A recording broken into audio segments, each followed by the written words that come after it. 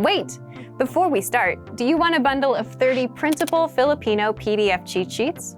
Teaching you words and phrases for conversations for free? Then click the link in the description and sign up for a free lifetime account to get access.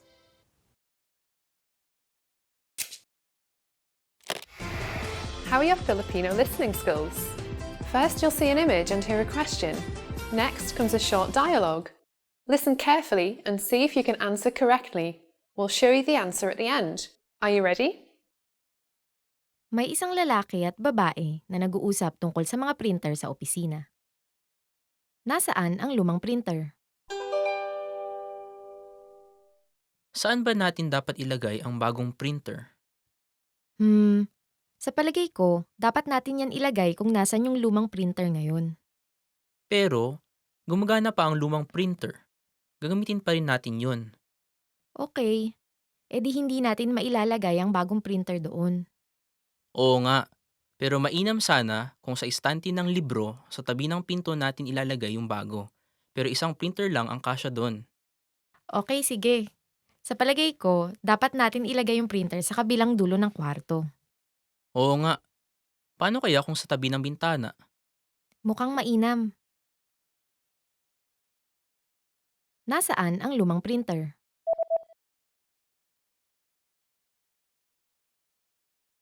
May isang lalaki at babae na nag-uusap tungkol sa mga printer sa opisina. Nasaan ang lumang printer? Saan ba natin dapat ilagay ang bagong printer? Sa palagay ko, dapat natin yan ilagay kung nasan yung lumang printer ngayon. Pero, gumagana pa ang lumang printer. Gagamitin pa rin natin yun. Okay, edi hindi natin mailalagay ang bagong printer doon. Oo nga, pero mainam sana kung sa istante ng libro sa tabi ng pinto natin ilalagay yung bago. Pero isang printer lang ang kasya doon. Okay, sige. Sa palagay ko, dapat natin ilagay yung printer sa kabilang dulo ng kwarto. Oo nga, paano kaya kung sa tabi ng bintana? Mukhang mainam. Did you get it right? I hope you learned something from this quiz. Let us know if you have any questions. See you next time.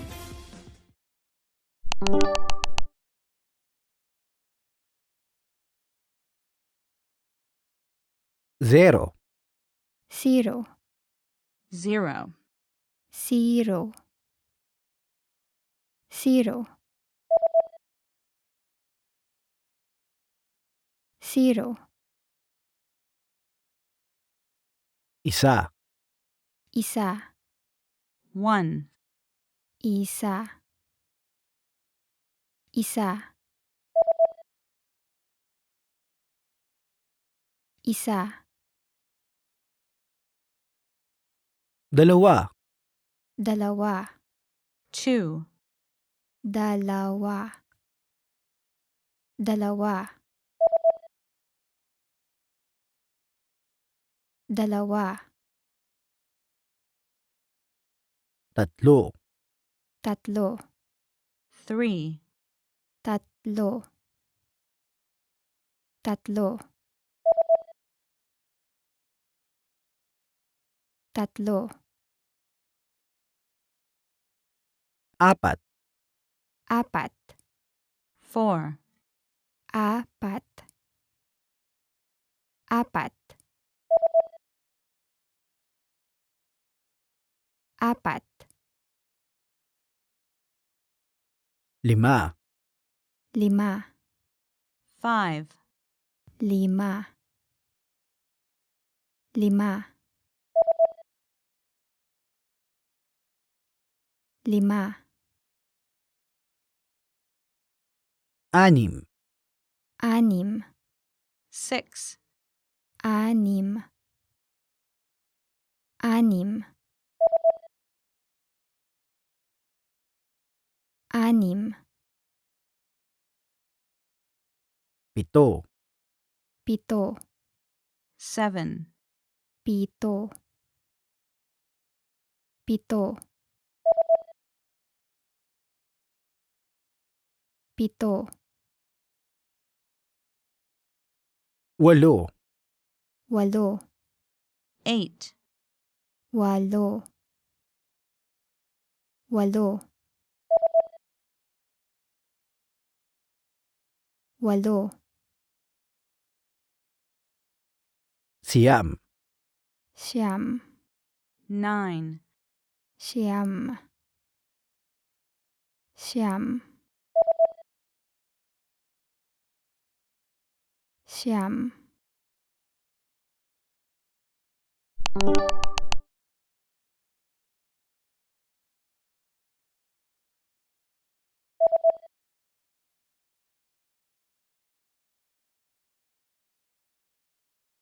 lima, lima,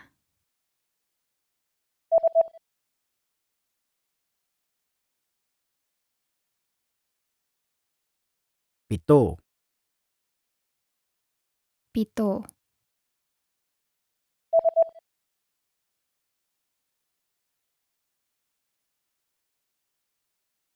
tatlo, tatlo,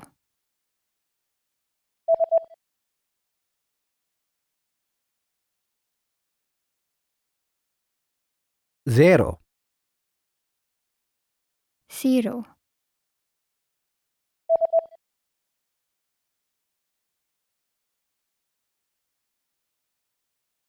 siyam, siyam,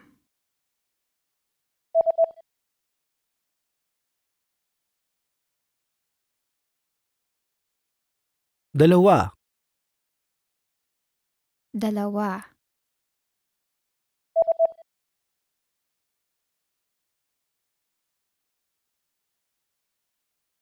anim, anim,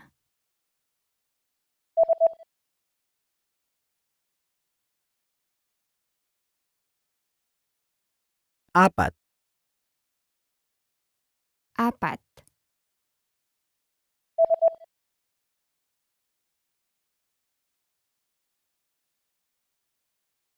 walo, walo,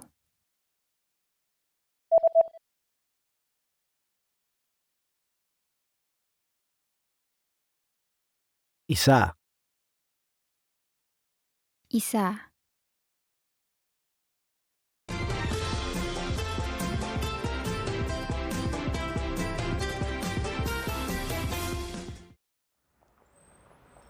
You are at a bus terminal where you've just bought a long distance ticket. Which row and seat number are you in?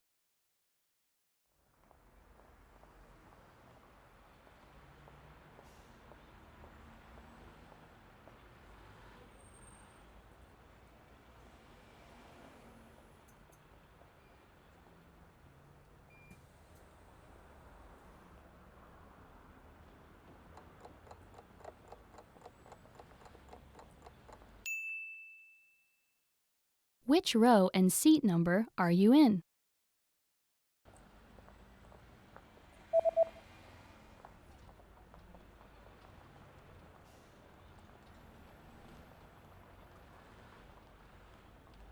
The ticket says that you're in the 8th row in seat C.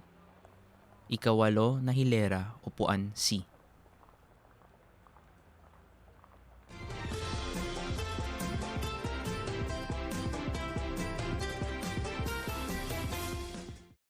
Hi, I'm Ice.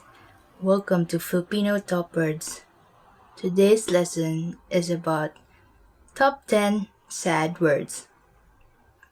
So, let's go. Nababalisa.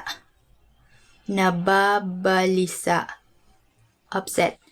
Our first word is nababalisa. This means upset. Jerry's upset. So, in Filipino, it will be nababalisa si Jerry. Nababalisa si Jerry. I guess because Tom is always after him. Saktan. Saktan. To hurt. Our next word is saktan, meaning to hurt. I don't know who is Cory and who is Benny, but apparently sinaktan ni Cory si Benny. Sinaktan ni Cory si Benny. Cory hurt Benny. Benny got hurt by Cory. I guess they're not in good relations right now. Nalulumbay. Nalulumbay. Lonely. Nalulumbay. This means lonely. Actually, this is quite like an old word. Like, it's kind of poetic even to say nalulumbay. It's just, it makes it look, it feels very dark. So if you have a friend, Carmen, who's lonely, then maybe you could use this sentence. Nalulumbay si Carmen ngayon, kaya pupuntahan ko siya. Nalulumbay si Carmen ngayon, kaya pupuntahan ko siya. Carmen is lonely now, so I will go to her. You're such a good friend. Carmen is very fortunate to have you. I feel like it's a very good thing to do for a friend who's lonely. Malungkot. Malungkot. Sad. Our next word is malungkot, meaning sad. Malungkot ako kapag wala ka. Malungkot ako kapag wala ka. I'm sad when you're not around. It's kind of sad and happy to hear that from someone. Miserable. Miserable. Miserable. Our next one is miserable, meaning miserable. So it's actually spelled the same way as miserable, but again, we say it as how it is spelled out, miserable. So, for example, you had a report and then it didn't go well, so you might want to say this. Magulo ang report namin kanina, kaya miserable ang pakiramdam ko. Magulo ang report namin kanina, kaya miserable ang pakiramdam ko. Our report a while ago was messy. That's why I feel miserable right now. Guess you just have to let time heal you and move on. Because it's just a report. Pag-iyak. Pag-iyak. To cry. Our next word is iyak or pag-iyak, meaning to cry. Ang pag-iyak ay mahalaga paminsan-minsan para mailabas ang sama ng loob. Ang pag-iyak ay mahalaga paminsan-minsan para mailabas ang sama ng loob. Crying is sometimes necessary in order to release our feelings. I agree with this. Yeah, don't bottle it up inside. Well, actually, yeah, because it might come out as something worse. So, let it out as tears. Pinanghinaan ng loob. Pinanghinaan ng loob. Discouraged. Pinanghinaan ng loob. Discouraged. Pinanghinaan ako ng loob nang mabalitaan ko ang nangyari sa guro natin. Pinanghinaan ako ng loob nang mabalitaan ko ang nangyari sa guro natin. I was discouraged upon hearing what happened to our teacher. I guess something bad happened to him or her. So, that sucks. Sorry. Sorry, teacher. Nabigo. Nabigo. Disappointed. Our next word is nabigo, meaning disappointed. Okay, so for example, you watched Beauty and the Beast and this wasn't really what you expected. So you might use this sentence. Nabigo ako sa palabas na Beauty and the Beast. Nabigo ako sa palabas na Beauty and the Beast. I was disappointed by the movie Beauty and the Beast. I wouldn't disagree, to be honest. Hindi masaya. Hindi masaya. Unhappy. Next sad word is hindi masaya, meaning unhappy. It literally means unhappy, like not happy. For example, si Claire ay hindi masaya sa pagkatalo sa volleyball match. Si Claire ay hindi masaya sa pagkatalo sa volleyball match. Claire is unhappy about their loss at the volleyball match. I guess if you lose any kind of sports, you're not gonna be happy. Well, although if you think that you have given it your all, then you'd still be like at least proud if you're not happy that you've done it or something. But there's always a next time. Just train harder, I guess. Claire? Tinanggihan. Tinanggihan. Rejected. Our next word is tinanggihan, meaning rejected. I guess, yeah, that's a very sad thing to be rejected. Like this example. Tinanggihan si Troy sa kanyang pag-a-apply ng visa. Tinanggihan si Troy sa kanyang pag-a-apply ng visa. Troy's application for a visa was rejected. This is definitely a sad time for Troy. Well, it's actually very sad if you get to this situation, because like visas have so many requirements, and like if you still didn't get it, it's just like, oh my god, what was I supposed to do?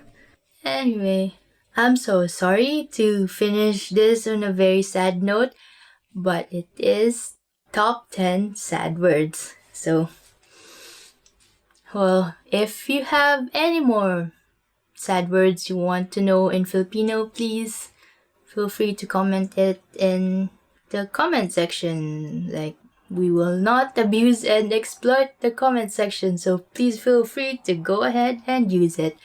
Anyway, thank you for joining me today. I hope you liked this lesson, and if you did, please click that like button. If you like the hat. We make a lot of these Filipino learning videos. So please subscribe and stay tuned for more Filipino toppers or other lessons. We also have other lessons teaching Filipino culture, the Filipino language, and some exercises if you want. And if you want more tools to further your Filipino learning, just head on to filipinopod101.com, and we have like tools for memorizing vocabulary and other audio lessons, you can download and listen to on the go. So please check that out, and I hope to see you soon. Hanggang sa muli.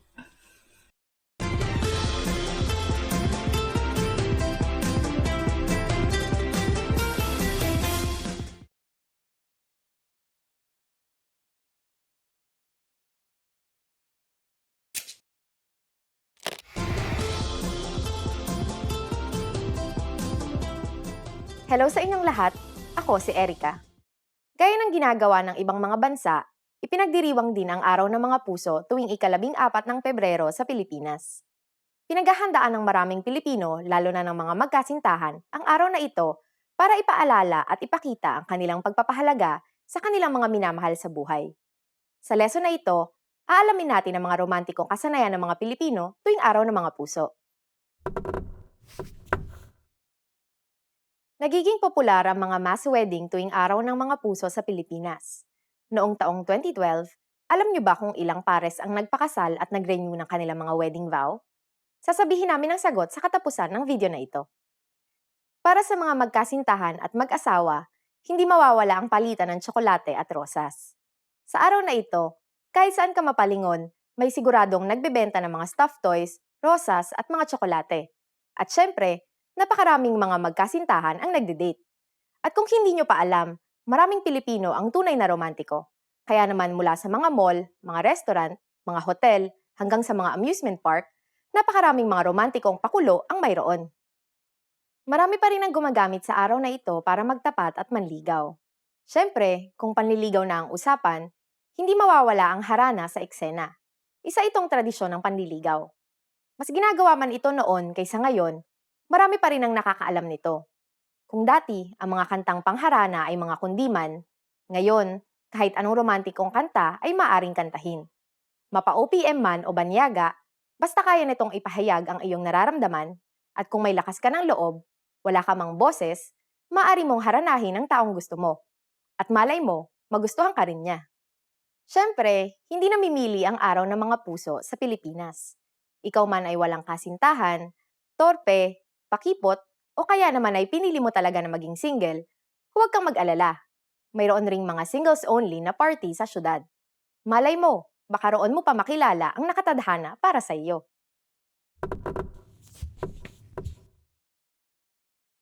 Ang mga guro ang karaniwang may pinakamaraming natatanggap na Valentine's card tuwing araw ng mga puso. Kaya kung single ka at plano mong maging single habang buhay, ngunit ayaw mong maging tahimik ang iyong Valentine's, alam mo na ang swak na trabaho para sa iyo. At ngayon, ibibigay ko na ang sagot sa tanong kanina. Nagiging popular ang mga mass wedding tuwing araw ng mga puso sa Pilipinas. Noong taong 2012, alam niyo ba kung ilang pares ang nagpakasal at nag-renew ng kanilang mga wedding vow? Noong taong 2012, higit sa 2,000 magkasintahan ang nagpakasal o nag-renew ng kanilang mga wedding vow sa mga mass wedding na isinagawa ng mga lokal na pamahalaan. Hindi mahalaga kung magarbo man o hindi, ang mahalaga ay ang sumpaan na sila'y magsasama habang buhay at patuloy na mamahalin ng isa't isa. Kamusta ang lesson na ito? May interesanteng bagay ba kayong natutunan? Anong ginagawa nyo tuwing araw ng mga puso? Mag-iwan kayo ng komento sa filipinopod101.com. Hanggang sa susunod na lesson! Did you download your free PDF cheat sheets yet? These conversation cheat sheets are an easy way to speak more because you get cheat sheets for conversational topics like the weather, family, hobbies, and much more. And inside, you'll learn common questions and answers that you'd use in conversations, as well as tons of vocabulary. Don't miss out on this free gift. Click the link in the description to get access.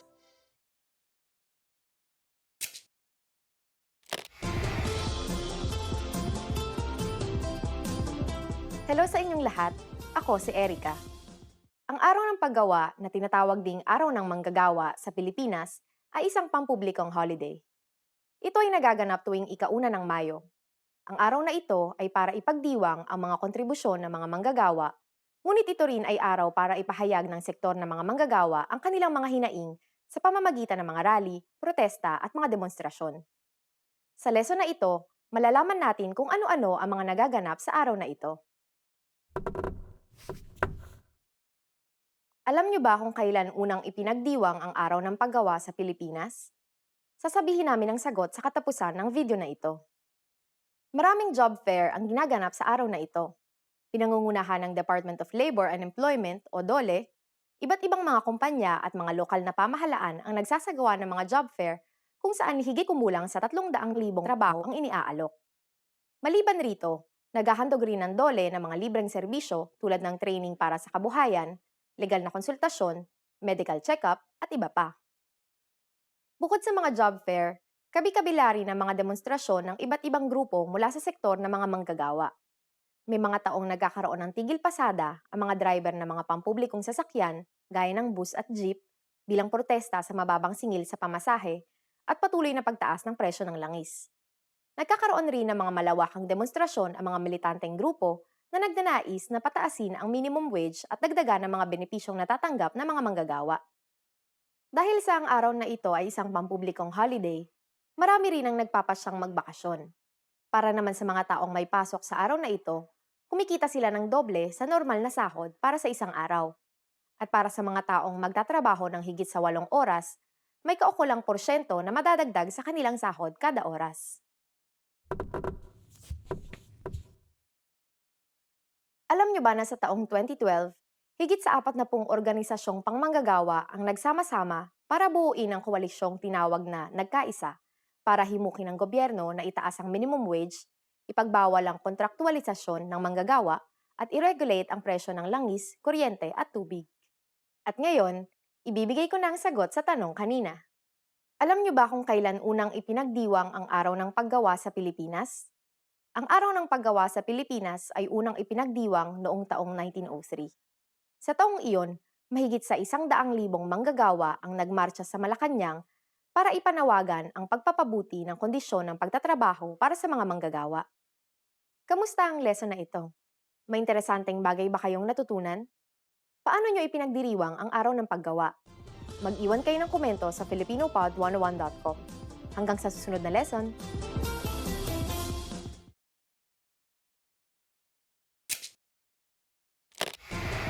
How are your Filipino listening skills? First, you'll see an image and hear a question. Next comes a short dialogue. Listen carefully and see if you can answer correctly. We'll show you the answer at the end. Are you ready? May isang lalaki at babae na nag-uusap. Aling orasan ang kanilang tinitignan at anong oras ang nakasaad? Alam mo ba kung anong oras na? Pasensya na, nakalimutan ko ang relos ko ngayon. Ganoon ba? Nag-aalala ako kung maaabutan natin ang tren. May orasan sa may pasukan ng istasyon. Mabuti naman. Nako, ang tren ay parating na sa loob ng 5 minuto. Iyon ang tren ng pang alas 10, tama ba? Oo, dapat na tayong magmadali kung ganoon. Aling orasan ang kanilang tinitignan at anong oras ang nakasaad?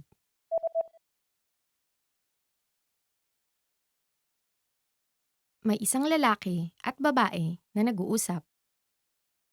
Aling orasan ang kanilang tinitignan at anong oras ang nakasaad? Alam mo ba kung anong oras na? Pasensya na, nakalimutan ko ang relos ko ngayon. Ganoon ba?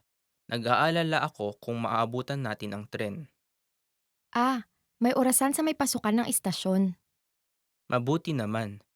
Nako, ang tren ay parating na sa loob ng 5 minuto. Iyon ang tren ng pang alas 10, tama ba?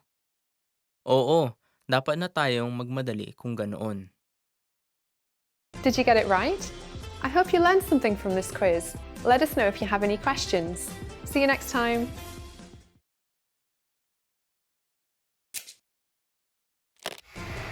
How are your Filipino listening skills? First, you'll see an image and hear a question. Next comes a short dialogue. Listen carefully and see if you can answer correctly. We'll show you the answer at the end. Are you ready? May isang lalaki at babae na nag-uusap tungkol sa mga printer sa opisina. Nasaan ang lumang printer? Saan ba natin dapat ilagay ang bagong printer? Sa palagay ko, dapat natin yan ilagay kung nasan yung lumang printer ngayon. Pero, gumagana pa ang lumang printer. Gagamitin pa rin natin yun. Okay, edi hindi natin mailalagay ang bagong printer doon. Oo nga, pero mainam sana kung sa estante ng libro sa tabi ng pinto natin ilalagay yung bago. Pero isang printer lang ang kasya doon. Okay, sige. Sa palagay ko, dapat natin ilagay yung printer sa kabilang dulo ng kwarto. Oo nga, paano kaya kung sa tabi ng bintana?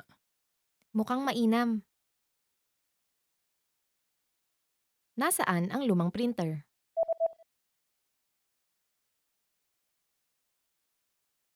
May isang lalaki at babae na nag-uusap tungkol sa mga printer sa opisina. Nasaan ang lumang printer? Saan ba natin dapat ilagay ang bagong printer? Sa palagay ko, dapat natin yan ilagay kung nasan yung lumang printer ngayon. Pero, gumagana pa ang lumang printer. Gagamitin pa rin natin yun. Okay, edi hindi natin mailalagay ang bagong printer doon. Oo nga, pero mainam sana kung sa estante ng libro sa tabi ng pinto natin ilalagay yung bago. Pero isang printer lang ang kasya doon. Okay, sige. Sa palagay ko, dapat natin ilagay yung printer sa kabilang dulo ng kwarto. Oo nga, paano kaya kung sa tabi ng bintana? Mukhang mainam. Did you get it right? I hope you learned something from this quiz. Let us know if you have any questions. See you next time.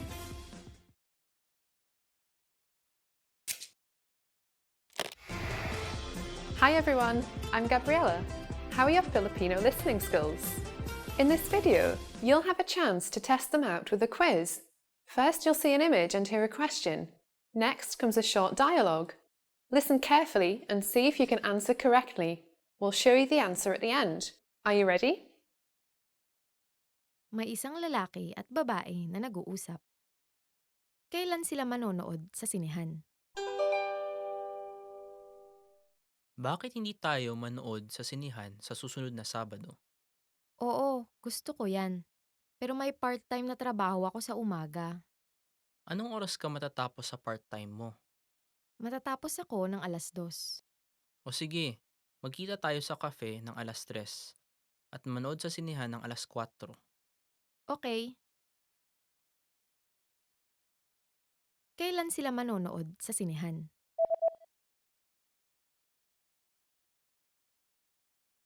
May isang lalaki at babae na nag-uusap. Kailan sila manonood sa sinehan? Bakit hindi tayo manood sa sinihan sa susunod na Sabado? Oo, gusto ko yan. Pero may part-time na trabaho ako sa umaga. Anong oras ka matatapos sa part-time mo? Matatapos ako ng 2:00. O sige, magkita tayo sa cafe ng 3:00 at manood sa sinihan ng 4:00. Okay. Did you get it right? I hope you learned something from this quiz. Let us know if you have any questions. See you next time.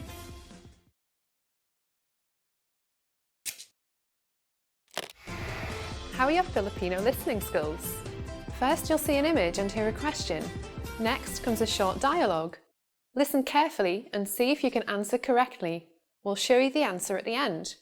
Are you ready? May isang lalaking gumagawa ng reserbasyon sa isang hotel. Saang kwarto siya mananatili? Seaside Hotel, ano pong maipaglilingkod ko? Hi, gusto ko sanang manatili ng isang gabi sa ika-22 ng Setyembre. Okay, sige po. Isang gabi sa ika-22 ng Setyembre. Ilang tao po? 2, Ano po ang gusto niyo, sir? Smoking o non-smoking room? non-smoking. Ang natatanging non-smoking room po na mayroon ng araw na iyon ay may mountain view. Ayos lang po ba yon?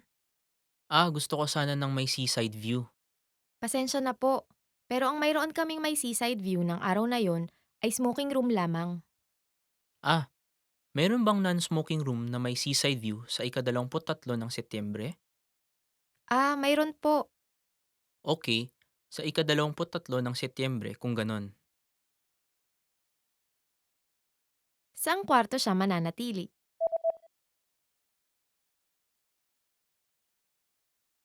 May isang lalaking gumagawa ng reserbasyon sa isang hotel. Saang kwarto siya mananatili? Seaside Hotel, ano pong maipaglilingkod ko? Hi, gusto ko sanang manatili ng isang gabi sa ika-22 ng Setyembre. Okay, sige po. Isang gabi sa ika-22 ng Setyembre. Ilang tao po? 2, Ano po ang gusto niyo, sir? Smoking o non-smoking room? non-smoking. Ang natatanging non-smoking room po na mayroon ng araw na iyon ay may mountain view. Ayos lang po ba yon? Gusto ko sana ng may seaside view. Pasensya na po. Pero ang mayroon kaming may seaside view ng araw na yon ay smoking room lamang. Meron bang non-smoking room na may seaside view sa ika-23 ng Setyembre? Mayroon po. Okay, sa ika-23 ng Setyembre kung ganon. Did you get it right? I hope you learned something from this quiz. Let us know if you have any questions. See you next time.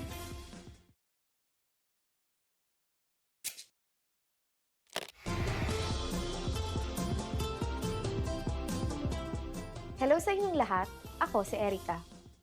Tuwing ika-9 ng Enero sa simbahan ng Quiapo sa Maynila, ipinaparada ng mga nakayapak na deboto ang estatwa ng itim na Nazareno habang sumisigaw ng Viva Señor. Ito ang pista ng itim na Nazareno na dinadaluhan ng napakaraming tao na naghahangad na malapitan at mahawakan ng imahen. Pinaniniwalaang nakagagaling ng mga sakit ang paghawak sa imahen, kaya gano'n na lang ang dami ng mga dumadalo. Alamin natin kung ano talaga ang nagaganap sa araw na ito. Alam ba ninyo kung ilang taon na ang imahe ng itim na Nazareno? Sasabihin namin ang sagot sa katapusan ng video na ito. Ang prosesyon ng itim na Nazareno ay ang paggunita ng traslasyon o ang paglilipat ng imahe papunta sa Minor Basilica of the Black Nazarene sa Quiapo, Maynila. Sa araw na ito, ang imahe ay isinasakay sa andas kasama ng mga debotong nakadamit maroon at naglalakad ng nakayapak. Ito ay bilang pag-alala sa paglakad ng nakayapak ni Jesus paakyat ng Kalbaryo. Ito rin ay nagsisilbing penitensya ng mga deboto. Ang imahen ay sinasabing nanggaling sa Mexico. Pinaniniwalaan rin na nasunog ang imahen habang nasa galyon mula Acapulco papuntang Maynila, ngunit ito'y nailigtas. Nagsisimula ang prosesyon matapos ang isang misa mula sa dating kinalalagyan ng imahen sa lugar na ngayon ay tinatawag na Rizal Park. Ang andas ng itim na Nazareno o ang karosa ay nakakabit sa dalawang tali na hinahatak ng mga namamasan. Ang gilid ng tali na pinakamalapit sa kanang balikat ni Jesus ay pinaniniwalaang pinakasagrado sapagkat sa balikat na ito kinarga ni Jesus ang kanyang krus. Bawat taon, mula 6 hanggang 9 na milyong tao ang nakikilahok sa paglilipat ng nasabing imahen. May ilang kalahok sa prosesyon na nakadilaw. Ang mga kalahok na ito ay kinikilala bilang eskorte ng imahen ng itim na Nazareno. Sa mga nakadilaw na tao, binabato ng mga deboto ang kanilang mga tuwalya at panyo upang ipunas sa Nazareno dahil pinaniniwalaan na maililipat sa mga panyo at tuwalya ang milagrosong kapangyarihan ng imahen.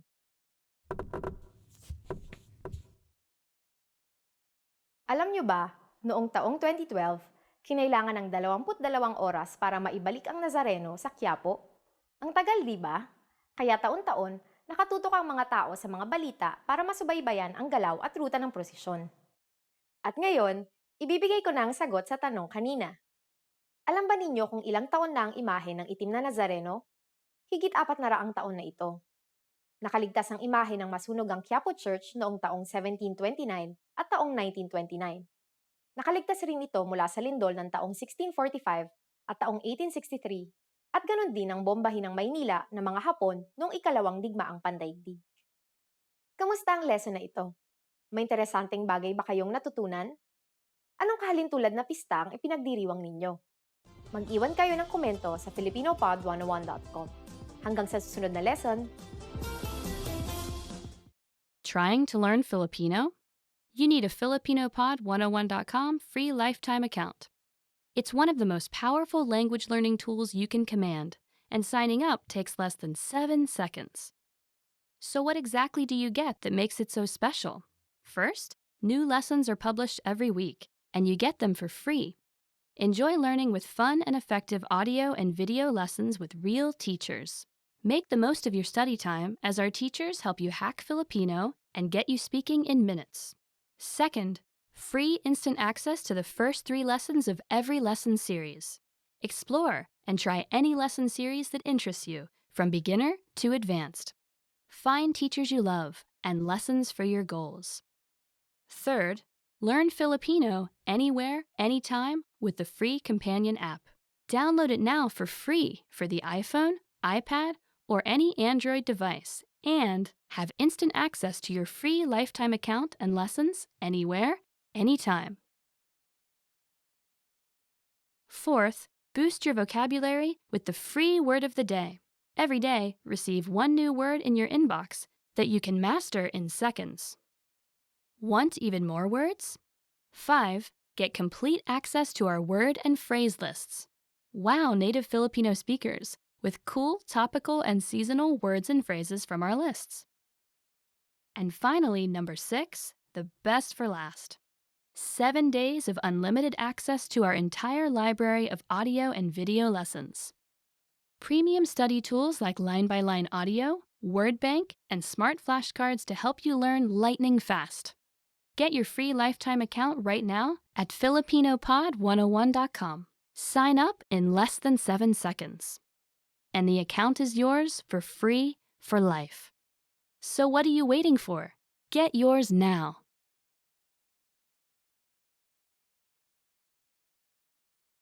Hi, welcome everyone. I'm Erica and welcome to Filipino Top Words. For today, our lesson is the top 10 phrases your parents always say. So let's see what your parents usually say to you. Mag-ingat ka. Mag-ingat ka. Be careful. So usually your parents will say this to you if you are leaving the house, or usually send you a text, oh, be careful. Or sometimes they will jokingly say, mag-ingat sila sa'yo. In English, they should be careful of you because you are a danger to society. Look at you. Tumahimik ka. Tumahimik ka. Be quiet. So, usually, if you're very loud, your parents will tell this to you. Your mom might be mad because you said something or you're just talking back, right? And then she will say, tumahimik ka. Or just like sometimes you're just like very talkative and your mom is like watching TV, some soap opera. She will say, tumahimik ka. Magtino ka nga. Magtino ka nga. Behave. the weight of the meaning in Filipino is kind of different in English, right? Because in English, you would just say, okay, behave. But in Filipino, it's as if like you did something really bad. Just like if you watch many, like say, family dramas or very dramatic movies, Filipino movies, there's always the scene where the dad is telling the kid, magtino ka nga.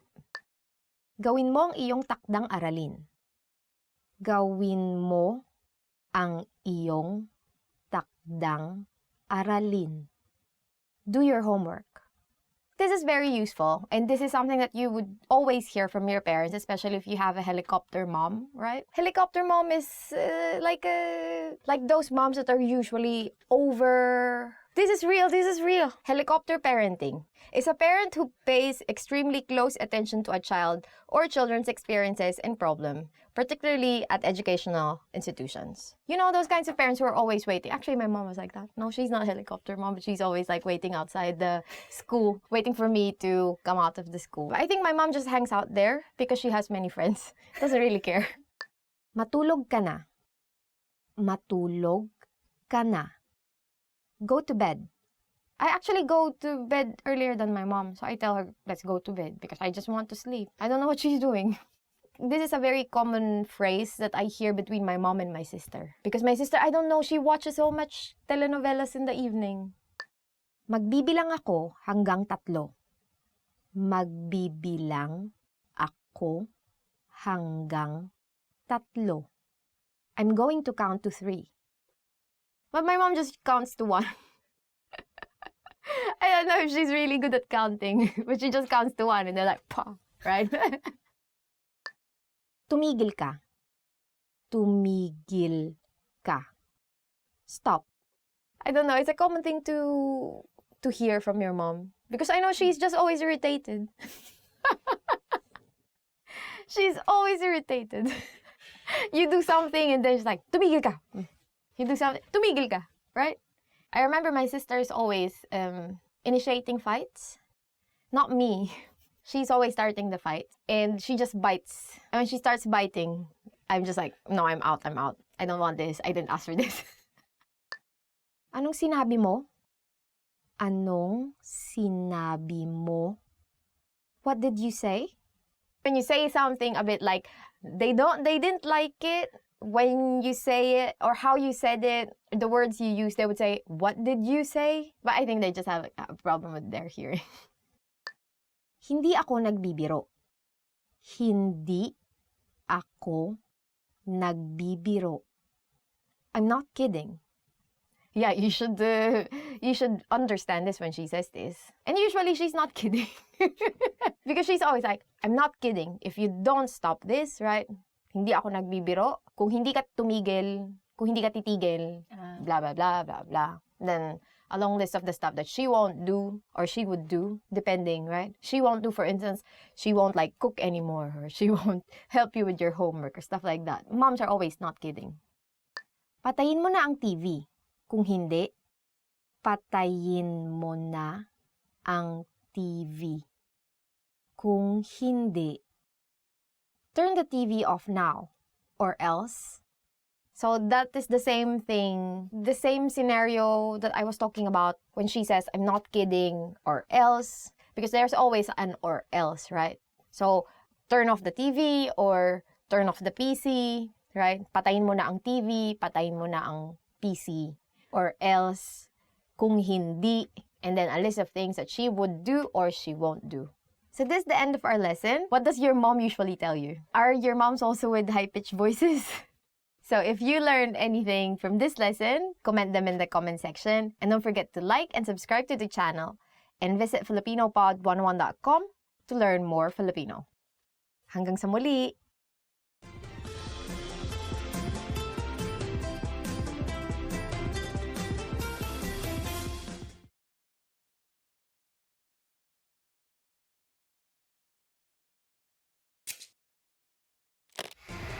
How are your Filipino listening skills? First, you'll see an image and hear a question. Next comes a short dialogue. Listen carefully and see if you can answer correctly. We'll show you the answer at the end. Are you ready? May isang lalaki at isang babae na tumitingin sa isang larawan. Anong larawan ang tinitignan nila? Ito yung larawan ng soccer team kung saan miyembro ang anak mo, hindi ba? Sino dito ang anak mo? Ito. Ah, siya ang pinakamatangkad. Oo. Mas matangkad pa siya kaysa sa akin. Anong larawan ang tinitignan nila?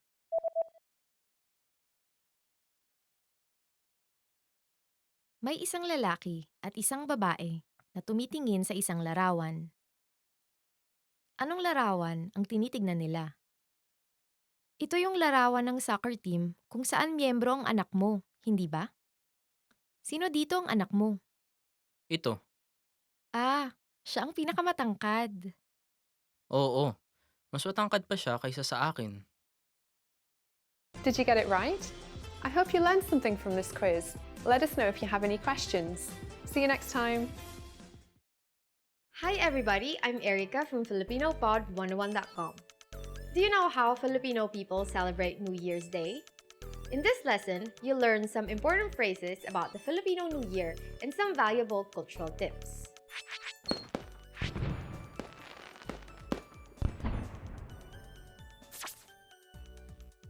In Filipino, New Year's Day is called Araw ng Bagong Taon. Araw ng Bagong Taon.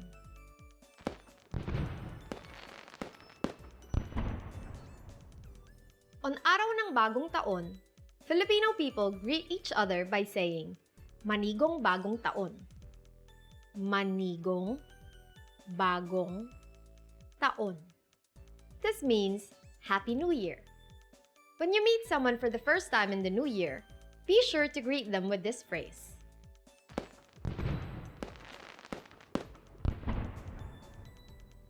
Filipino people also celebrate the holiday with special events and customs, with having a party being the most common. That's why you should remember this word. Handaan.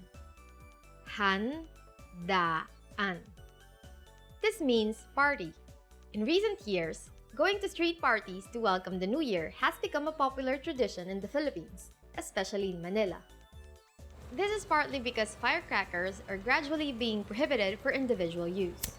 Due to the massive amount of firecrackers used and because the people setting them off at home are not professionals, individual use of firecrackers brings danger to the neighborhood.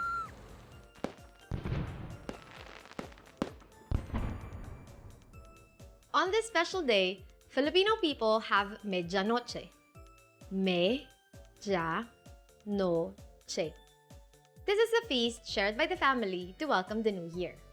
Every type of food served is laced with an underlying meaning and is believed to bring luck and prosperity for the new year.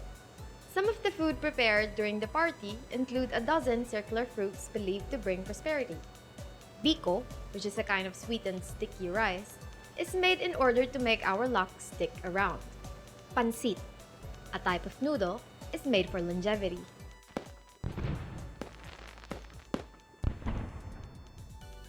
Let's wrap up this lesson by recapping what you've learned.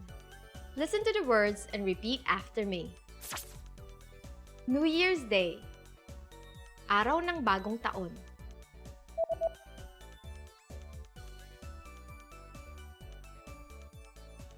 Araw ng Bagong Taon. Happy New Year. Manigong Bagong Taon.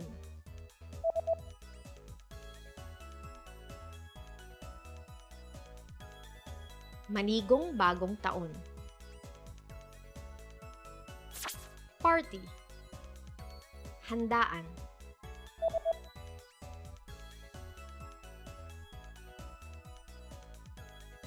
Handaan. A feast shared by the family to welcome the new year. Medianoche.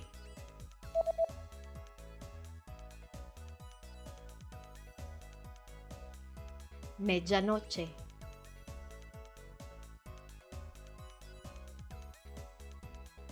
Well done! Here's a fun fact. Do you know what is a good outfit to wear on New Year's Eve in the Philippines?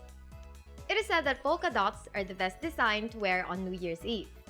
Filipinos believe that wearing something with circular patterns like polka dots will bring a prosperous year full of luck, especially when it comes to money. You just learned how Filipinos celebrate New Year's Day and some important facts about the holiday. And if you want to learn Filipino twice as fast, just click the link in the description and download tons of PDF lessons for free. See you soon! Hanggang sa muli!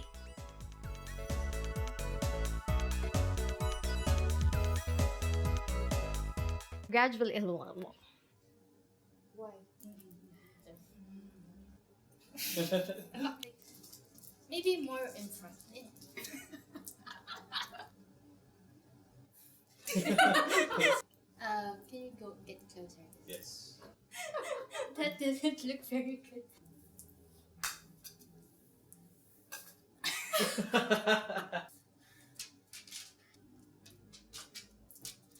I like that. It doesn't want to go.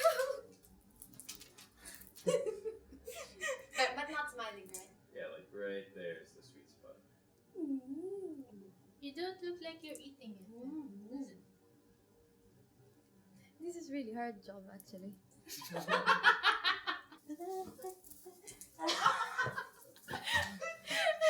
I think that's enough.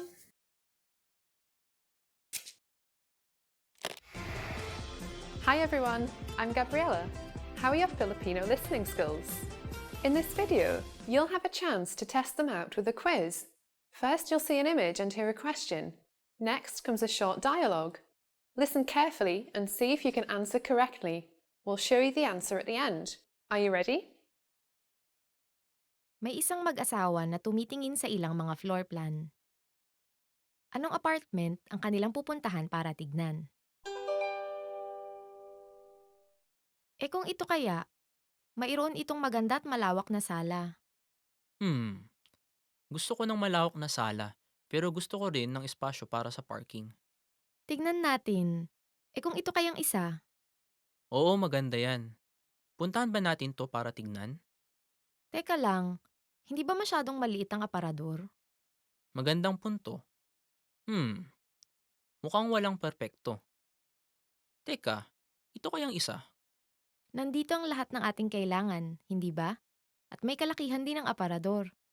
Puntahan natin ito, tignan. Okay. Anong apartment ang kanilang pupuntahan para tignan?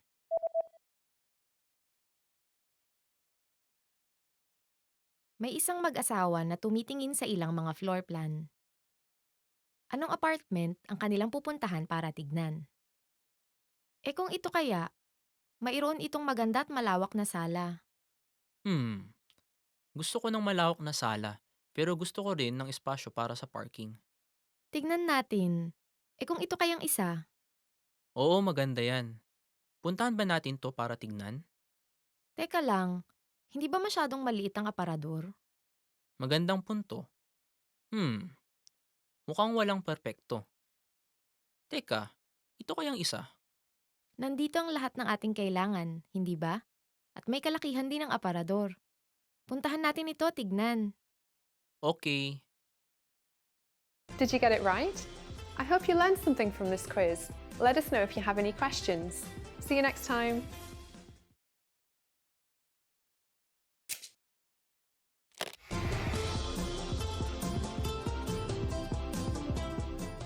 Hello sa inyong lahat, ako si Erica. Ang Kwaresma ay binubuo ng 40 araw mula Miyerkules ng Abo hanggang Huwebes Santo. Ang huling linggo ng Kwaresma ay tinatawag na Semana Santa at nagtatapos sa linggo ng pagkabuhay. Sa lesson na ito, malalaman natin kung ano-ano ang ginagawa ng mga Pilipino para obserbahan ang Kwaresma at ang Semana Santa. Alam niyo ba kung saan nanggagaling ang abo na ginagamit tuwing Miyerkules ng Abo? Sasabihin namin ang sagot sa katapusan ng video na ito. Ang Miyerkules ng Abo ang unang araw ng Kwaresma. Sa araw na ito, halos lahat ng tao ay nagsisimba at naglalagay ng hugis krus na abo sa kanilang mga noo. Simbolo ang abo ng pagiging pansamantala ng buhay. Ito rin ay simbolo ng pagtanggap ng pagiging makasalanan. Sa buong 40 araw ng Kwaresma, Marami sa mga debotong Katoliko ang nag-aalay ng isang sakripisyo bilang uri ng pagsisisi sa kanilang mga kasalanan at bilang paggunita sa paghihirap ni Hesukristo. Sa mga araw na ito rin, ipinagbabawal sa mga Katoliko ang pagkain ng karne at pinapayuhan ng lahat na mag-ayuno. Ang pinakaimportanteng panahon kung Kwaresma ay ang huling linggo na tinatawag na Semana Santa. Halos buong linggo ay idinedeklara bilang pampublikong holiday.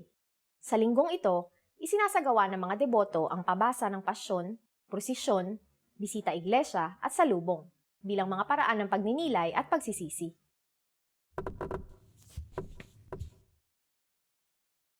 Alam niyo ba na ang 40 araw ng Kwaresma ay bilang pag-alala sa 40 araw ng pag-aayuno ni Jesus? Sa Latin, ang Kwaresma ay tinatawag na Quadragesima, na ang ibig sabihin ay ika-40. At ngayon, ibibigay ko na ang sagot sa tanong kanina. Alam niyo ba kung saan nanggagaling ang abo na ginagamit tuwing Miyerkules ng Abo? Ang abo ay nanggagaling sa mga palaspas na binendisyonan noong linggo ng palaspas ng nakaraang taon. Ang paglalagay ng abo sa noo ay isang paalala na ang tao ay nagmumula sa abo at magbabalik sa abo sa dulo ng kanyang buhay. Kamusta ang lesson na ito? May interesanteng bagay ba kayong natutunan? Paano nyo inoobserbahan ang Kwaresma? Mag-iwan kayo ng komento sa filipinopod101.com. Hanggang sa susunod na lesson!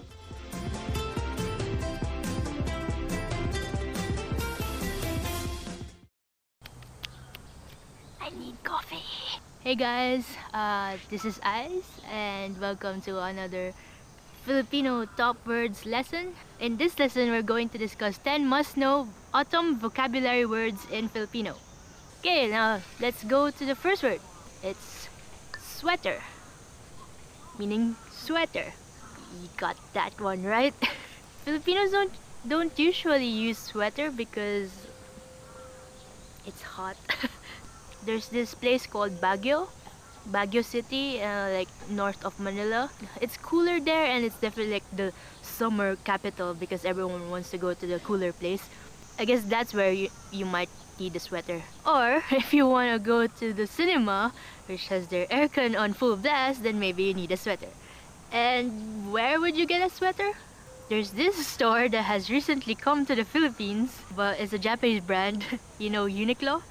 Well, you could use this sentence, maraming murang sweater na mabibili sa Uniqlo, which means there are a lot of cheap sweaters that can be bought at Uniqlo.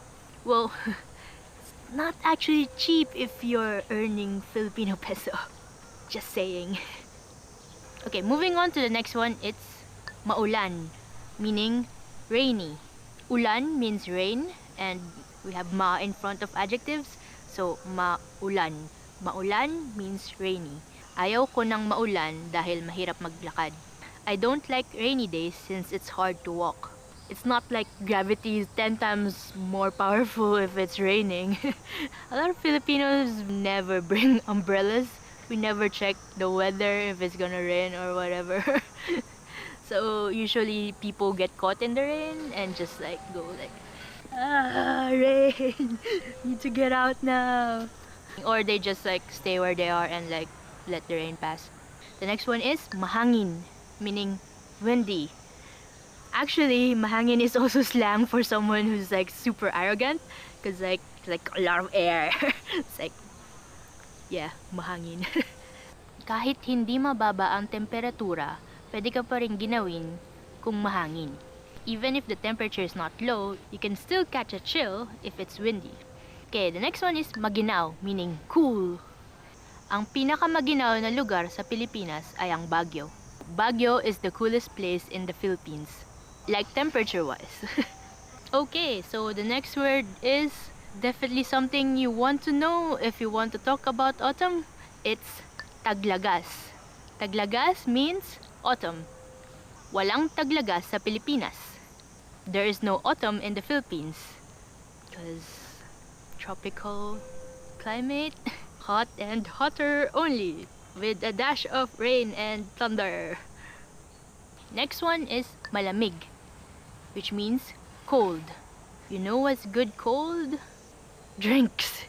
Cold drinks. I really want a cold drink right now. Okay, so like maybe you want to compare two cities like Tokyo and Toronto. Which one is colder? Well, in Filipino, you can use this sentence. Mas malamig ang taglamig sa Toronto kaysa sa Tokyo. The winter in Toronto is colder than Tokyo. Yeah, you know, the earth closer to the sun, farther from the sun is colder. Yay! Science! The next word, it's castañas, meaning chestnut. Okay, for a sample sentence, mahilig ang nanay ko sa castañas. My mom is fond of chestnuts. Is my mom fond of chestnut? I don't know. Mommy, mahilig ka ba sa chestnut? Please comment. So the next word is damit na may mahabang manggas or long sleeve shirt. Mas formal tingnan ang damit na may mahabang manggas. A long sleeve shirt looks more formal. Next word is mga dahong nalalagas, meaning falling leaves. Falling leaves. Maybe you're one of those like melancholic people and like you think that this is so like sad and like makes you think about life. Well, then you could use the sentence. Nakakalungkot makita ang mga dahon na nalalagas. It's lonely to see falling leaves. The next one is Araw ng Pasasalamat, which means Thanksgiving.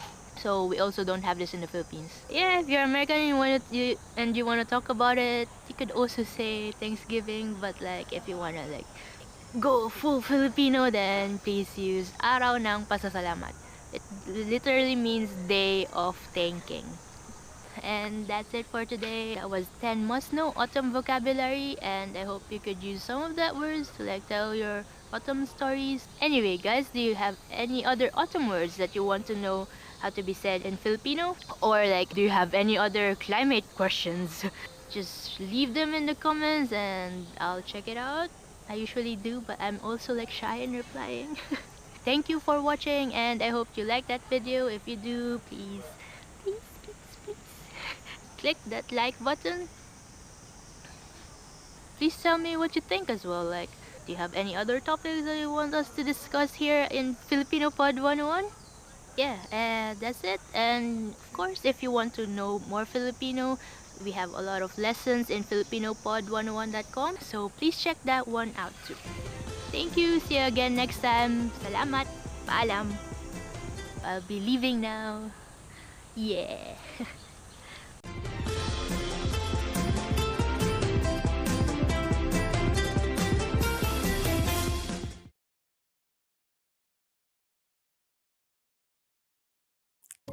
In this video, you'll learn 20 of the most common words and phrases in Filipino. Hi everybody, my name is Camille. Welcome to the 800 Core Filipino Words and Phrases video series. This series will teach you the 800 most common words and phrases in Filipino. But there's a twist. With each new lesson in this series, we'll include the previous lessons at the end. So, after you've learned the new words and phrases, stick around and review what you learned in previous lessons. Reviewing is one of the most important parts of learning a language. You can also get the full list right now at filipinopod101.com. Click the link to the description to access more example sentences, create your own flashcard deck, and finally master Filipino. Okay, let's get started. First is tumawa, laugh. Tumawa, tumawa, laugh. Tumawa ang mag-asawa sa isang biro. The couple laughed at a joke. Tumawa ang mag-asawa sa isang biro. Masarap. Delicious. Masarap. Masarap. Delicious. Mukhang masarap. It looks delicious. Mukhang masarap.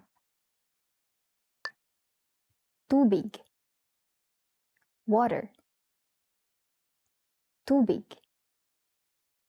tubig. Water. Ang lalaki ay umiinom mula sa bote ng tubig. The man is drinking from the water bottle. Ang lalaki ay umiinom mula sa bote ng tubig. Tsaa. Tea. Tsaa. Tsaa. Tea. Ang tsaa ay isang popular na inumin sa buong mundo. Tea is a popular drink throughout the world. Ang tsaa ay isang popular na inumin sa buong mundo. Kape. Coffee. Kape.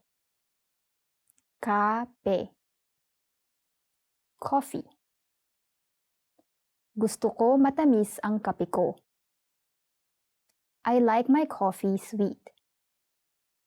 Gusto ko matamis ang kape ko. Serbesa. Beer. Serbesa. Serbesa. Beer. Malamig na serbesa. Cold beer. Malamig na serbesa. Wine. Wine. Wine. Wine. Wine. Bote ng wine. Bottle of wine. Bote ng wine. Baka. Beef. Baka. Baka. Beef. Ang mga pagpipilian ngayong gabi ay karne ng baka o ng manok. Tonight's choices are beef or chicken.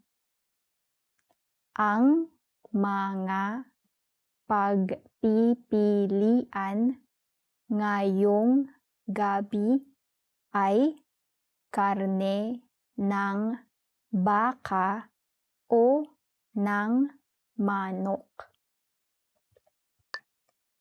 Manok. Chicken. Manok. Manok. Chicken. Hindi ko gusto ang balat ng manok.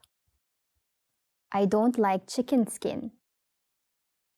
Hindi ko gusto ang balat ng manok. Baboy. Pork. Baboy. Baboy. Pork. Inihaw na baboy. Pork roast. Inihaw na baboy. Isda. Fish. Isda. Isda. Fish. Kumakain ng maraming isda ang mga Hapon. Japanese people eat a lot of fish. Kumakain ng maraming isda ang mga Hapon. Tupa. Lamb. Tupa. Tupa. lamb. Ang karne ng tupa ay napakasarap. Lamb is extremely delicious. Ang karne ng tupa ay napakasarap. Doktor. Doctor. Doktor. Doktor. Doctor. Ako ay isang doktor. I am a doctor. Ako ay isang doktor. Police. Police officer. Police. Police. Police officer. Tinatanong ng pulis ang driver. The police officer is questioning the driver.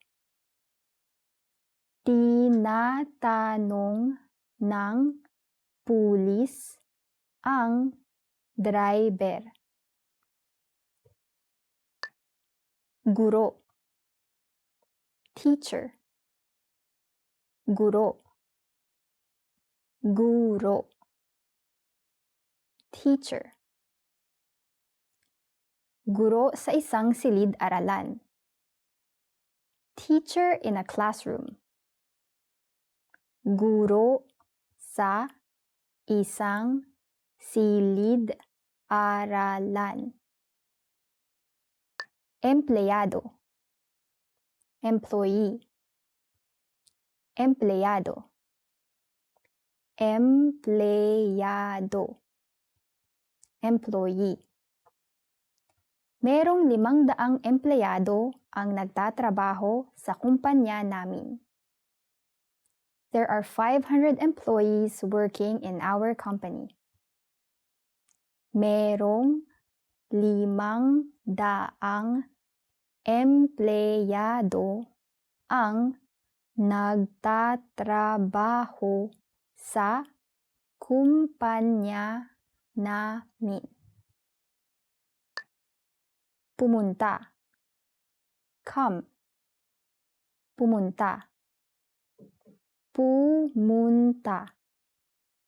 Come. Pumunta ng maaga. Come early. Pumunta ng maaga. Makakita. See. Makakita. Makakita. See. Makakita ng paglubog ng araw. See a sunset. Makakita ng paglubog ng araw. Gawa. Make. Gawa. Gawa. Make. Gawa tayo ng kastilyong buhangin. Let's make a sand castle.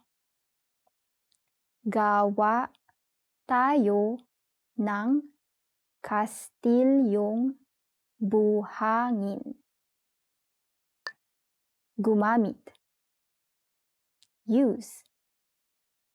Gumamit. Gumamit. Use. Huwag kang gumamit nito. Don't use this.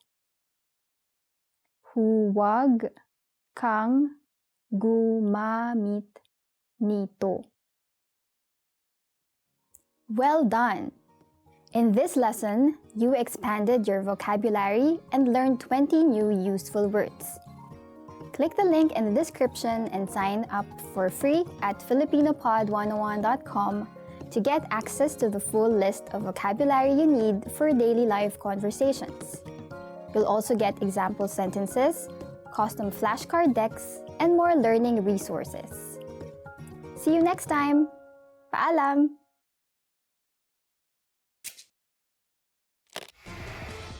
Hi everyone, I'm Gabriella. How are your Filipino listening skills?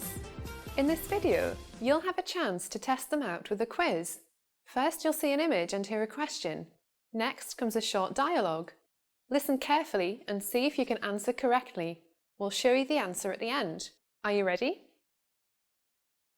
May isang lalaking nag-uulat tungkol sa benta ng kanyang kumpanya sa isang meeting.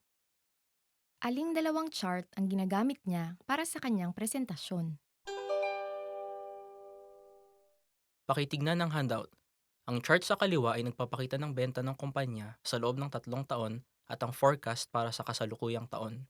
Ang chart sa kanan naman ay nagpapakita ng breakdown ng buwan ng benta hanggang Oktubre ngayong taon. Ngayon, pakitignan ang chart sa kaliwa. Pinapakita nito ang patuloy na pagtaas ng benta sa loob ng nakaraang 3 taon.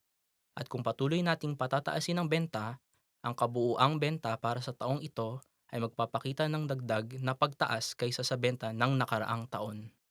Sunod, pakitignan ng chart sa kanan. Pinapakita nito na ang mga kampanyang isinagawa natin noong Abril at Agosto ay naging epektibo. Sang-ayon ako. Ngunit bumaba ang benta noong Mayo at Setyembre matapos ang mga kampanya. Oo, pero hindi maiiwasan ang ganitong pagsikat. Inaasahan ko na magpapakita ng lamang ang kabuoang benta para sa taong ito kumpara sa nakaraang taon kung patuloy nating mapapataas ang ating benta. Aling dalawang chart ang ginagamit niya para sa kanyang presentasyon?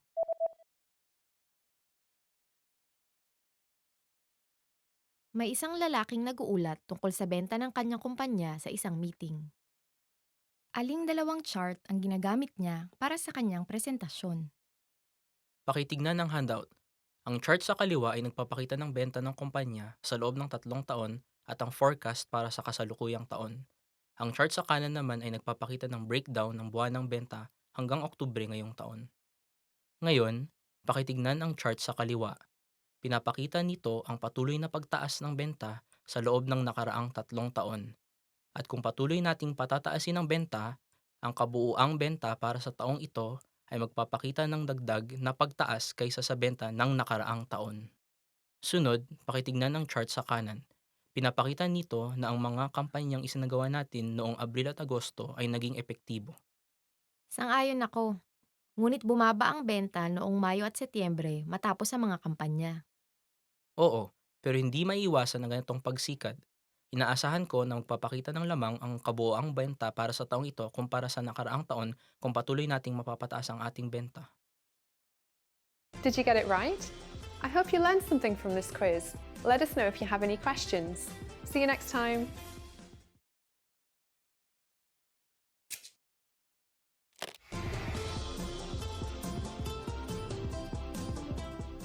Hello sa inyong lahat, ako si Erica. Ang araw ng Eid al-Fitr ay ang pagdiriwang ng mga Muslim ng unang araw ng Shawwal. Nagpapahiwatig ito ng pagtatapos ng isang buwan ng pag-aayuno at pagdarasal. Para sa maraming Pilipino, kinikilala ito bilang wakas ng Ramadan at ipinagdiriwang ng parehong mga Kristiyano at Muslim na mga Pilipino. Ang petsa ng pagdiriwang na ito ay nakabase sa kalendaryong Islam at nagaganap matapos ang unang gabi ng bagong buwan. Halina't alamin natin kung paano ipinagdiriwang ng mga Pilipino ang araw na ito. Ang araw na ito ay kamakailan lamang ginawang opisyal na holiday. Alam niyo ba kung kailan ito na ipatupad? Sasabihin namin ang sagot sa katapusan ng video na ito. Inuumpisahan ng mga Muslim ang pagdiriwang ng araw na ito sa pamamagitan ng paliligo, pagsusuot ng pinakamaganda nilang damit, paglalagay ng pabango, at pagkain ng matatamis bago tumungo sa moske para magdasal.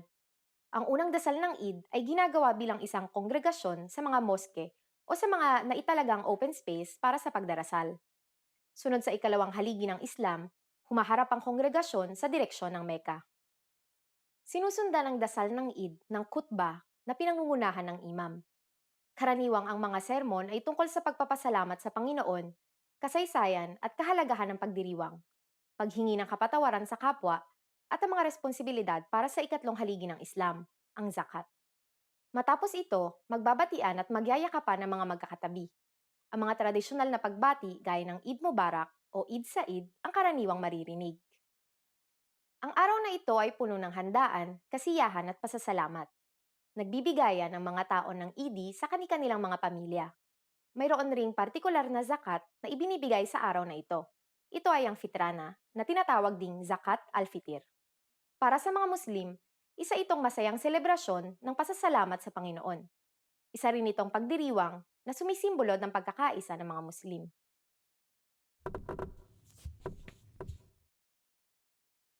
Ang Pilipinas ay kinikilalang isang Kristiyanong bansa sa Asya. Ngunit ang Pilipinas rin ang natatanging Kristiyanong bansa na isinabatas ang pagdiriwang ng Eid al-Fitr at itinuring ito bilang pambansang holiday. At ngayon, ibibigay ko na ang sagot sa tanong kanina. Kamakailan lamang ginawang opisyal na holiday ang araw na ito. Alam niyo ba kung kailan ito naipatupad? Naipatupad ang pagiging pambansang holiday nito noong taong 2002. Layunin ng pagpapatupad nito na magkaisa ang bansa, Kristiyano man o Muslim, sa pagpapahalaga sa mga araw na may importansya sa bawat isa. Kamusta ang lesson na ito? May interesanteng bagay ba kayong natutunan? May mga pagdiriwang pa ba kayong alam na kahalintulad nito? Mag-iwan kayo ng komento sa filipinopod101.com. Hanggang sa susunod na lesson! Love these lessons? Want more? You'll find the rest of our 3-minute lessons on the website. Sign up for your free lifetime account. You'll unlock the full course in seconds and learn how to read and write in Filipino. You also get tons of other audio and video lessons that will get you using the language from your very first lesson and teach you how to read, write, and speak. Plus, you'll get PDF lesson notes, cheat sheets, study tools, and much more. Click the link in the description below and sign up for your free lifetime account. In this video, you'll learn 20 of the most common words and phrases in Filipino. Hi everybody, my name is Camille. Welcome to the 800 Core Filipino Words and Phrases video series. This series will teach you the 800 most common words and phrases in Filipino. But there's a twist. With each new lesson in this series, we'll include the previous lessons at the end. So, after you've learned the new words and phrases, stick around and review what you learned in previous lessons. Reviewing is one of the most important parts of learning a language. You can also get the full list right now at filipinopod101.com. Click the link to the description to access more example sentences, create your own flashcard deck, and finally master Filipino.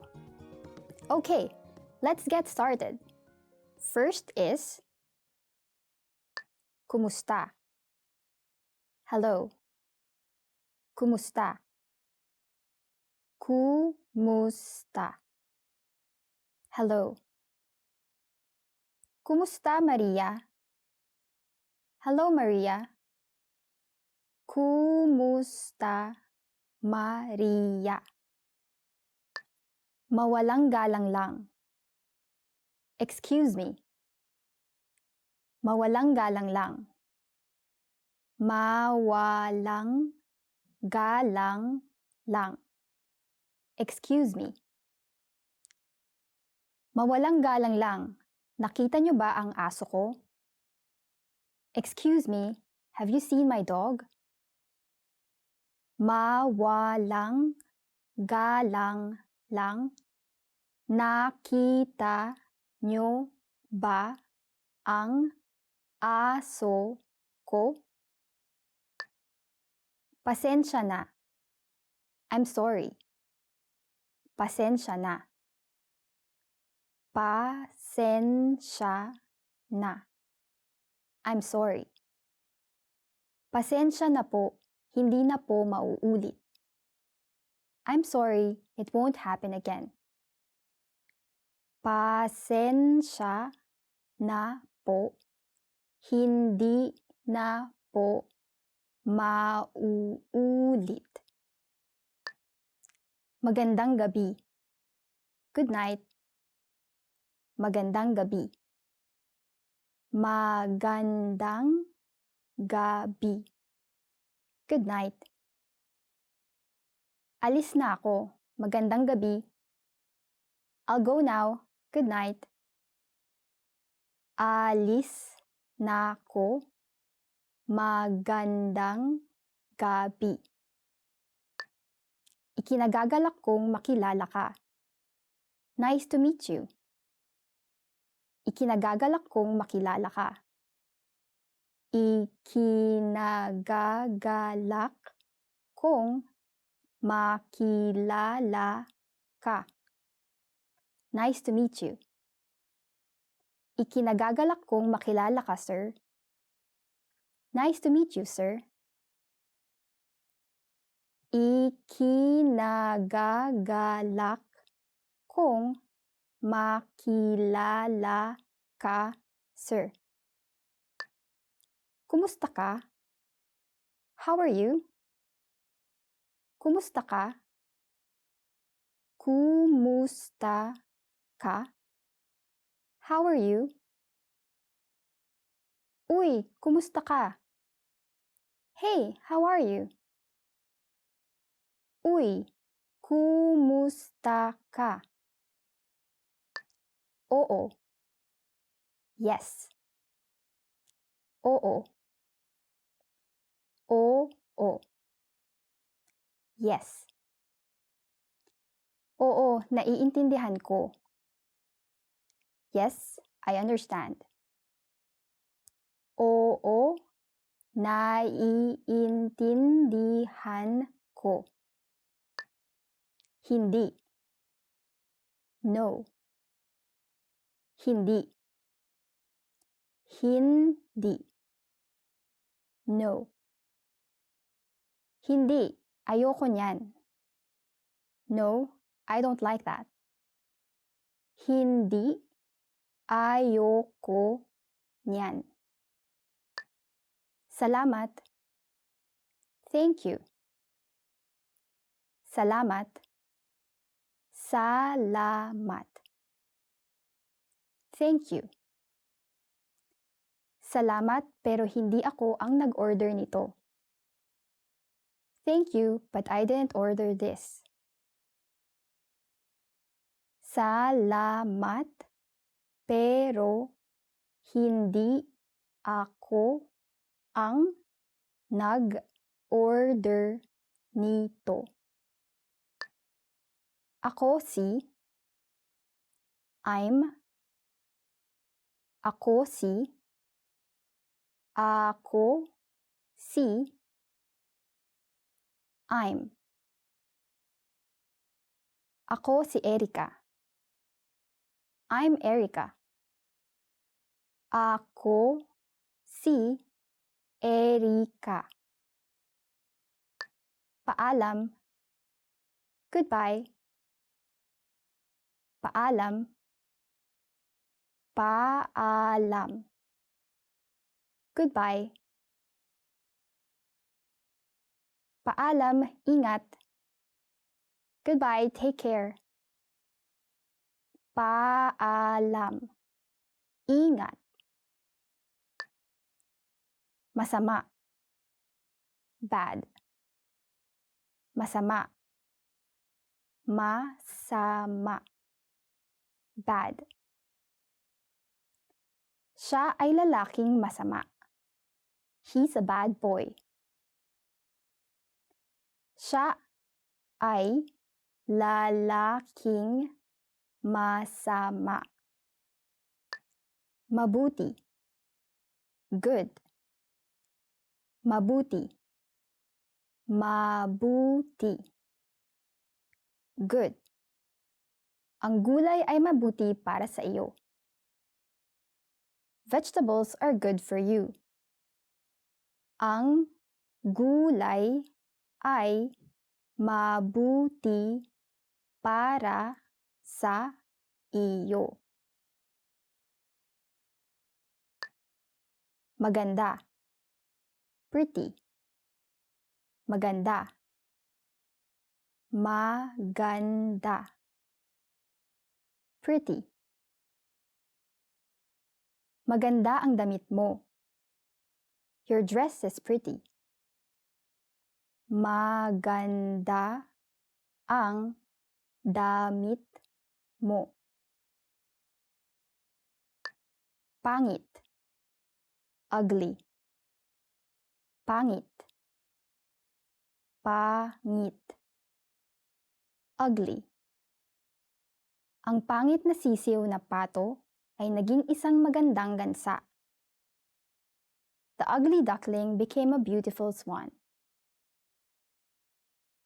Ang pangit na sisiw ng pato ay naging isang magandang gansa. Madali. Easy. Madali. Madali. Easy. Ang pagrenta ng kotse ay hindi laging madali. Renting a car is not always easy. Ang pagrenta ng kotse ay hindi laging madali. Mahirap. Difficult. Mahirap. Mahirap. Difficult. Ang Ingles ay mahirap. English is difficult. Ang Ingles ay mahirap. Malapit. Near. Malapit. Malapit. Near. Ako ay nakatira malapit sa universidad. I live near the university. Ako ay nakatira malapit sa universidad. Malayo. Far. Malayo. Malayo. Far. Ang babae ay nakatingin sa isang bagay na malayo. The woman is looking at something far away.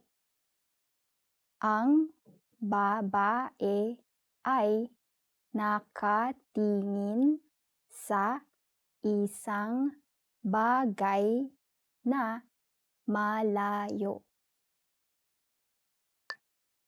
Maliit. Small. Maliit. Maliit. Small. Ang kotse ay maliit, ngunit ito ay talagang malakas. The car is small, but it's very powerful.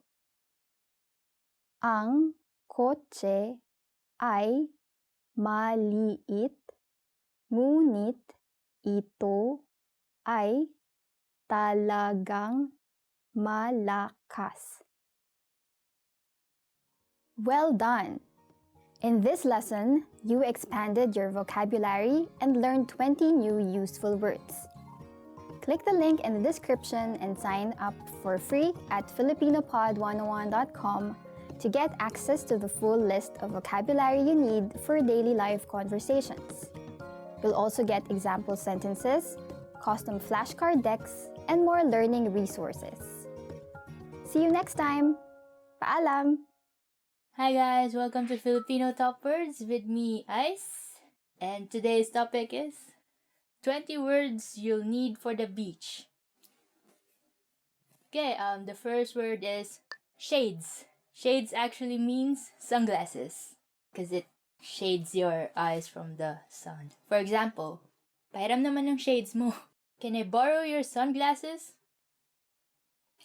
Salamat. Okay, the next one is tabing dagat, meaning beach. Nakatira ako malapit sa tabing dagat. I live near the beach. I feel like it's peaceful and you could hear the waves crashing. Let's just hope that it's not a huge wave crashing into your house. Yeah, beach. Paglangoy, swimming. Ang paglangoy ay kayang matutunan ng lahat. Swimming is a skill that everyone can learn. I still have hope. Araw, meaning sun. Mas gusto ko ang araw kaysa sa buwan. I prefer the sun to the moon. Kabibe or seashell. Mahilig akong mangolekta ng kabibe. I enjoy collecting seashells. Why though? Swimsuit, which is definitely has the same meaning as swimsuit. Bawal ang hindi naka-swimsuit sa swimming pool na ito. Those who are not wearing swimsuits are not allowed in the swimming pool. I just come in with like t-shirt and shorts. I can't go in. Tagapagsagip, meaning lifeguard.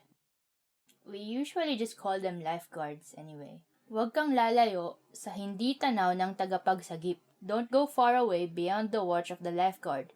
Yeah, cause like if he can't see you drowning, he can't come and save you. Jet ski! I'm not even saying the meaning for this one. Cause you know what it is.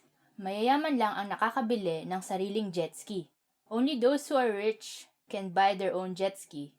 Yeah, cause it's expensive and you don't need it for daily life. Okay, next is beach chair, meaning beach chair. For example, ayokong lumangoy kaya doon na lang ako sa may beach chair. I don't want to swim so I'll just stay by the beach chairs. Sandcastle, which means sandcastle. Hindi ko na-enjoy ang paggawa ng sandcastle nung ako ay bata pa dahil parati na lang itong inaalon ng tubig.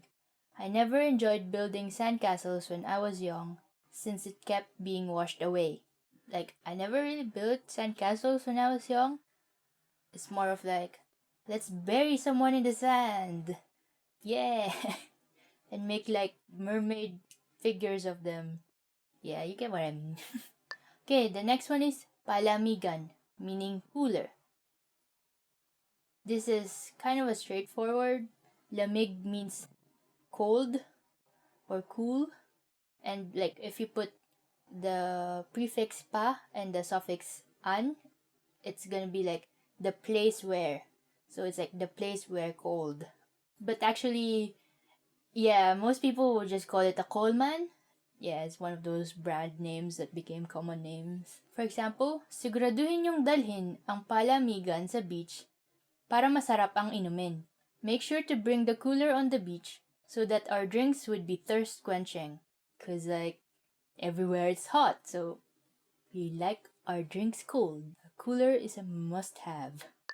Okay, next is laki ng tubig, or tide. Usually in the Philippines, we just call it either high tide or low tide. But anyway, you could use it in the sample sentence. Hindi ako marunong tumingin ng pagpalit ng laki ng tubig. I don't know how to observe the change of tides.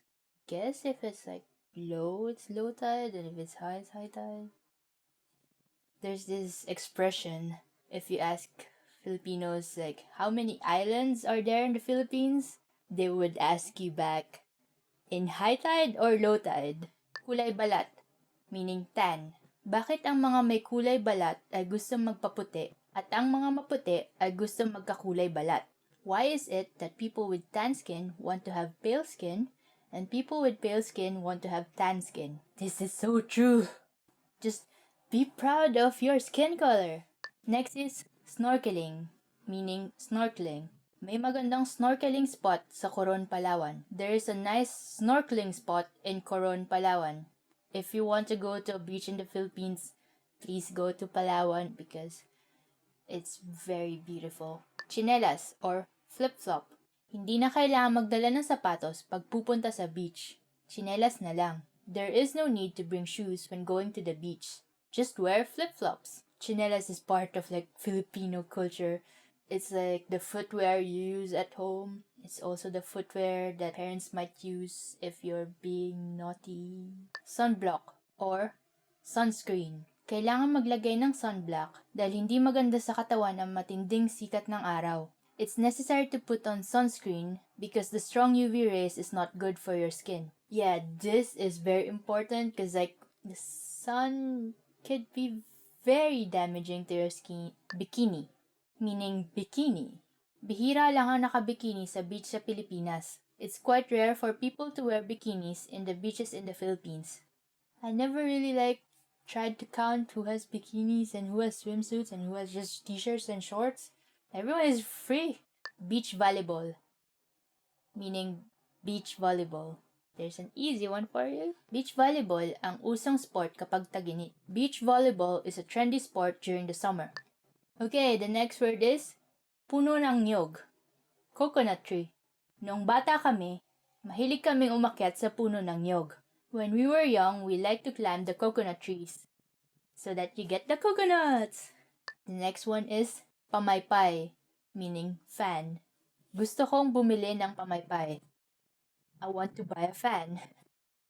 It's like, yeah, like if it's hot, you just need a fan. Or a lot of fans. We also use fans for barbecuing, so it's very popular during the summer. Okay, so that's it. That's the 20 words you'll need for the beach. And actually, if you know more words that you could use in the beach, just put them in the comments below. So, and if you like this video, please click the thumbs up. Subscribe to our channel. And if you want to learn more Filipino, please go to our site, filipinopod101.com. Thank you, salamat, and paalam.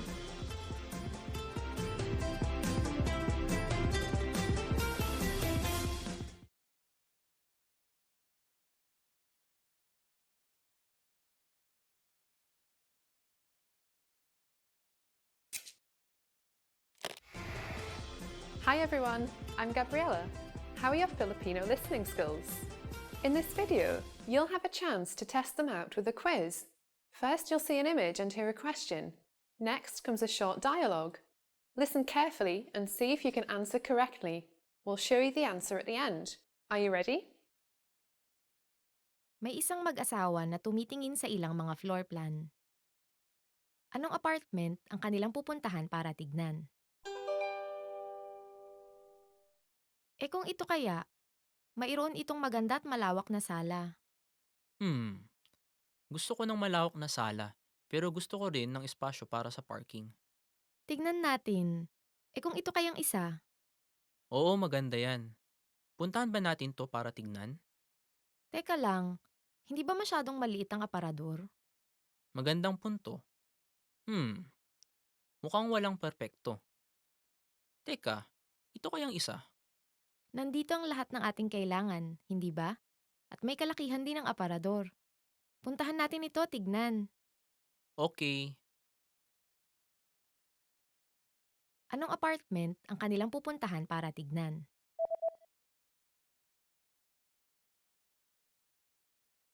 May isang mag-asawa na tumitingin sa ilang mga floor plan. Anong apartment ang kanilang pupuntahan para tignan? Kung ito kaya, mayroon itong maganda at malawak na sala. Gusto ko ng malawak na sala, pero gusto ko rin ng espasyo para sa parking. Tignan natin. Kung ito kayang isa? Oo, maganda yan. Puntahan ba natin to para tignan? Teka lang, hindi ba masyadong maliit ang aparador? Magandang punto. Mukhang walang perpekto. Teka, ito kayang isa? Nandito ang lahat ng ating kailangan, hindi ba? At may kalakihan din ang aparador. Puntahan natin ito, tignan. Okay. Did you get it right? I hope you learned something from this quiz. Let us know if you have any questions. See you next time. Hi, my name is Erica. And welcome. Hi, my name is Erica. And welcome to Filipino Top Words. Our lesson for today is 10 must-know math words. Yay! Math. Matematika. Ma-te-ma-tika. Mathematics or math. Math in Filipino is matematika. How do we use math in a sentence? We can say, matematika ang paborito kong subject. Mathematics is my favorite subject. Matematika ang paborito kong subject. Is math your favorite subject? Well, it's not my favorite, but I don't also hate it. No, I like math, I think. Numero. Numero. Number. Numero. In English, number. Let's use numero in a sentence. Maraming tao ang ayaw sa numero. Maraming tao ang ayaw sa numero. A lot of people do not like numbers. A significant number of people do not like numbers, according to studies. But you cannot escape it because numbers are everywhere. If you are on a budget, numbers. If you're thinking of when you're going to get married, numbers. If you're planning a wedding, numbers. If you're looking for a job, numbers. Kalahati. Kalahati. Half. The next word is kalahati. In English, half. Kalahati ka ng edad ko. You are half my age. Kalahati ka ng edad ko. Well, I cannot yet tell this to anyone, except really small kids. Porsyento. Porsyento. Percent. Our next word is porsyento. In English, percent. Ilang porsyento ang income tax sa Pilipinas? Ilang porsyento ang income tax sa Pilipinas? How much is the income tax percentage in the Philippines? Even. Even. Even. The next word is even. In English, even. Madaling hatiin sa dalawa ang mga even number. Madaling hatiin sa dalawa ang mga even number. It is easy to divide even numbers. 2, 4, 6, 8, 10, 12. Anything ending in even numbers can be divided into 2. Odd. Odd. Odd. The next word is odd. In English, odd. Kapag magbibigay ka raw ng pera sa kasal, dapat odd ang unang numero para hindi ito mahati. Kapag magbibigay ka raw ng pera sa kasal, dapat odd ang unang numero para hindi ito mahahati. They say that if you were to give money at a wedding, it should be an odd number so that it can't be divided. So it means that you should give odd numbered amount of money so that symbolically, right? So symbolically it means that the couple won't be separated, right? Magkalkula. Magkalkula. To calculate. Magkalkula. In English, to calculate. Kaya mo bang magkalkula ng mabilis? Kaya mo bang magkalkula ng mabilis? Can you calculate quickly? Can you? No, she cannot. Sorry. Dagdagan. Dagdagan. To add. Next word is dagdagan or to add. Pakidagdagan ng 5 pang order ng kanin. Pakidagdagan ng 5 pang order ng kanin. Please add 5 more orders of rice. Wow, rice is life. Okay, I don't judge this person, but still like 5 orders of rice. Please eat whatever you want. Bawasan. Bawasan. To subtract. Bawasan or to subtract. Huwag mong bawasan ng tax ang mga nagpa-part-time job lamang. Huwag mong bawasan ng tax ang mga nagpa-part-time job lamang. Don't subtract the tax for those who are just working part-time. Hatiin. Hatiin. To divide. Hatiin or to divide. Hatiin natin ito sa 8. Hatiin natin ito sa 8. Let's divide this into 8. What else do you divide by 8? Just pizza and cake. Or you probably get like 8 cups of rice. Divide this into 2. So that is the end of the lesson and hope you learned something new. Do you like math? Why or why not? So if you have any answer to that question, don't forget to put them in the comment section. Don't forget to like, subscribe to the channel, and visit FilipinoPod101.com to learn more Filipino. Hanggang sa muli! So how do we... because couple that eats together stays together. Hi, Smithly!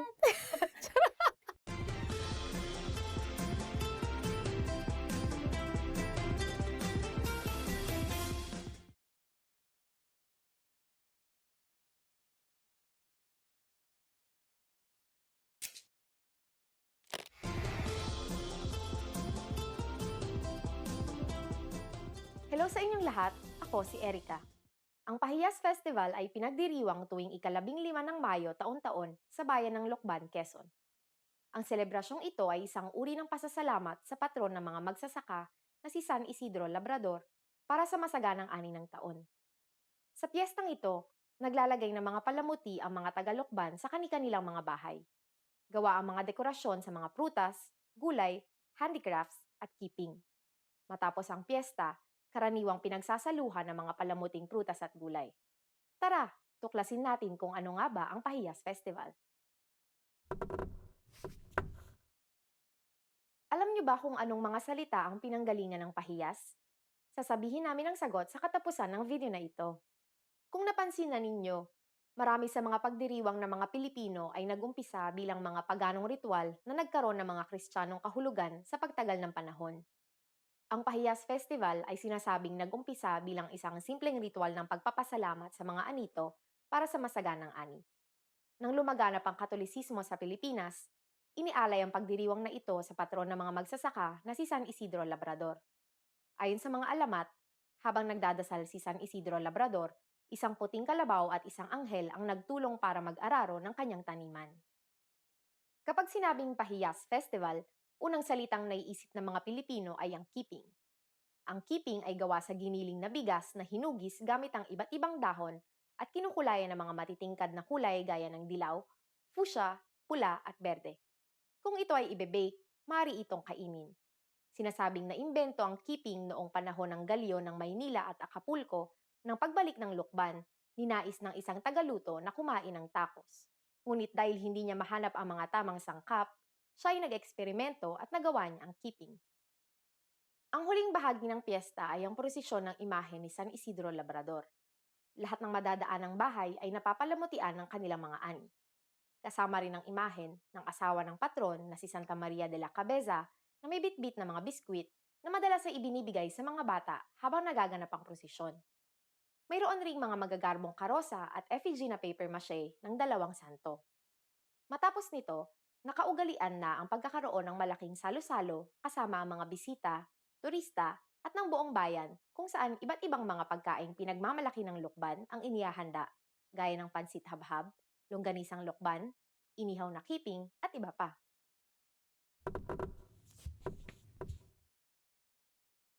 Alam niyo ba na pinaparangalan ang bahay na may pinakamaganda at pinakamalikhain na mga palamuti? Hindi lang simpleng parangal, may papremyo ring salapi ang matatanggap ng mananalo.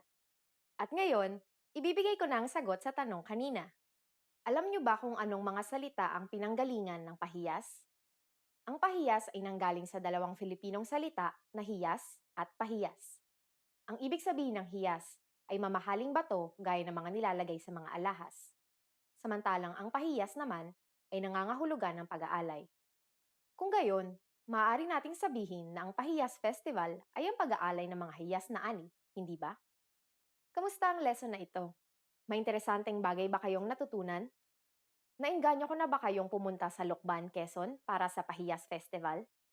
Mag-iwan kayo ng komento sa filipinopod101.com. Hanggang sa susunod na lesson!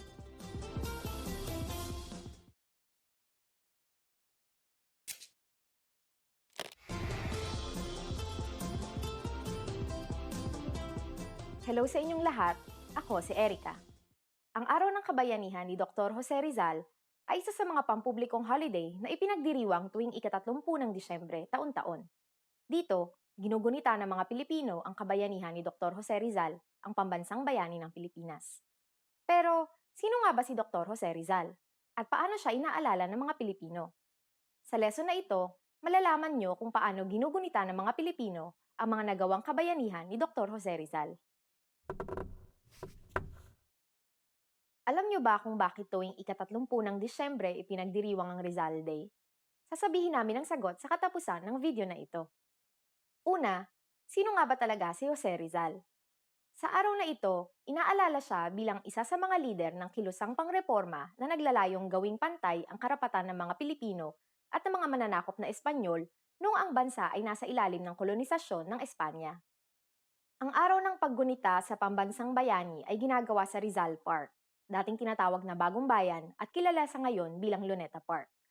Sa Rizal Park na tinuturing na isang national park, naroon ang monumento ni Jose Rizal. Isinapubliko ang monumento ni Rizal noong taong 1913 at ang kanyang tulang Huling Paalam o Mi Ultimo Adios ay iniukit sa memorial plaque ng monumento. Mayroong mga seremonyang ginagawa na dinadaluhan at pinangungunahan ng presidente at bisepresidente ng bansa. Nag-aalay ang presidente ng mga bulaklak at pinapasinayaan ang pagbibigay sa bayani ng 21 gun salute. May mga pagdiriwang rin na isinasagawa sa iba't ibang mga probinsya. Karaniwang pinasisinayaan ng mga matataas na opisyal ng probinsya, kasama sa pagdiriwang ang pagtataas ng bandila ng Pilipinas. Alam niyo ba na ipinagbabawal ang sabong, karera ng kabayo at high-alay tuwing araw na ito? Isinasaad rin sa batas na dapat itaas ang bandila ng naka-half-mast. At ngayon, ibibigay ko na ang sagot sa tanong kanina. Alam niyo ba kung bakit tuwing ika-30 ng Disyembre ipinagdiriwang ang Rizal Day? Sa araw na ito, binigay ni Jose Rizal ang kanyang buhay para sa bansa. Mula sa kanyang piitan sa Fort Santiago, siya'y naglakad patungong Bagong Bayan upang harapin ang kanyang kamatayan sa pamamagitan ng firing squad. Kamusta ang lesson na ito? May interesanteng bagay ba kayong natutunan? Paano nyo ginugunita ang inyong pambansang bayani? Mag-iwan kayo ng komento sa filipinopod101.com. Hanggang sa susunod na lesson! Now, if you're wondering how to remember these words forever so that you can start speaking more and more, here's how. 1. Review them with our spaced repetition flashcards. Our flashcards will drill these words into your long-term memory. 2. Save the words to our word bank, your personal collection of words, where you can print out physical study sheets. And 3. Watch our looped vocabulary slideshows on repeat until you understand every word. You'll find these tools inside our learning program. Just click the link in the description to get them. Want to speak real Filipino from your first lesson? Sign up for your free lifetime account at filipinopod101.com. Hello guys and welcome to Filipino Top Words. For today's lesson, we will be talking about 10 ways to remember words. So, knowing how to remember words will actually help us learn Filipino better and faster. So let's go to the first way. So the first way is sa pamamagitan ng pag-uulit, through repetition. Mas maaalala mo ang mga salita sa pamamagitan ng pag-uulit. You will remember the words better through repetition. Repeating stuff to yourself is actually very helpful. So even when you're reviewing for exams, that's how many people actually get to remember words. And one tip, if you're going to review or try to remember words or things that you just want to do, better study them before you go to bed. Do you know that? So the next way is manood ng TV series na may subtitle. To watch TV series with subtitles. 3 beses sa isang araw ako nanonood ng TV series na may subtitle para matuto ng Filipino. I watch TV series with subtitles 3 times a day in order to learn Filipino. For instance, because I'm learning Japanese now, so I also watch lots of dramas or anime, of course. And then you have subtitles there, and then you hear words, you begin to associate words with the English words that you see in the subtitle. So sort of like you get the idea of what these words mean. And then of course you have to check them if they are really what you think they are. And then by hearing them again and again, and then again through repetition, you will eventually learn these words much easier. The third way is magsanay sa pamamagitan ng pagsusulat. To practice by writing. Magaling si Lenny sa balarila dahil siya ay laging nagsasanay magsulat sa Filipino. Lenny is good at grammar because she always practices by writing in Filipino. I think this is very important to distinguish. It's very important to distinguish between spoken Filipino and written Filipino. So in our example sentence, Lenny, this girl, is better in grammar because she always practices by writing. Because in written Filipino is actually a lot more formal than spoken Filipino. So if you want to really learn the formal Filipino, then the best way for you to learn it is to practice it by writing. So the next is magbasa ng malakas. to read out loud. Basahin mo ng malakas ang mga salita. In English, read the words out loud. So why would it actually help? Because it's like you're saying it and then you're hearing it at the same time. Yeah, because sometimes if you're just like trying to read something and you just try to remember things, you cannot really, I mean, you can remember, but of course it's different when you start speaking it out loud. So that's why when you attend, say, language classes, there are classes just for reading, right, and for speaking. So you can also build confidence when you speak. So you know how the words are spoken. Next is, gumawa ng mga kwento. To make up stories. It doesn't mean that you should be gossiping or lying and making up stories about people, no. This means, let's hear the example sentence. Gumawa ka ng kwento tungkol sa iyong mga karanasan sa Filipino. Make up stories about your experiences in Filipino. You can pretend that you've been to the Philippines, right? And then just write things about, what I will do in the Philippines is if I'm going there, or if I already went there, what I would have done. So you can just invent things that, just to practice. So I remember when I was in university, I was learning Italian. And one of the things that we were always asked to write is just little paragraphs about what you do in a day, just to practice using different words every day and just getting used to writing things in that language. It actually helps really a lot. But I forgot my Italian already. So. Next is, lumikha ng ugnayan ng mga salita. To create associations between words.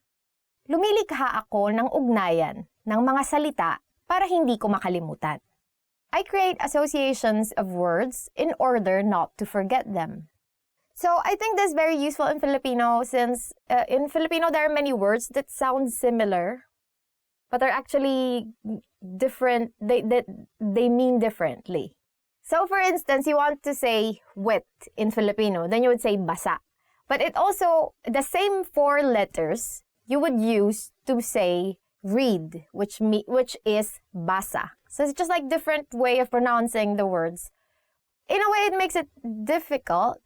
But also, you can get 2 ideas of those 4 letters together, right? So when you see B-A-S-A, you immediately associate it with either getting wet or reading a book, which is kind of really far, but at least you immediately get 2 words at once. And I don't really make fun of your language, so it's fine. Because everyone speaks kind of casual. Unless you're writing, then of course, then you don't need to worry about pronunciation, but you have to worry about your grammar.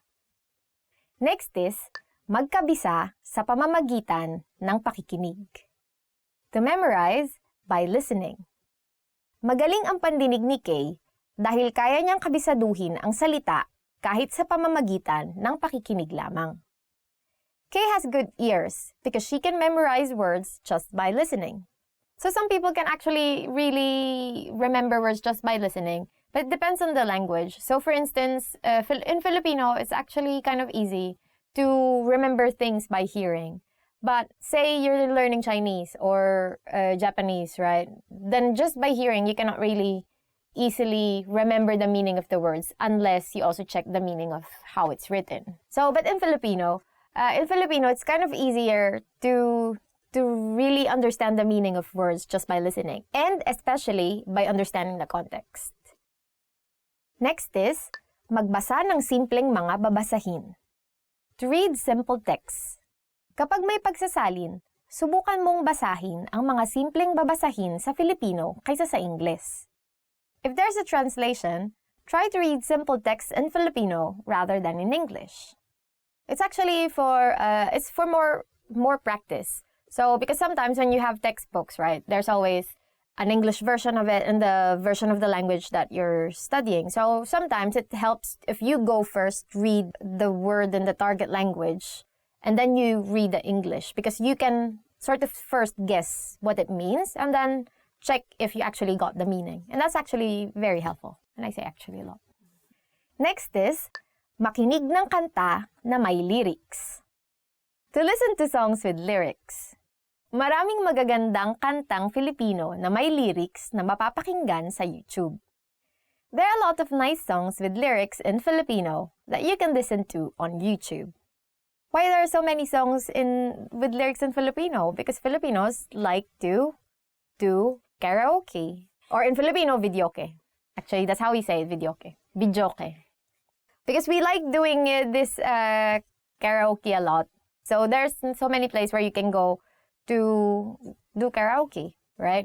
And then even on days that you don't want to do karaoke, people are still doing karaoke. Your neighbors are still singing. Everyone is singing. It's everyone's birthday every day. So there's always going to be someone singing around you. Next is, ulitin bago matulog. To repeat before going to sleep. Ulitin mo bago matulog ang mga salitang natutunan mo. Repeat the words you've learned before going to sleep. This is actually very, very helpful because now I'm learning how to bike. I was gifted a bike for my birthday because I was told that I need to learn a new skill. And then every evening I actually practice it. And then one of my friends said, you should study something or practice something before going to bed. And then after you practice this, don't do anything anymore. So don't look at your phone, don't read anything. If you want this information to be retained in your mind and in your body, if it's like an activity. So actually, learning how to bike every evening helped me a lot. So now I can bike. So that's it for today's lesson and hope you learned something new. So what are your ways of learning words? If there is anything that we didn't say but you actually use and is very helpful for you, don't forget to comment them down below and like and subscribe to our channel. And if you want to learn more Filipino, visit filipinopod101.com. Hanggang sa muli! See you in the next lesson!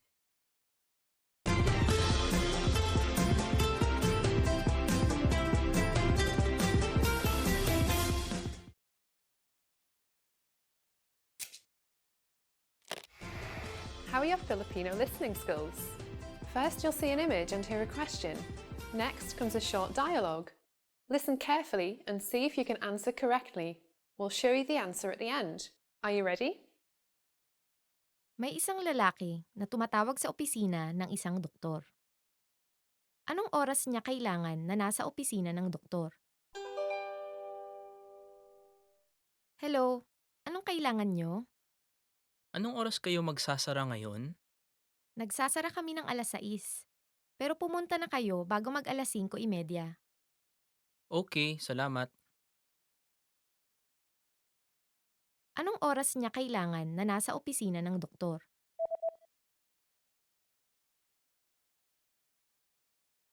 May isang lalaki na tumatawag sa opisina ng isang doktor. Anong oras niya kailangan na nasa opisina ng doktor? Hello, anong kailangan nyo? Anong oras kayo magsasara ngayon? Nagsasara kami ng alas 6. Pero pumunta na kayo bago mag alas 5:30. Okay, salamat. Did you get it right? I hope you learned something from this quiz. Let us know if you have any questions. See you next time. Now, if you're wondering how to remember these words forever so that you can start speaking more and more, here's how. 1. Review them with our spaced repetition flashcards. Our flashcards will drill these words into your long-term memory. 2. Save the words to our word bank, your personal collection of words, where you can print out physical study sheets. And 3. Watch our looped vocabulary slideshows on repeat until you understand every word. You'll find these tools inside our learning program. Just click the link in the description to get them. Hi, my name is Erica. And welcome. Hi, my name is Erica. And welcome to Filipino Top Words. Our lesson for today is 10 must-know math words. Yay! Math! Matematika. Ma-te-ma-tika. Mathematics or math. Math in Filipino is matematika. How do we use math in a sentence? We can say, matematika ang paborito kong subject. Mathematics is my favorite subject. Matematika ang paborito kong subject. Is math your favorite subject? Well, it's not my favorite, but I don't also hate it. No, I like math, I think. Numero. Numero. Number.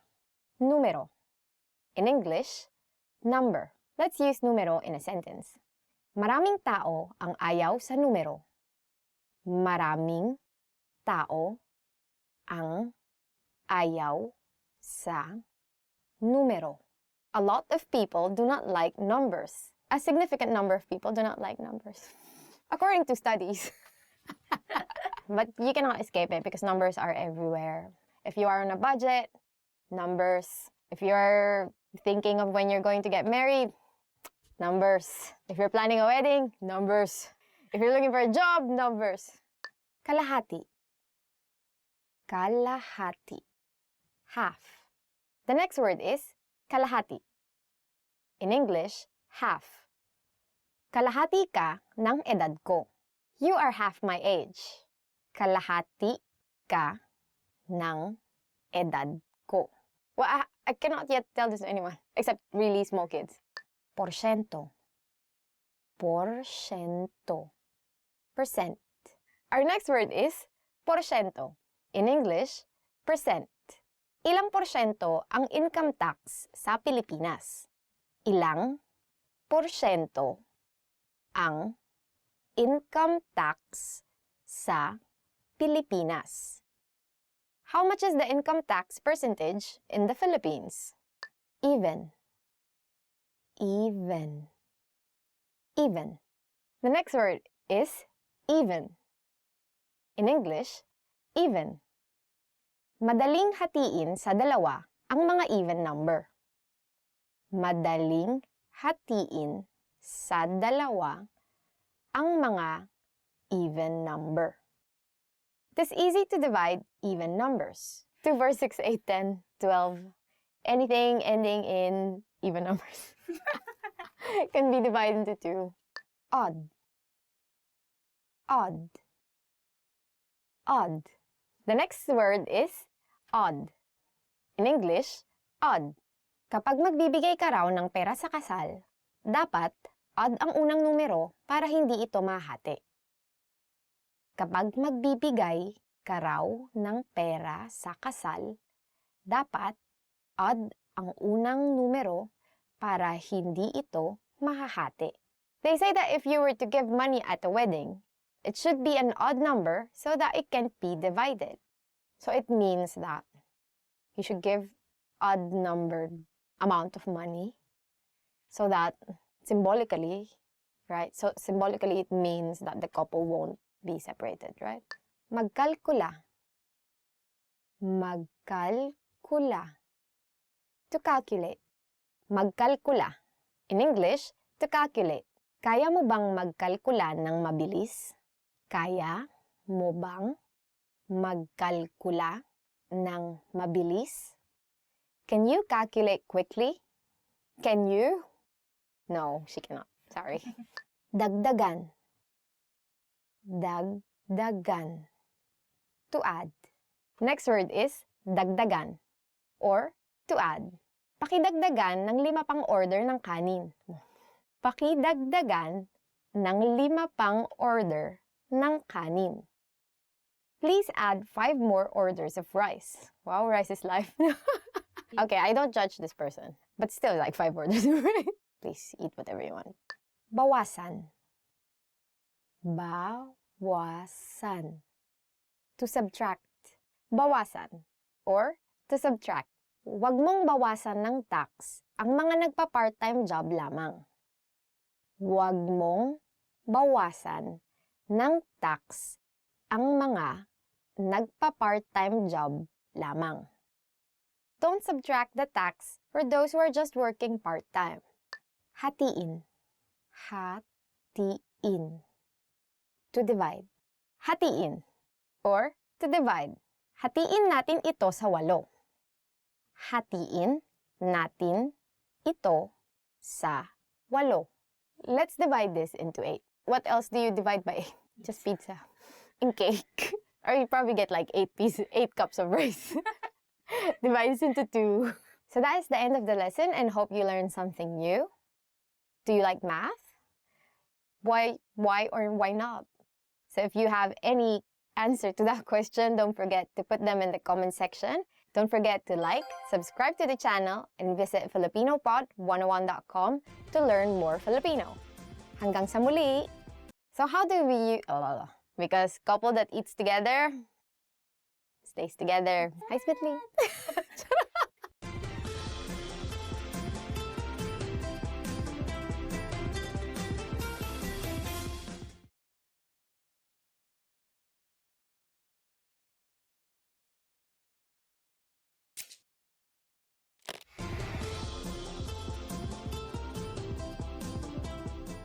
Hello sa inyong lahat, ako si Erica.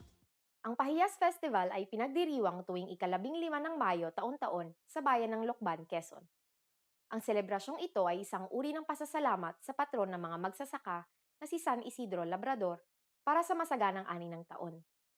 Sa piyestang ito, naglalagay ng mga palamuti ang mga taga-Lokban sa kani-kanilang mga bahay. Gawa ang mga dekorasyon sa mga prutas, gulay, handicrafts at keeping. Matapos ang piyesta, karaniwang pinagsasaluhan ng mga palamuting prutas at gulay. Tara, tuklasin natin kung ano nga ba ang Pahiyas Festival. Alam niyo ba kung anong mga salita ang pinanggalingan ng pahiyas? Sasabihin namin ang sagot sa katapusan ng video na ito. Kung napansin na ninyo, marami sa mga pagdiriwang ng mga Pilipino ay nagumpisa bilang mga paganong ritual na nagkaroon ng mga Kristiyanong kahulugan sa pagtagal ng panahon.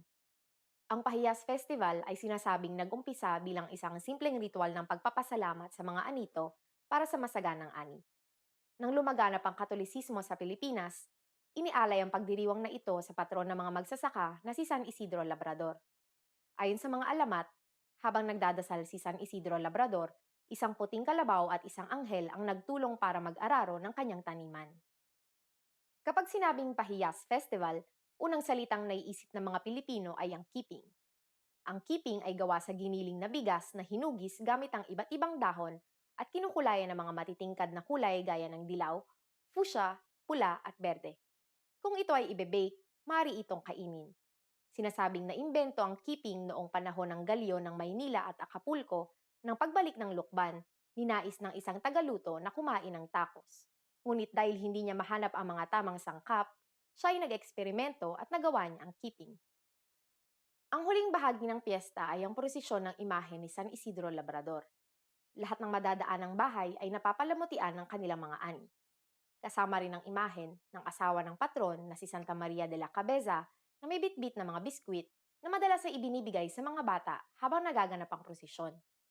Mayroon ring mga magagarbong karosa at effigy na paper mache ng dalawang santo.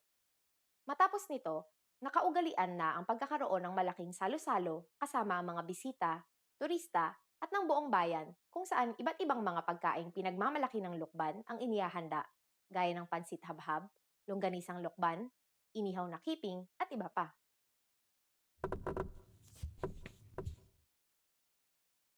Alam niyo ba na pinaparangalan ang bahay na may pinakamaganda at pinakamalikhain ng mga palamuti?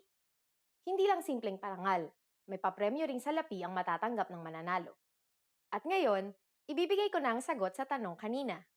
Alam niyo ba kung anong mga salita ang pinanggalingan ng pahiyas? Ang pahiyas ay nanggaling sa dalawang Filipinong salita na hiyas at pahiyas.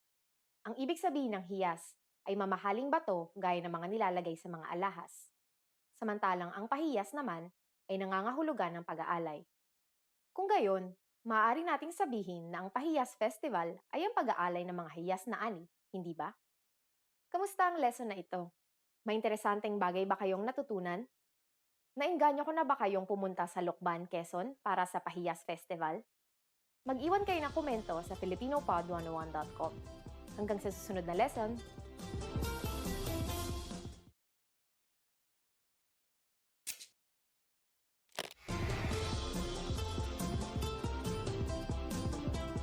Hello sa inyong lahat, ako si Erica.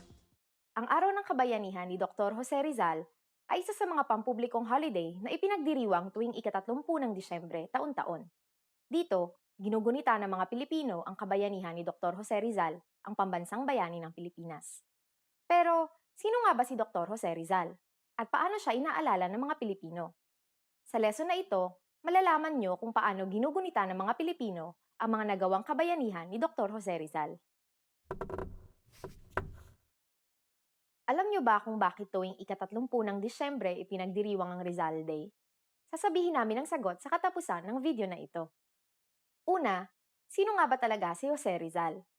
Sa araw na ito, inaalala siya bilang isa sa mga lider ng kilusang pangreporma na naglalayong gawing pantay ang karapatan ng mga Pilipino at ng mga mananakop na Espanyol noong ang bansa ay nasa ilalim ng kolonisasyon ng Espanya. Ang araw ng paggunita sa pambansang bayani ay ginagawa sa Rizal Park, dating tinatawag na Bagong Bayan at kilala sa ngayon bilang Luneta Park. Sa Rizal Park na tinuturing na isang national park, naroon ang monumento ni Jose Rizal. Isinapubliko ang monumento ni Rizal noong taong 1913 at ang kanyang tulang Huling Paalam o Mi Ultimo Adios ay iniukit sa memorial plaque ng monumento. Mayroong mga seremonyang ginagawa na dinadaluhan at pinangungunahan ng presidente at vice-presidente ng bansa. Nag-aalay ang presidente ng mga bulaklak at pinapasinayaan ang pagbibigay sa bayani ng 21 gun salute. May mga pagdiriwang rin na isinasagawa sa iba't ibang mga probinsya. Karaniwang pinasisinayaan ng mga matataas na opisyal ng probinsya, kasama sa pagdiriwang ang pagtataas ng bandila ng Pilipinas. Alam niyo ba na ipinagbabawal ang sabong, karera ng kabayo at hay-alay tuwing araw na ito? Isinasaad rin sa batas na dapat itaas ang bandila ng naka-half-mast. At ngayon, ibibigay ko na ang sagot sa tanong kanina. Alam niyo ba kung bakit tuwing ika-30 ng Disyembre ipinagdiriwang ang Rizal Day? Sa araw na ito, binigay ni Jose Rizal ang kanyang buhay para sa bansa. Mula sa kanyang piitan sa Fort Santiago, siya'y naglakad patungong Bagong Bayan upang harapin ang kanyang kamatayan sa pamamagitan ng firing squad. Kamusta ang lesson na ito? May interesanteng bagay ba kayong natutunan? Paano nyo ginugunita ang inyong pambansang bayani? Mag-iwan kayo ng komento sa filipinopod101.com. Hanggang sa susunod na lesson! Hello guys and welcome to Filipino Top Words. For today's lesson, we will be talking about 10 ways to remember words. So, knowing how to remember words will actually help us learn Filipino better and faster. So, let's go to the first way. So, the first way is sa pamamagitan ng pag-uulit, through repetition. Mas maaalala mo ang mga salita sa pamamagitan ng pag-uulit. You will remember the words better through repetition. Repeating stuff to yourself is actually very helpful. So even when you're reviewing for exams, that's how many people actually get to remember words. And one tip, if you're going to review or try to remember words or things that you just want to do, better study them before you go to bed. Do you know that? So the next way is manood ng TV series na may subtitle. To watch TV series with subtitles. 3 beses sa isang araw ako nanonood ng TV series na may subtitle para matuto ng Filipino. I watch TV series with subtitles 3 times a day in order to learn Filipino. For instance, because I'm learning Japanese now, so I also watch lots of dramas or anime, of course. And then you have subtitles there, and then you hear words, you begin to associate words with the English words that you see in the subtitle. So sort of like you get the idea of what these words mean. And then of course you have to check them if they are really what you think they are. And then by hearing them again and again, and then again through repetition, you will eventually learn these words much easier. The third way is magsanay sa pamamagitan ng pagsusulat. To practice by writing. Magaling si Lenny sa balarila dahil siya ay laging nagsasanay magsulat sa Filipino. Lenny is good at grammar because she always practices by writing in Filipino. I think this is very important to distinguish, it's very important to distinguish between spoken Filipino and written Filipino. So in our example sentence, Lenny, this girl, is better in grammar because she always practices by writing. Because in written Filipino is actually a lot more formal than spoken Filipino. So if you want to really learn the formal Filipino, then the best way for you to learn it is to practice it by writing. So the next is magbasa ng malakas, to read out loud. Basahin mo ng malakas ang mga salita. In English, read the words out loud. So why would it actually help? Because it's like you're saying it and then you're hearing it at the same time. Yeah, because sometimes if you're just like trying to read something and you just try to remember things, you cannot really, I mean, you can remember, but of course it's different when you start speaking it out loud. So that's why when you attend, say, language classes, there are classes just for reading, right? And for speaking. So you can also build confidence when you speak. So you know how the words are spoken. Next is, gumawa ng mga kwento, to make up stories. It doesn't mean that you should be gossiping or lying and making up stories about people, no. This means, let's hear the example sentence.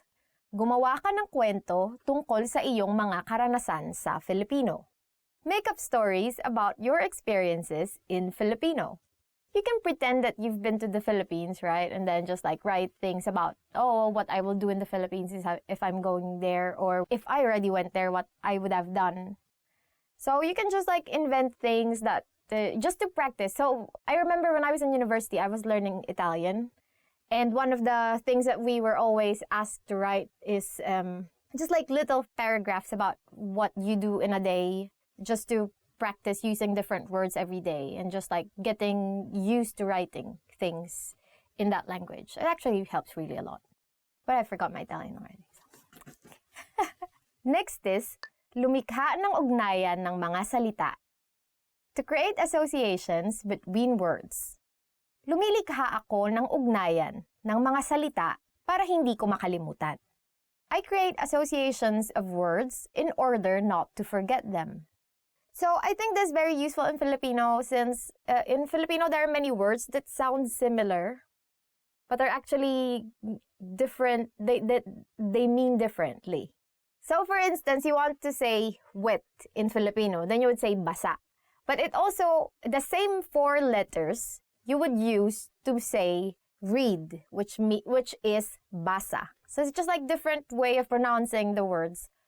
In a way, it makes it difficult, but also you can get like 2 ideas of those 4 letters together, right? So when you see B-A-S-A, you immediately associate it with either getting wet or reading a book, which is kind of like really far, but at least you immediately like get 2 words at once.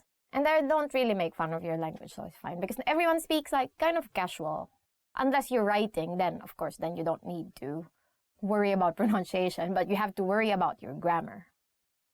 Next is, magkabisa sa pamamagitan ng pakikinig. To memorize by listening.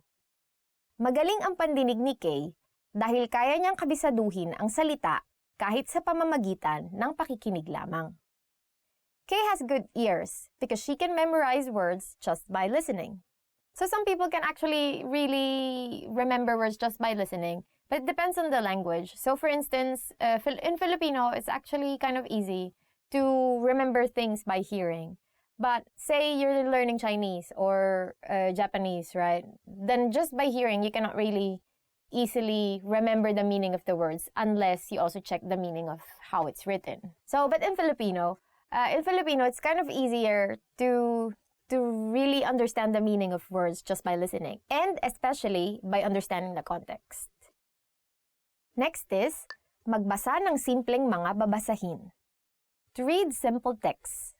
Kapag may pagsasalin, subukan mong basahin ang mga simpleng babasahin sa Filipino kaysa sa Ingles. If there's a translation, try to read simple texts in Filipino rather than in English. It's actually for more practice. So because sometimes when you have textbooks, right, there's always an English version of it and the version of the language that you're studying. So sometimes it helps if you go first, read the word in the target language, and then you read the English, because you can sort of first guess what it means and then check if you actually got the meaning. And that's actually very helpful. And I say actually a lot.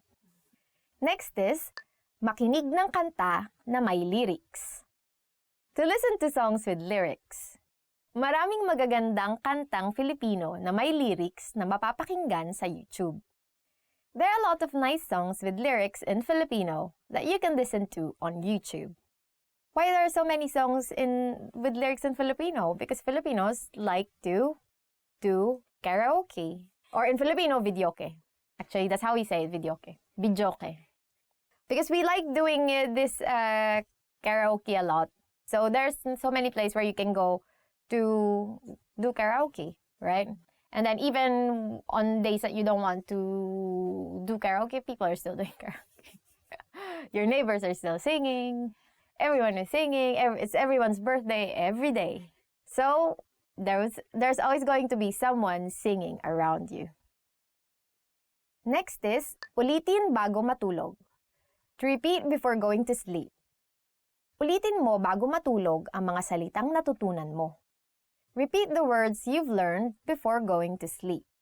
This is actually very, very helpful because now I'm learning how to bike. I was gifted a bike for my birthday because I was told that I need to learn a new skill. And then every evening I actually practice it.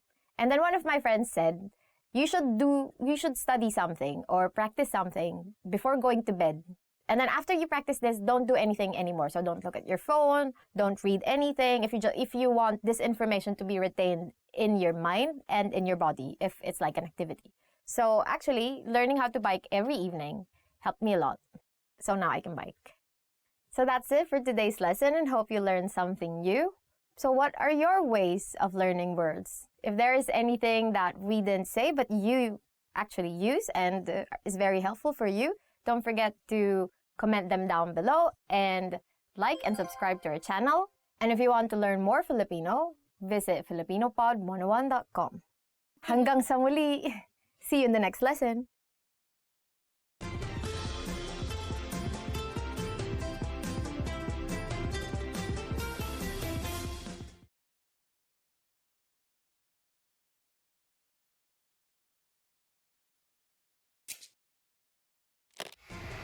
How are your Filipino listening skills? First, you'll see an image and hear a question. Next comes a short dialogue. Listen carefully and see if you can answer correctly. We'll show you the answer at the end. Are you ready? May isang lalaki na tumatawag sa opisina ng isang doktor. Anong oras niya kailangan na nasa opisina ng doktor? Hello, anong kailangan nyo? Anong oras kayo magsasara ngayon? Nagsasara kami ng alas 6. Pero pumunta na kayo bago mag alas 5:30. Okay, salamat. Anong oras niya kailangan na nasa opisina ng doktor?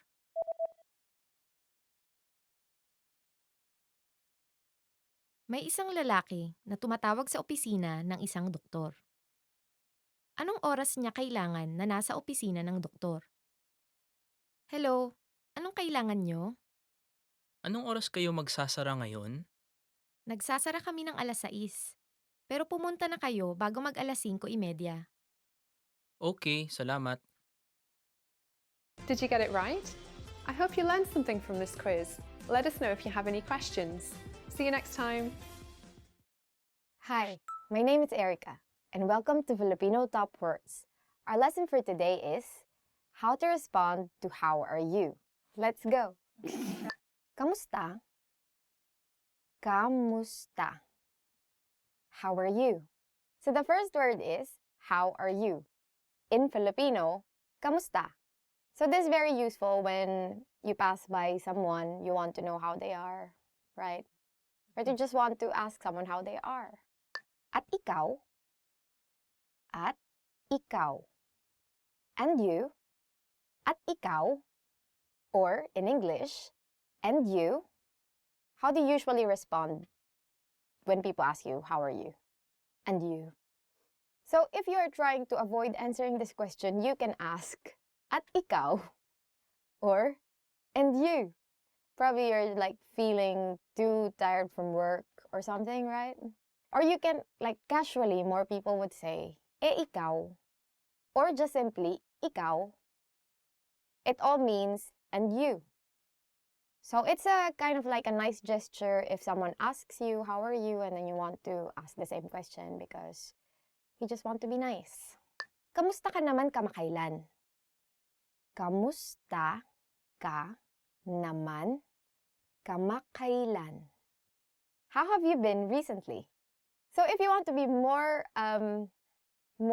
specific about asking them how they are in a certain period of time, you can ask, kamusta ka naman kamakailan?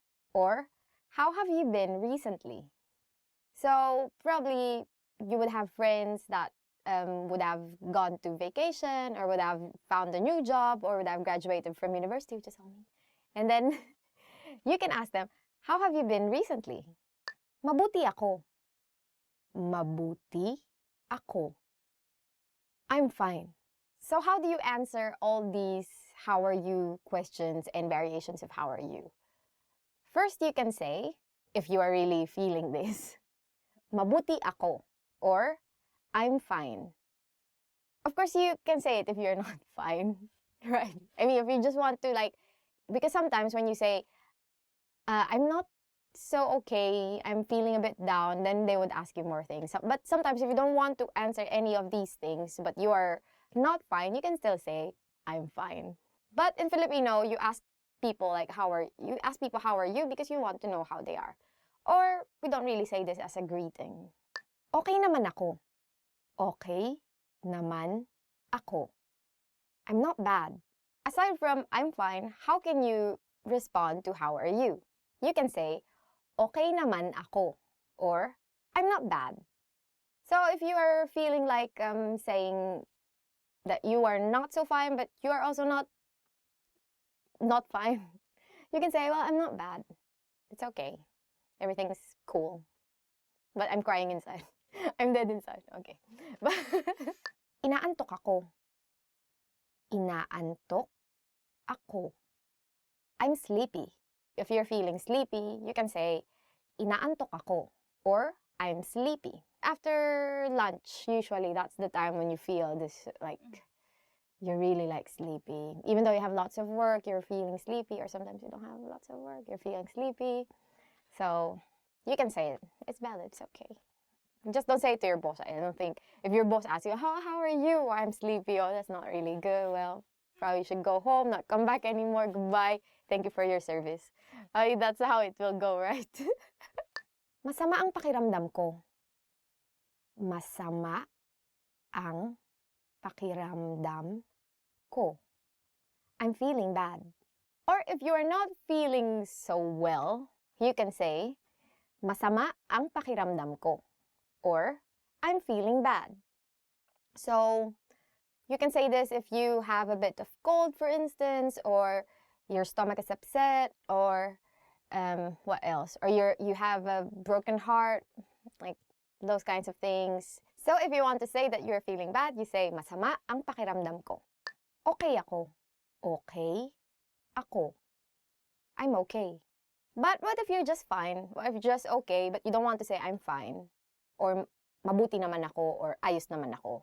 You can also say casually, okay ako, which is very casual. Very simple, okay ako. Okay na okay ako. Okay na okay ako. I'm great. If you want to say that you are really doing great, then you can say, okay na okay ako. You would have to note that in Filipino, when you repeat words, it, what's it called? It's a superlative version of the adjective, kind of. But it's not.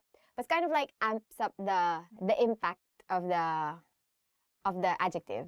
So it's equivalent to very. So you would say, okay na okay ako, meaning I'm super duper okay, right? Or if you're really, for instance, sleepy, you would say, antok na antok ako, instead of just saying antok ako, right? Salamat sa pagtatanong. Salamat sa pagtatanong. Thank you for asking. And for instance, you were feeling bad, and then this person that asked you, how are you, made you feel happy. Then you can say, thank you for asking, or salamat sa pagtatanong. Because of course, you felt happy that someone asked you, especially if you're feeling bad. So that's it for the end of this lesson. Hope you learned something new. And what do you usually say to your friends, your colleagues, people who ask you how you are? And how do they respond to you?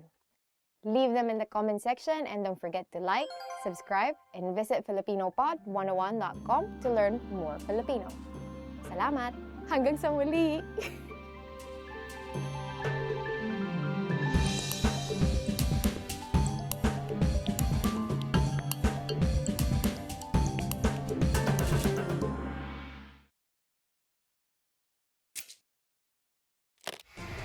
How are your Filipino listening skills?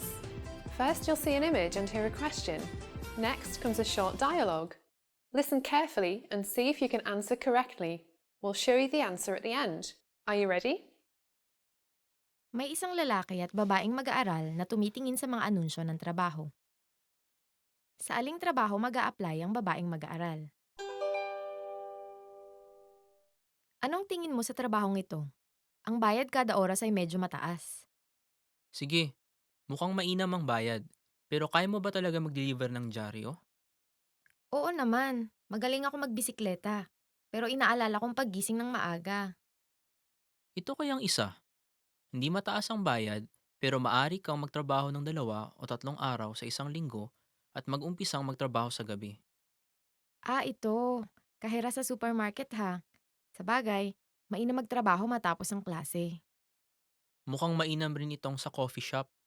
Oo nga, gusto ko yung lugar na yan. At nasa daan yan papunta ng eskwelahan. Hindi na masama, di ba? Saan kaya ako dapat mag-apply? Sa pagitan ng ano? Coffee shop at ang pag-deliver ng dyaryo? Oo, maganda ang bayad sa pag-deliver ng dyaryo. Okay, nakapag-desisyon na ako. Siguro pipilitin ko na lang bumangon ng maaga. Sa aling trabaho mag-a-apply ang babaeng mag-aaral?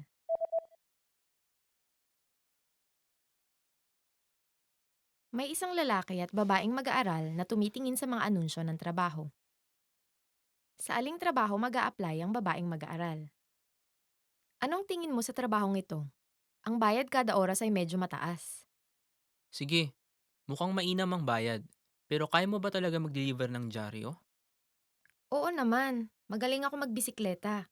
Pero inaalala kong paggising ng maaga. Ito kayang isa. Hindi mataas ang bayad, pero maari kang magtrabaho ng 2 o 3 araw sa isang linggo at mag-umpisang magtrabaho sa gabi. Ah, ito. Kahera sa supermarket ha. Sa bagay, mainam magtrabaho matapos ang klase. Mukhang mainam rin itong sa coffee shop. Oo nga, gusto ko yung lugar na yan. At nasa daan yan papunta ng eskwelahan. Hindi na masama, di ba? Saan kaya ako dapat mag-apply? Sa pagitan ng ano? Coffee shop at ang pag-deliver ng dyaryo? Oo, maganda ang bayad sa pag-deliver ng dyaryo. Okay, nakapag-desisyon na ako. Siguro pipilitin ko na lang bumangon ng maaga. Did you get it right? I hope you learned something from this quiz. Let us know if you have any questions. See you next time. Hi everyone, my name is Erica and welcome to Filipino Top Words. Our lesson for today is very exciting and it's about the top 10 phrases you'll need for a date. Gusto mo bang kumain sa labas ng magkasama? Gusto mo bang kumain sa labas ng magkasama? Would you like to go out to dinner with me? The first phrase or sentence that you would need is, gusto mo bang kumain sa labas ng magkasama?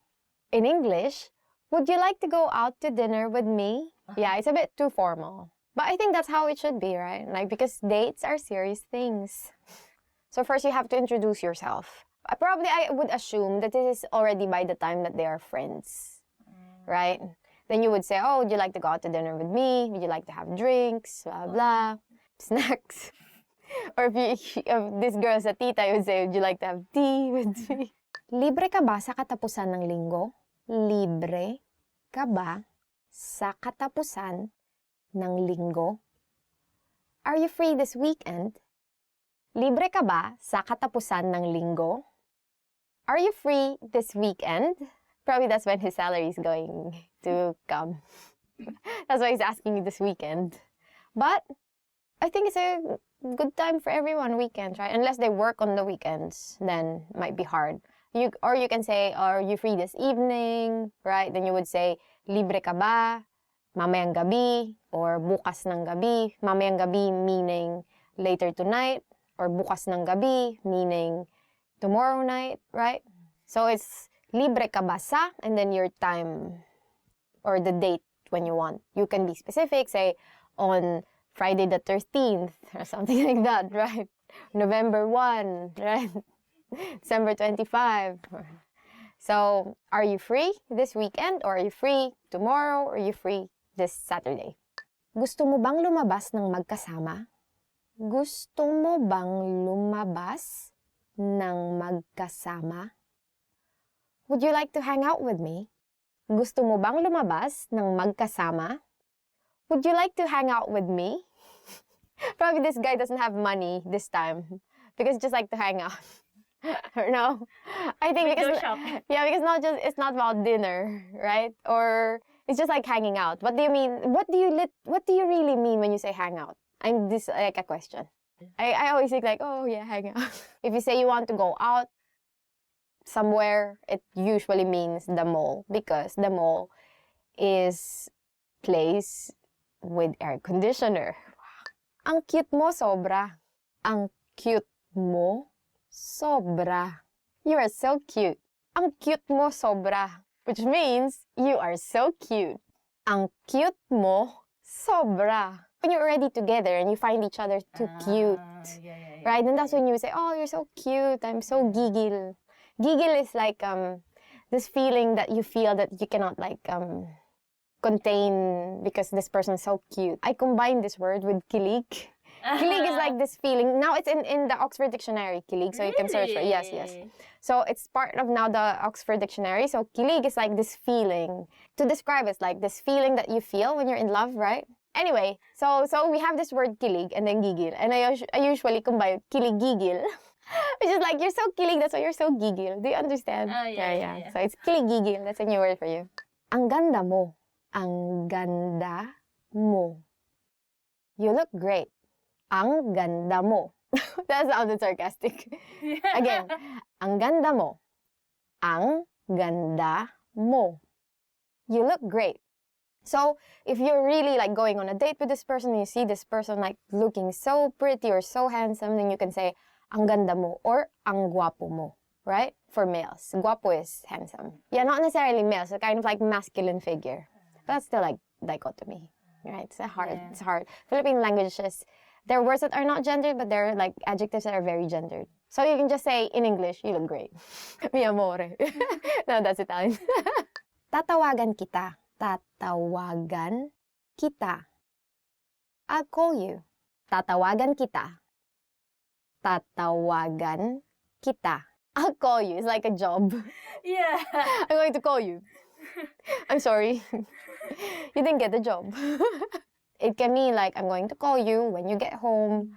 I'm going to call you before you sleep. I'm going to call you in the morning. So, kita is like a combined pronoun for me to you, something like that. So, it's almost literally like, I'm going to make a call from me to you, right? That's how it means. Ipag-drive na kita pauwi. Ipag-drive na kita pauwi. I will drive you home. Ipag-drive na kita pauwi. Ipag-drive na kita pauwi. I will drive you home. So this is if your boyfriend or girlfriend has a car to drive you home. Otherwise, you would have to walk home. No, you need a train. Get on the train, endure like a so long wait in the train, finally get home. I don't know, so hard. No, or you can take a cab. I mean, if you're an independent woman, do you need to be driven? No. Or your own bike. I have my own bike. Yeah. Anong oras tayo magkikita bukas? Anong oras tayo magkikita bukas? What time shall we meet tomorrow? Anong oras tayo magkikita bukas? Anong oras tayo magkikita bukas? What time shall we meet tomorrow? You already asked the person, do you want to hang out with me? The person said yes. Then now you would schedule the time. Because you have to be on time. Because you have to make good impressions, right? Because otherwise, sorry. So, how do you answer this? You can say, oh, let's meet at 9 a.m. If you're going for like to jog together, right? That's also a good like activity, like a couple activity, right? Or you can say, let's meet at 7 p.m. for dinner. So, you would say, magkita tayo ng alas 7 ng gabi. Or, in English, let's meet at 7 p.m. Pwede ba kitang makita muli? Pwede ba kitang makita muli? Can I see you again? Pwede ba kitang makita muli? Pwede ba kitang makita muli? Can I see you again? No. So, yeah, can I see you again? It's like you're asking for a second date, right? So after you get done the first date, then things are okay, you had a great evening, you can say, oh, can I see you again? Pwede ba kitang makita muli? What time shall we meet then tomorrow if you decide to have it tomorrow? Pwede ba tayong pumunta sa ibang lugar? Pwede ba tayong pumunta sa ibang lugar? Shall we go somewhere else? Pwede ba tayong pumunta sa ibang lugar? Pwede ba tayong pumunta sa ibang lugar? Shall we go somewhere else? So, what do you mean when you say go somewhere else? You have to be specific. Probably you're just like bored of the place where you're always going to. Or you want to go somewhere else, if you know what I mean. So it's up to you. You can use this. Go. Go ahead and multiply. Go. Malls in the Philippines are so fun. So that's it for the end of this lesson. Hope you learned something new. And where would you bring your date? How would you ask your date to date you? Where would you bring this person? So tell us in the comment section, and don't forget to like, subscribe to this channel, and visit FilipinoPod101.com to learn more Filipino. Hanggang sa muli! There's a joke in Filipino that when you say someone is cute, one of their legs is shorter. Do you know? I don't even know. I probably just this one of my friends. I don't know. Probably not your friends. Because you have this like.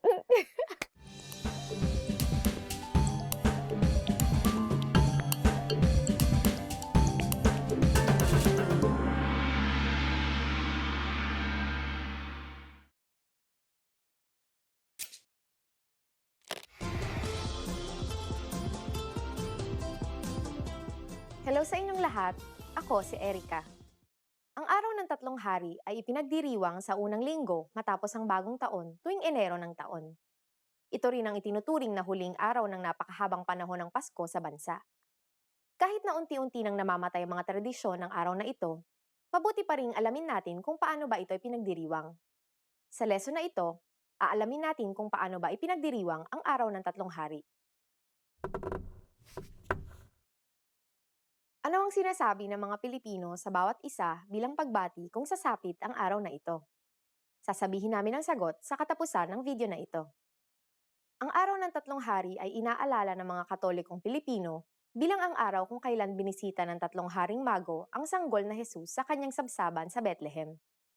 Kilala ang tatlong hari bilang sina Melchor, Gaspar at Baltasar na nagdala ng mga regalong ginto, kamanyang at mira. Sa maraming taon, pinaniniwalaan ng mga batang Pilipino na ang tatlong hari ang tagapagdala ng mga regalo.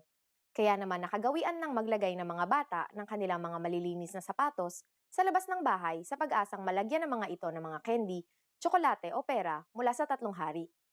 Ngunit dahil na rin sa impluwensya ng Amerika, napalitan ang paniniwalang ito ng paniniwala kay Santa Claus. Tulad rin ng paniniwala kay Santa Claus, sinasabihan ang mga bata na magbait at maging disiplinado para mabigyan ng mga regalo ng tatlong hari. Para maipakita ang kanilang disiplina, ang mga bata mismo ang naglilinis ng kanilang mga sapatos na inaasahan nilang malagyan ng mga regalo. Sa karaniwan, ang mga regalo ay natanggap sa araw ng Pasko, sa ika-25 ng Disyembre. Ngunit para sa ibang mga Pilipino, nakaugalian na nila na sa araw ng tatlong hari magbigayan ng mga regalo.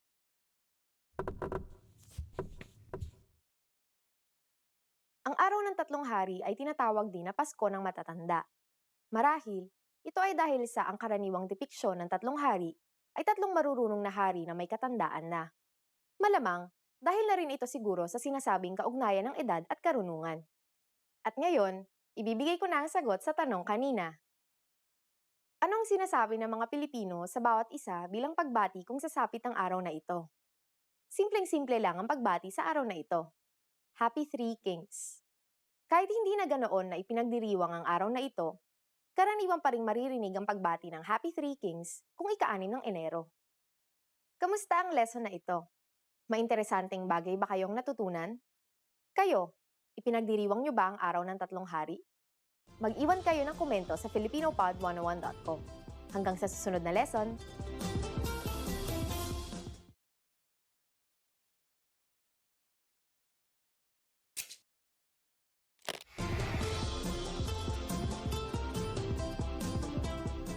Hello sa inyong lahat!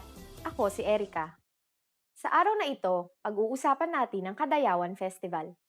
Ang pagdiriwang na ito ay ginaganap tuwing ikatlong linggo ng Agosto sa lungsod ng Davao. Ito ay pinagdiriwang bilang isang selebrasyon ng buhay, pagpapasalamat sa kalikasan, yaman ng kultura, at kasaganaan ng ani. Sa lesson na ito, tutuklasin natin kung paano nga ba pinagdiriwang ang Kadayawan Festival. Alam niyo ba kung saang salita hango ang pangalan ng pistang ito? Sasabihin namin ang sagot sa katapusan ng video na ito. Isa sa katangi-tanging aspeto ng piyestang ito ay ang kakayahan nitong pagbuklurin ng iba't ibang mga tribo ng Davao, gaya ng mga tribo ng Tausug, Maranao, Kagan at iba pa. Dito rin makikita ang yaman at tingkad ng kani-kanilang kultura. Ang pinaka-inaabangan sa selebrasyong ito ay ang huling 3 araw ng pagdiriwang. Isa sa mga mahalagang okasyon ay ang hiyas ng Kadayawan pageant. Sumunod dito ay ang indak-indak sa kadalanan. Isa itong kompetisyon ng sayaw na tinatanghal sa malaking kalsada ng lungsod ng Davao. Sa mga sayaw na ito, nagpapakita ng mga katutubong galaw ang mga nagpapakitang gilas na mga kalahok. Tampok rin sa mga sayaw na ito ang makukulay na costume ng mga mananayaw. Sunod naman ang Pamulak Kadayawan. Mayahalong tulad rin ito sa indak-indak sa kadalanan, ngunit naiiba ito sa laki at garbo ng mga kaganapan. Maliban sa mga sayawan, nariyan rin ang mga parada ng mga engrandeng karosa na puno ng mga bulaklak.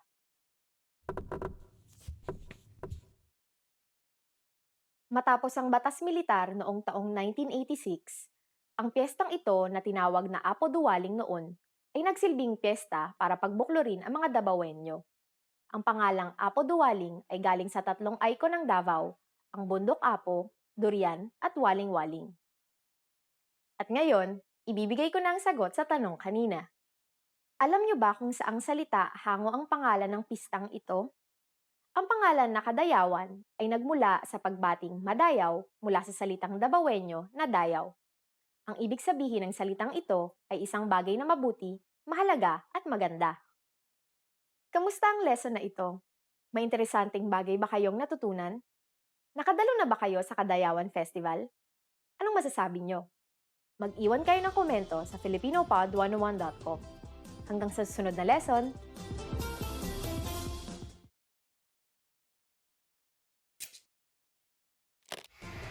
How are your Filipino listening skills? First, you'll see an image and hear a question. Next comes a short dialogue. Listen carefully and see if you can answer correctly. We'll show you the answer at the end. Are you ready? May isang babae at isang lalaki na tumitingin sa menu sa isang kainan. Ano ang o-orderin ng lalaki? Ano ang orderin mo? Mukhang masarap ang pizza. Sa palagay ko, yun ang o-orderin ko. Nagpizza ako kahapon. Kaya Okay, ano kaya kung hamburger? mukhang masarap. Sige, yun ang orderin ko. Ano ang o-orderin ng lalaki?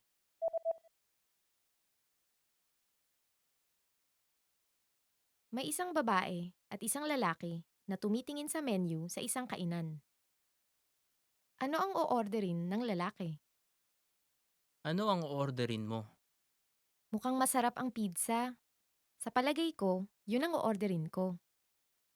Nagpizza ako kahapon.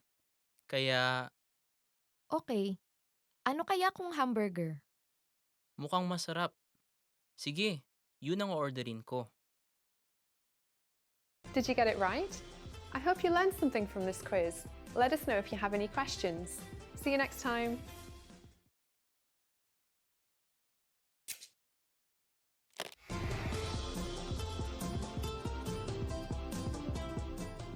Hello sa inyong lahat, ako si Erica. Ang Dinagyang Festival ay pinagdiriwang tuwing ika-4 na linggo ng Enero sa Iloilo bilang pagpupugay sa Santo Niño. Ang dinagyang ay isang salitang Ilonggo na ang ibig sabihin ay magdiwang at magkaroon ng kasiyahan. Ito ay isa sa mga pista na ginaganap para sa Santo Niño, kagaya ng ati-atihan ng Aklan at ng Sinulog ng Cebu. Paano ba ipinagdiriwang ang dinagyang? Malalaman natin iyan sa lesson na ito. Alam niyo ba na ang dinagyang ay mayroong mascot? Alam niyo ba kung ano ang pangalan nito? Sasabihin namin ang sagot sa katapusan ng video na ito. Unang tinawag ang dinagyang sa pangalan na Iloilo Ati-Atihan para pag-ibahin ito mula sa ati-atihan ng Aklan. Nagumpisa ito noong taong 1967 nang dalhin sa Iloilo ang isang replika ng Santo Niño mula sa Cebu. Sinalubong ng mga deboto ang imahen pagkalapag nito sa paliparan at ipinarada ito sa mga kalye ng Iloilo. Noong una, ipinagdiriwang lamang ito sa parokya, hanggang sa dumami na ang mga tribo na sumasali taon-taon at naging mas magarbo at mas masigla na ang mga naging selebrasyon. Isa sa mga pangunahing kaganapan ay ang kasadyahan. Ito ay isang dramatisasyon ng buhay ng mga Aita pagdating ng mga datu mula Borneo at ang sumunod na kolonisasyon ng mga isla ng mga Espanyol. Ginagawa ito sa pamamagitan ng sayaw. Tinuturing itong isang kultural na dance parade dahil sa naipapakita nito ang kultura at ilang bahagi ng kasaysayang Pilipino at dahil na rin sa kulay at ganda ng mga costume ng mga mananayaw. Ang mga pinakamahalagang batayan ng pagkapanalo sa kompetisyong ito ay ang tema ng dramatisasyon at galing sa pagsayaw. Lahat ng mga sayaw ay sinasayaw sa saliw ng tambol at lahat ng mga costume ng mga mananayaw ay yari sa mga katutubong materyales. Gaya ng ati-atihan ng Aklan, pinipintahan ng itim na mga mananayaw ang kanilang balat. Isa pa sa mga pinakaabangang bahagi ng dinagyang ay ang Iloilo Ati-Atihan Dance Competition. Sa kompetisyong ito, ang tema ng mga sayaw ay mga pantribong sayaw. Tunay ngang agaw atensyon nito dahil sa garbo ng mga costume at sigla ng bawat galaw ng mga mananayaw.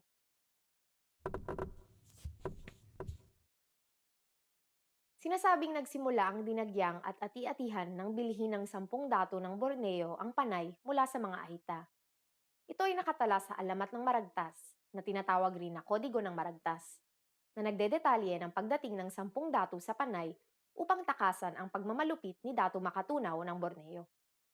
At ngayon, ibibigay ko na ang sagot sa tanong kanina. Alam niyo ba na ang dinagyang ay mayroong mascot? Alam niyo ba kung ano ang pangalan nito? Dagoy ang pangalan ng mascot ng dinagyang. Una siyang ipinakilala bilang opisyal na mascot ng dinagyang noong taong 2004.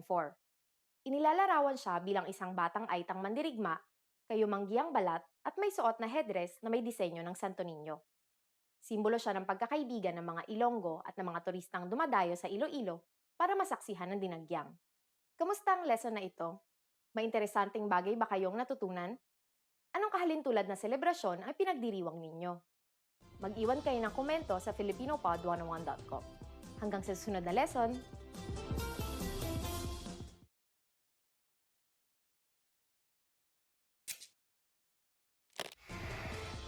Hi everyone, I'm Gabriella. How are your Filipino listening skills? In this video, you'll have a chance to test them out with a quiz. First, you'll see an image and hear a question. Next comes a short dialogue. Listen carefully and see if you can answer correctly. We'll show you the answer at the end. Are you ready? May isang lalaki na naghahanap ng regalo para sa kaarawan ng kanyang asawa sa isang tindahan ng alahas. Anong kwintas ang bibilhin niya? Ano pong maitutulong ko? Naghahanap ako ng regalo para sa kaarawan ng asawa ko. Anong maimumungkahi mo? Ano pong tingin nyo sa kwintas na ito? Mukhang medyo mahaba. Yung mga andito po kaya, mayroon kaming may bulaklak na palawit, mayroon ding isa na may puso. Naghahanap ako ng mas sopistikado ang dating. Magkano ang perlas na kwintas na andito banda? $5,000 po. Masyadong mahal. Okay, kukunin ko yung una. Sige po. Heto na. Anong kwintas ang bibilhin niya?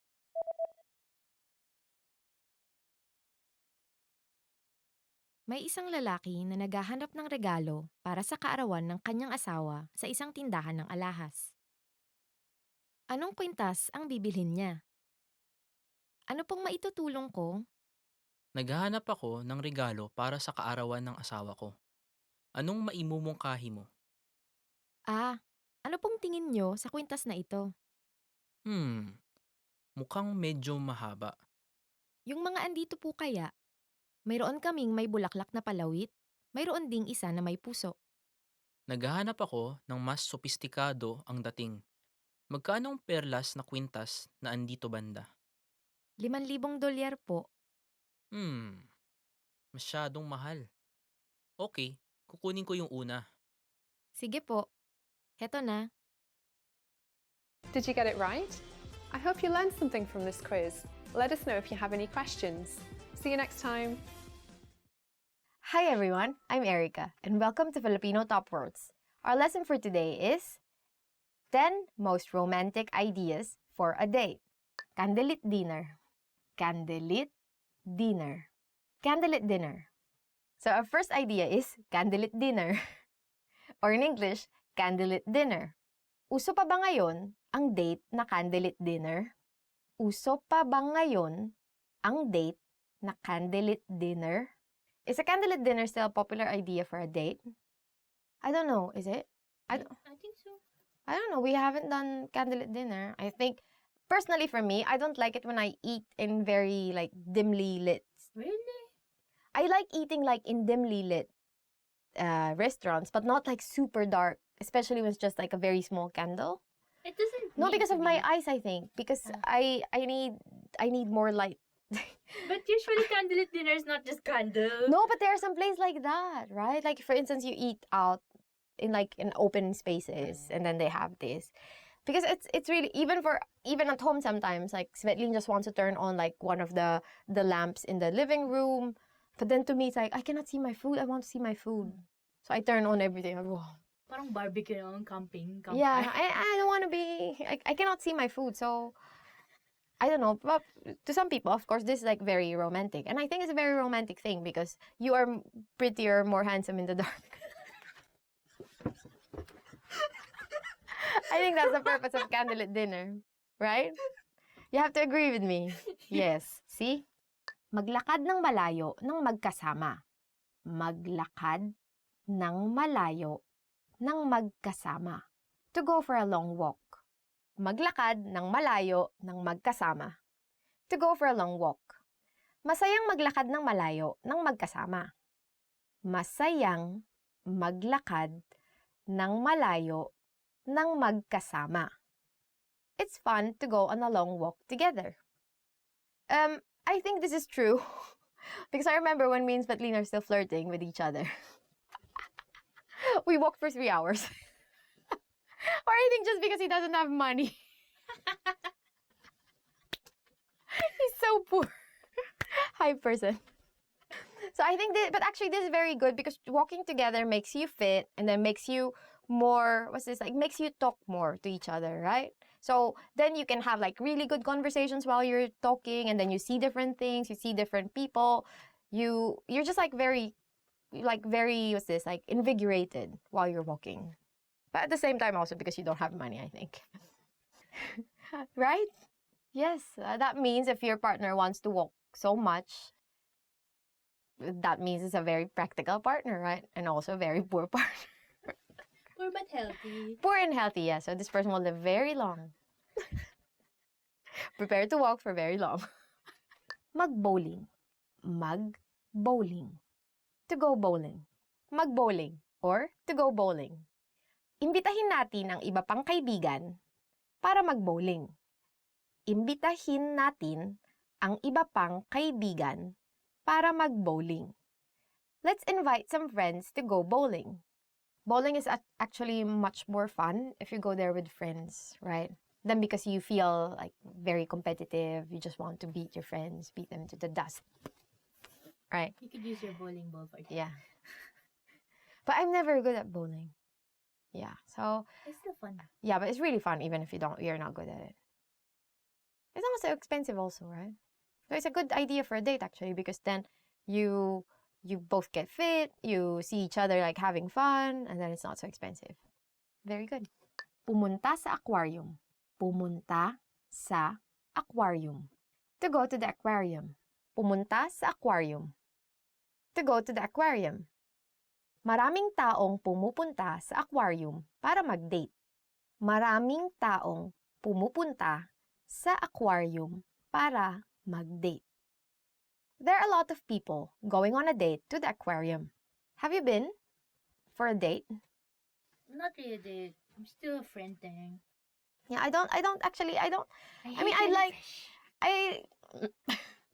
like seeing fish. I like eating fish. But I'm not like the type of person to actively go to an aquarium for a date. I think maybe it's also like it's kind of dark and like the water is like I am moving. It's very romantic, and then again in the dark you are both like more handsome and prettier, right? And then yeah. or at least you feel like you're prettier than the fish. The fish. Especially if it's a jellyfish. Or it's a blowfish. No, I think for many people, I think especially if you watch Japanese dramas, right? There's always like some scene in the aquarium, right? So, yeah, so probably I think it's a very, especially if it's a pretty aquarium, but if it's like a not so clean looking aquarium, probably not a good place to bring your date to. So, choose your aquariums. Pumunta sa opera. Pumunta sa opera. To go to the opera. Pumunta sa opera. Or, to go to the opera. Mahilig si Maria sa opera songs, kaya pumunta sila ni Ibarra sa opera. Mahilig si Maria sa opera songs, kaya pumunta sila ni Ibarra sa opera. Maria likes opera songs. That's why she and Ibarra went to the opera. But in the Philippines, we don't have so much. There are theaters, of course, right? We can go to the theater, watch a play, right? See musical. Musical. But opera, we don't really have opera. But before, I think in the history, you had like zarzuela, like really old types of opera, zarzuela or vaudeville, right? Those kinds of older ones.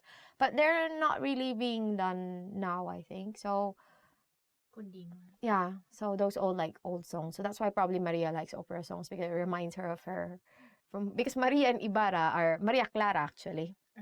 And Ibarra are characters from a novel by our national hero Jose Rizal.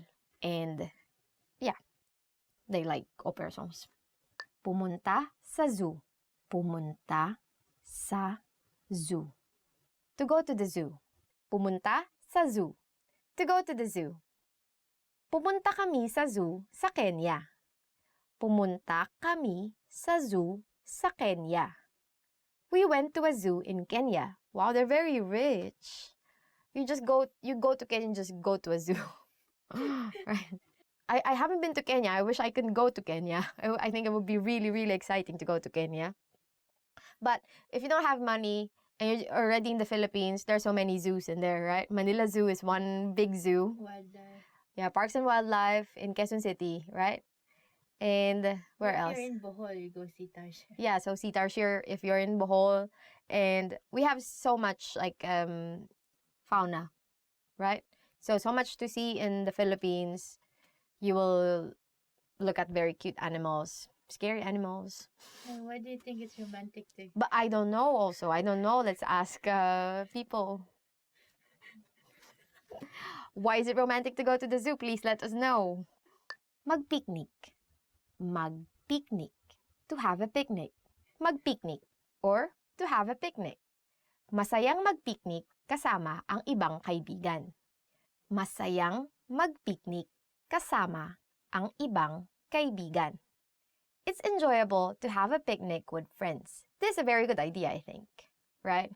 Then because I think if you're just like in the beginning of your dating, then you can see how this girl or this guy interacts with your friends. And it's a good, I think it helps you understand more if you're really going to be like good with this person, like good together with this person or not. It's judgment time. Yeah, and then at the same time, this is very affordable. Picnic is very affordable. Just like bring some stuff to eat, enjoy the weather, and then just have nice conversations with your friends, right? So I think it's a very good idea. And bring the guitar. Yeah, and then in the Philippines, actually, you bring a guitar because everyone likes to sing, right? And then just someone would be playing music and then you start singing, right? That's very, very nice. Then where can you have a picnic? Luneta Park, Quezon City Circle. In Luneta Park, you can have a very nice picnic there. But usually I go there with, I think, there were some mornings when I was a kid that Papa would just bring us all, me, Gilio, Mama, Eric. And then he would just take us to Parks and Wildlife and just have some picnic there. But usually we only have plantains. It's his favorite. He just boiled plantains and then we have it in the car and we're like, are we going to eat anywhere? And he will say, here's plantain. Okay. Maghapunan at manood ng pelikula. Maghapunan at manood ng pelikula. To have dinner and see a movie. Maghapunan at manood ng pelikula. To have dinner and see a movie. Magandang ideya ba ng date ang maghapunan at manood ng pelikula? Magandang ideya ba ng date ang maghapunan at manood ng pelikula? Is having dinner and seeing a movie a good idea for a date?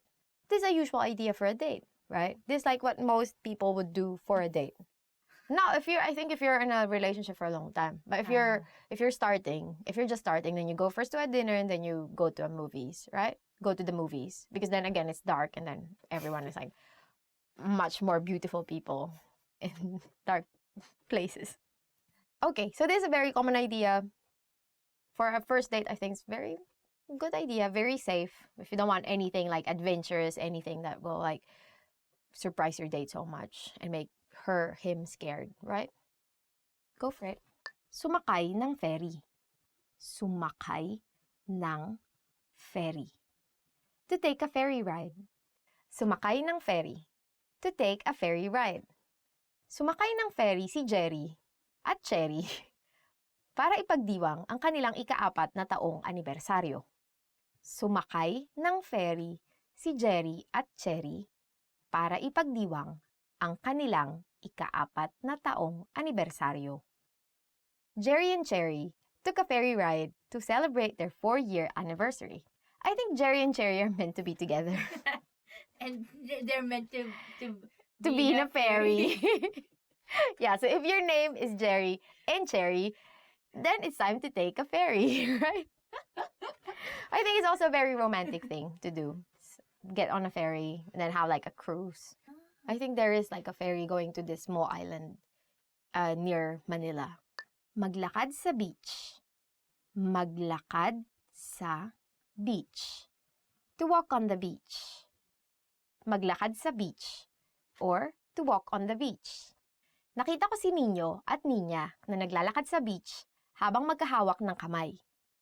Nakita ko si Nino at Ninya na naglalakad sa beach habang magkahawak ang kamay.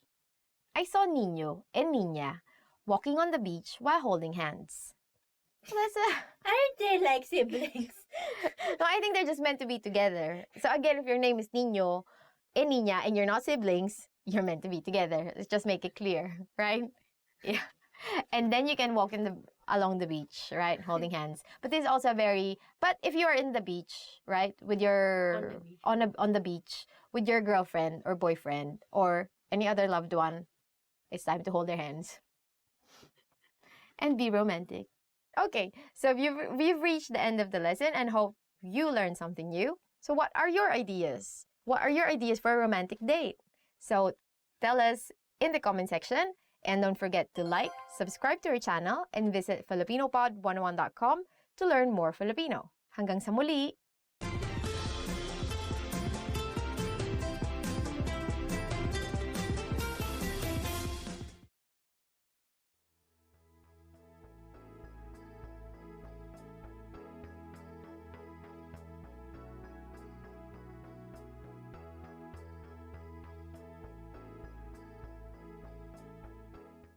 You are at a bus terminal where you're attempting to buy a ticket from a ticket counter. There are 4 different counters.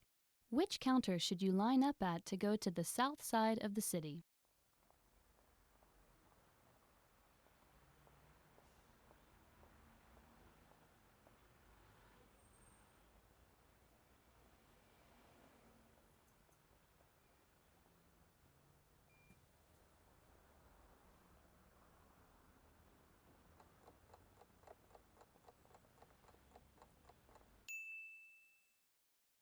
Which counter should you line up at to go to the south side of the city?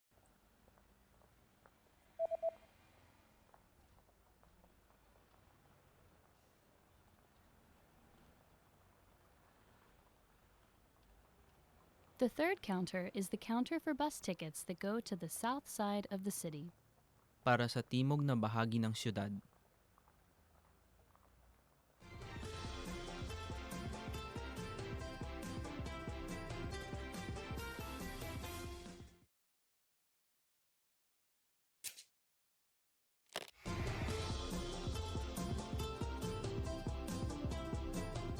Hello sa inyong lahat, ako si Erica. Pag-uusapan natin ngayon ang isa sa mga piyesta sa Pilipinas na kilala bilang Piyesta ng Mga Ngiti, ang Mascara Festival. Ito ay pinagdiriwang sa Bacolod, Negros Occidental, tuwing ikatlong linggo ng Oktubre, sa araw na pinakamalapit sa ika-19 ng Oktubre. Sa lesson na ito, aalamin natin kung paano ipinagdiriwang ang Mascara Festival.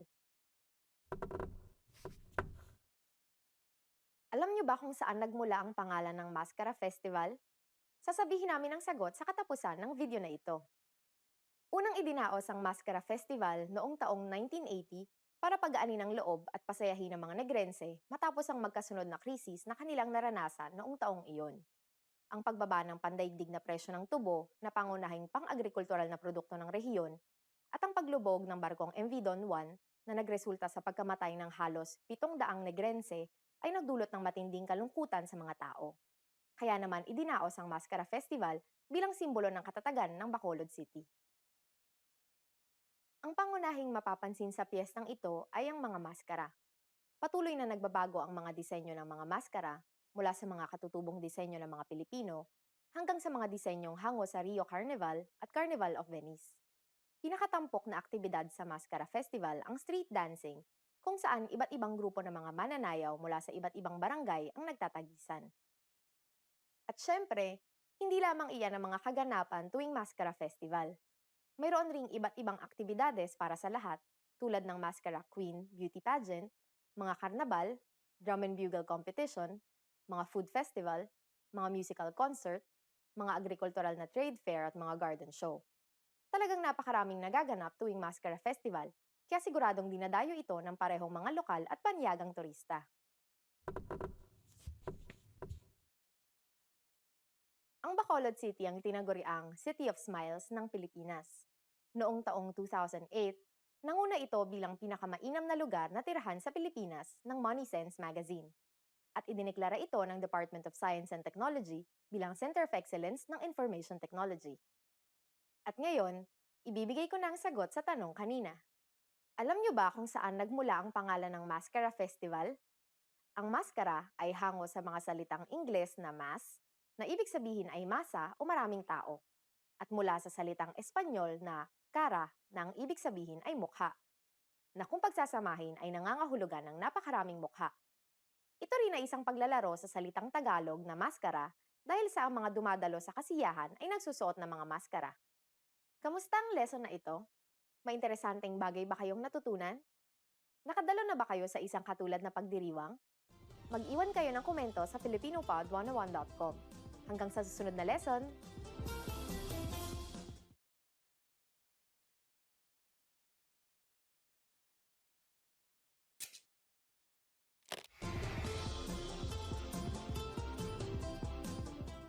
Hello sa inyong lahat, ako si Erica.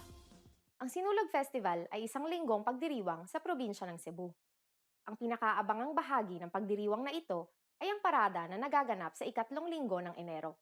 Ang pistang ito ay kilala bilang isa sa pinakamalaking pista at kasiyahan sa buong bansa. Sa paradang ito, lahat ng tao ay sumasayaw kasabay ang kumpas ng tambol bilang pagbibigay galang sa Santo Niño. Alamin natin ang mga kaganapan sa pistang ito.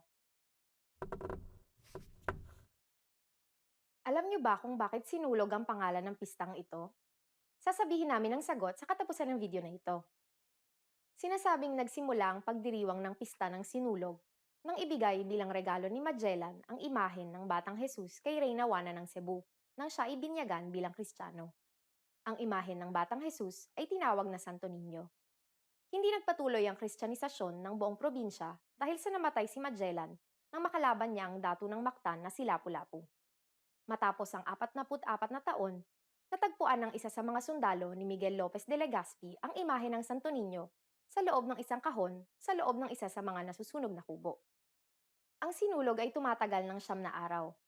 Dahil sa ang araw na ito ay iniaalay bilang araw ng pasasalamat sa Santo Niño, sinisimula ng selebrasyon sa pamamagitan ng pagkakaroon ng mga misa mula alas 4 ng umaga.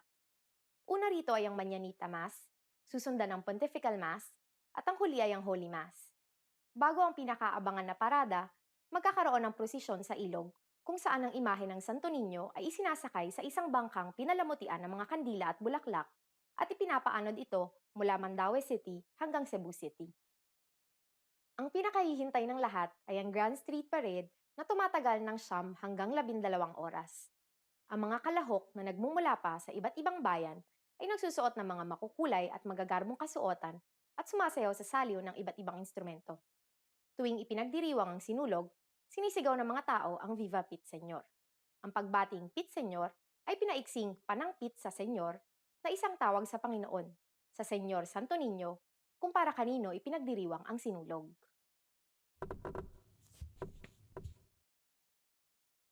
Ang sayaw na binubuo ng 2 hakbang paharap at 1 hakbang palikod ay unang sinayaw raw bilang pasasalamat sa mga anito.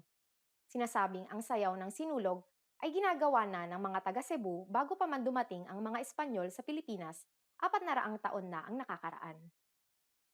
At ngayon, ibibigay ko na ang sagot sa tanong kanina. Alam niyo ba kung bakit sinulog ang pangalan ng pistang ito? Ang salitang sinulog ay nagmula sa salitang Bisaya na sulog. Ang ibig sabihin ng salitang ito ay parang agos ng tubig, na maihahalin tulad sa daloy ng galaw sa sayaw ng sinulog. Kamusta ang lesson na ito? May interesanteng bagay ba kayong natutunan? Anong pista sa inyong bansa ang kagaya ng sinulog? Mag-iwan kayo ng komento sa filipinopod101.com. Hanggang sa susunod na lesson!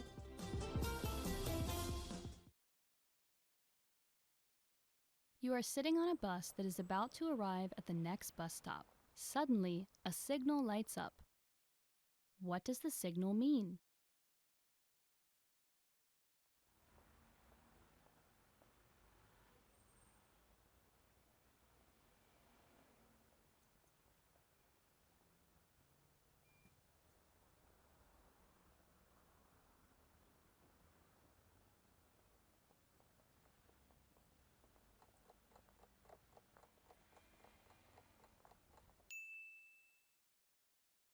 What does the signal mean?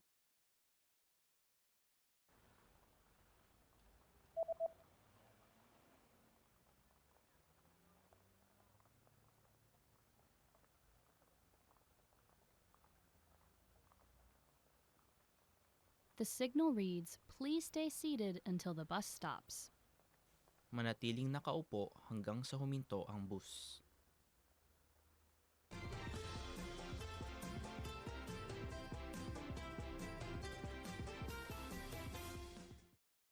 Hi everyone! Do you know the 1,000 most useful phrases in Filipino? In this lesson, you'll be able to know all of them. So sit back, relax, and have a cup of tea as you listen and learn. Saan ba ang banyo? Mawalang galang lang po. Galing. May reservation ako. Magkano to? Ano ito? Salamat! Talaga? Pwede nyo ba akong bigyan ng discount? Libre ba ang wifi? Pwede ka naman kunyang, Bi? Meron ba kayong marirecommend? Pwede ko bang isukat ito?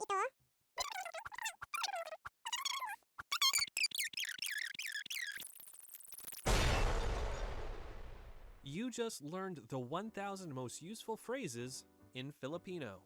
And if you're interested in learning more, try learning the Core 2000 word list. With this, you'll understand 95% of the language, and best of all, this is not a joke. Check out the description below and go to filipinopod101.com now. See you next time.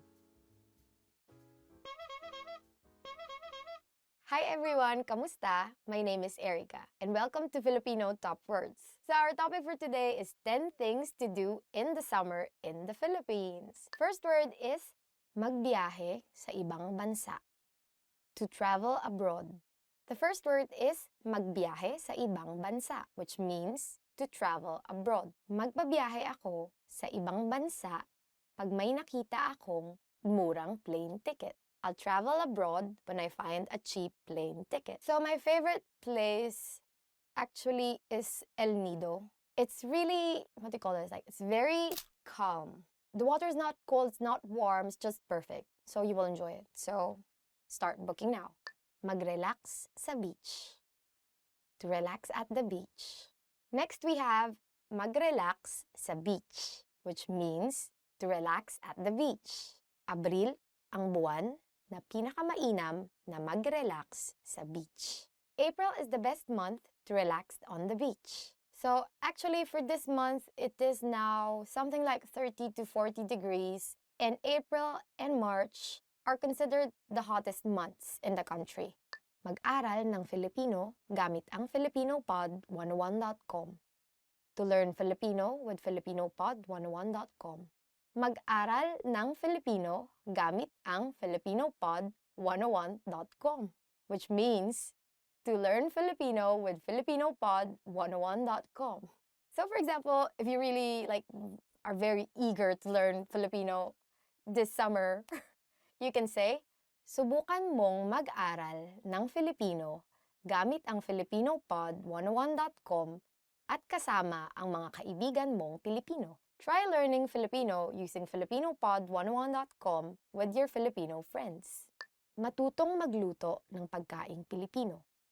To learn to cook Filipino food.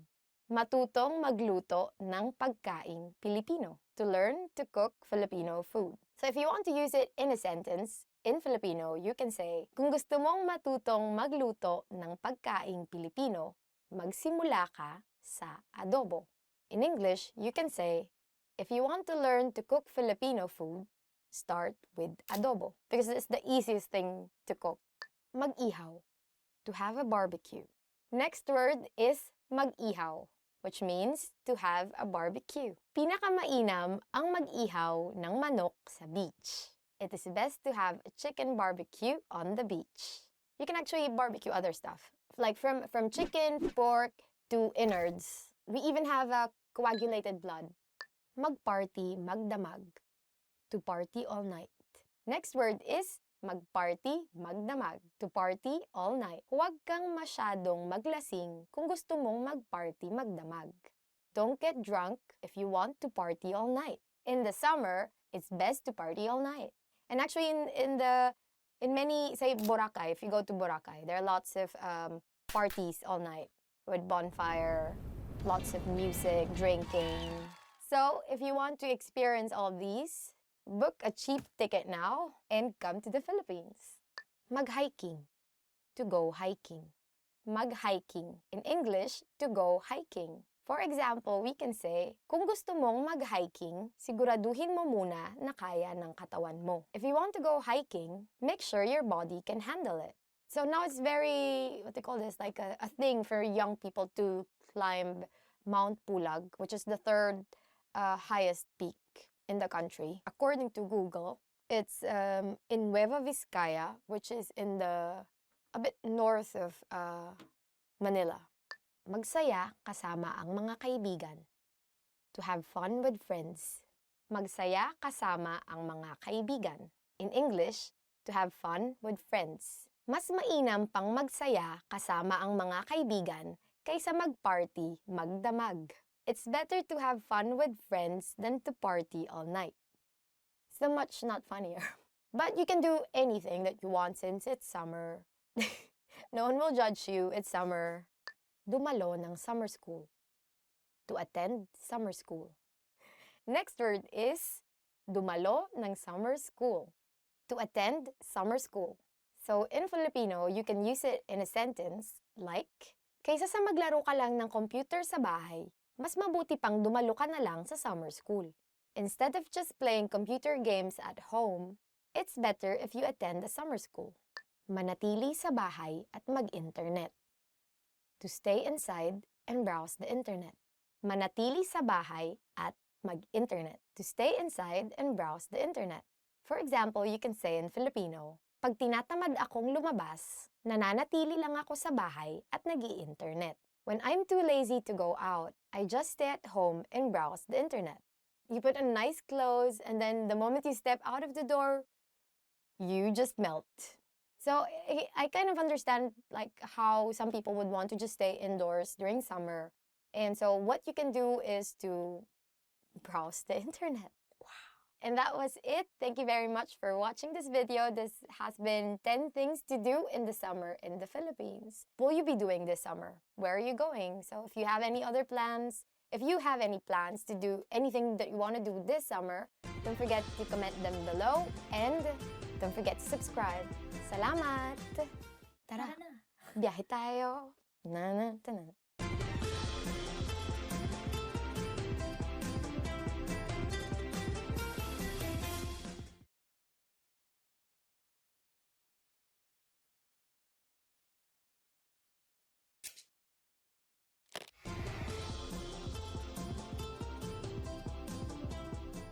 Hello sa inyong lahat. Ako si Erika. Ang Ati-Atihan Festival ay pinagdiriwang tuwing ikatlong linggo ng Enero. Ito ay ginaganap sa Kalibo sa probinsya ng Aklan. Sa pagdiriwang na ito, inaalala at binibigyang papuri ang Santo Niño. Sinasabing ang mga pista ng Sinulog ng Cebu at Dinagyang ng Iloilo ay hango sa pagdiriwang na ito. Sinasabing ito ang pinagmulan ng maraming mga kapistahang Pilipino. Sa lesson na ito, malalaman natin kung paano ipinagdiriwang ang Ati-Atihan Festival. Alam niyo ba kung ano ang ibig sabihin ng salitang ati-atihan? Sasabihin namin ang sagot sa katapusan ng video na ito. Sinasabing nagsimula ang pagdiriwang nang dumating sa isla ng Panay ang 10 datong tumakas mula sa Borneo kasama ang kanilang mga pamilya, alipin at mandirigma sa Kayang Balangay. Kapalit ang isang gininto ang salakot at iba pang mga yaman, binili nila ang lupa mula sa mga katutubong nakatira doon. Matapos ang palitan, nagkaroon ng kasiyahan at pagdiriwang. Nang masakop at naging katolikong bansa ang Pilipinas, binigyan ng Kristiyanong kahulugan ang pagdiriwang. Sinasagawa ang pagdiriwang sa loob ng isang linggo. Nag-uumpisa ang pagdiriwang sa isang misa. Nagbubukas sa mga pagdiriwang sa ikalawang araw sa isang prosesyon habang dinadasal ang rosaryo at natatapos ito sa isang misa. Sa gitna ng linggo, nagkakaroon ng masiglang parada kung saan ang 17 bayan ng Aklan ay nagpapakitang gilas ng kanilang katangi-tanging kultura, sayaw at galing. Pero hindi lamang kultural ang mga pagdiriwang sa Ati-Atihan. Dito, mayroon ring mga pagtatanghal ng mga lokal na banda at mga artista gabi-gabi para rin makilala ang popular na kultura ng Pilipinas. Karaniwang sinisigaw ang halabira habang pinagdiriwang ang Ati-Atihan Festival. Sa huling araw ng pagdiriwang, makikita ang pinakaabangang sayawan at parada ng mga nakapintang mga mananayaw, suot ang kanilang mga magarbong costume, at sumasayaw kasabay ang kumpas ng mga tambol. Pati ang mga manonood ay inaanyayahang sumali sa sayawan. Natatapos ang pagdiriwang sa isang prosesyon kung saan nagdadala ang mga gustong lumahok ng mga kandila at ng mga iba't ibang imahe ng Santo Niño.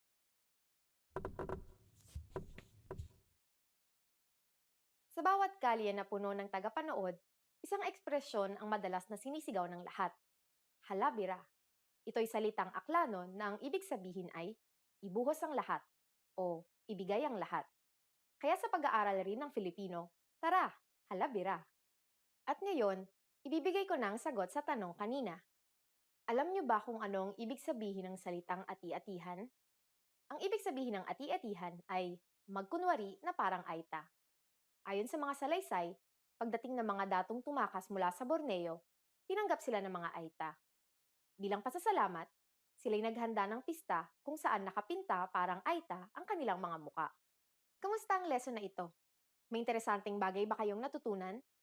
Nasubukan niyo na bang sumali sa isang pistang gaya ng Ati-Atihan Festival? Mag-iwan kayo ng komento sa filipinopod101.com. Hanggang sa susunod na lesson! Trying to learn Filipino? You need a filipinopod101.com free lifetime account. It's one of the most powerful language learning tools you can command, and signing up takes less than 7 seconds. So what exactly do you get that makes it so special? First, new lessons are published every week, and you get them for free. Enjoy learning with fun and effective audio and video lessons with real teachers. Make the most of your study time as our teachers help you hack Filipino and get you speaking in minutes. Second, free instant access to the first 3 lessons of every lesson series. Explore and try any lesson series that interests you, from beginner to advanced. Find teachers you love and lessons for your goals. Third, learn Filipino anywhere, anytime with the free companion app. Download it now for free for the iPhone, iPad, or any Android device, and have instant access to your free lifetime account and lessons anywhere, anytime. Fourth, boost your vocabulary with the free word of the day. Every day, receive 1 new word in your inbox that you can master in seconds. Want even more words? 5. Get complete access to our word and phrase lists. Wow native Filipino speakers with cool, topical, and seasonal words and phrases from our lists. And finally, number 6, the best for last. 7 days of unlimited access to our entire library of audio and video lessons. Premium study tools like line-by-line audio, word bank, and smart flashcards to help you learn lightning fast. Get your free lifetime account right now at filipinopod101.com. Sign up in less than 7 seconds. And the account is yours for free for life. So what are you waiting for? Get yours now.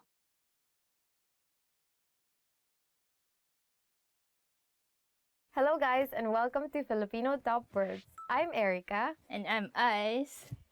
And for today, we will learn about the 10 reasons to learn Filipino. Filipino! Ano ba yun? Just stop. Ako muna, ikaw. Ikaw Wait, muna.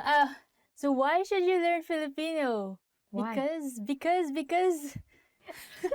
Number 1 reason is because ito ay isang magandang wika. It's a beautiful language. Ito ay isang magandang wika. Or, in English, it's a beautiful language. Is it? Is it?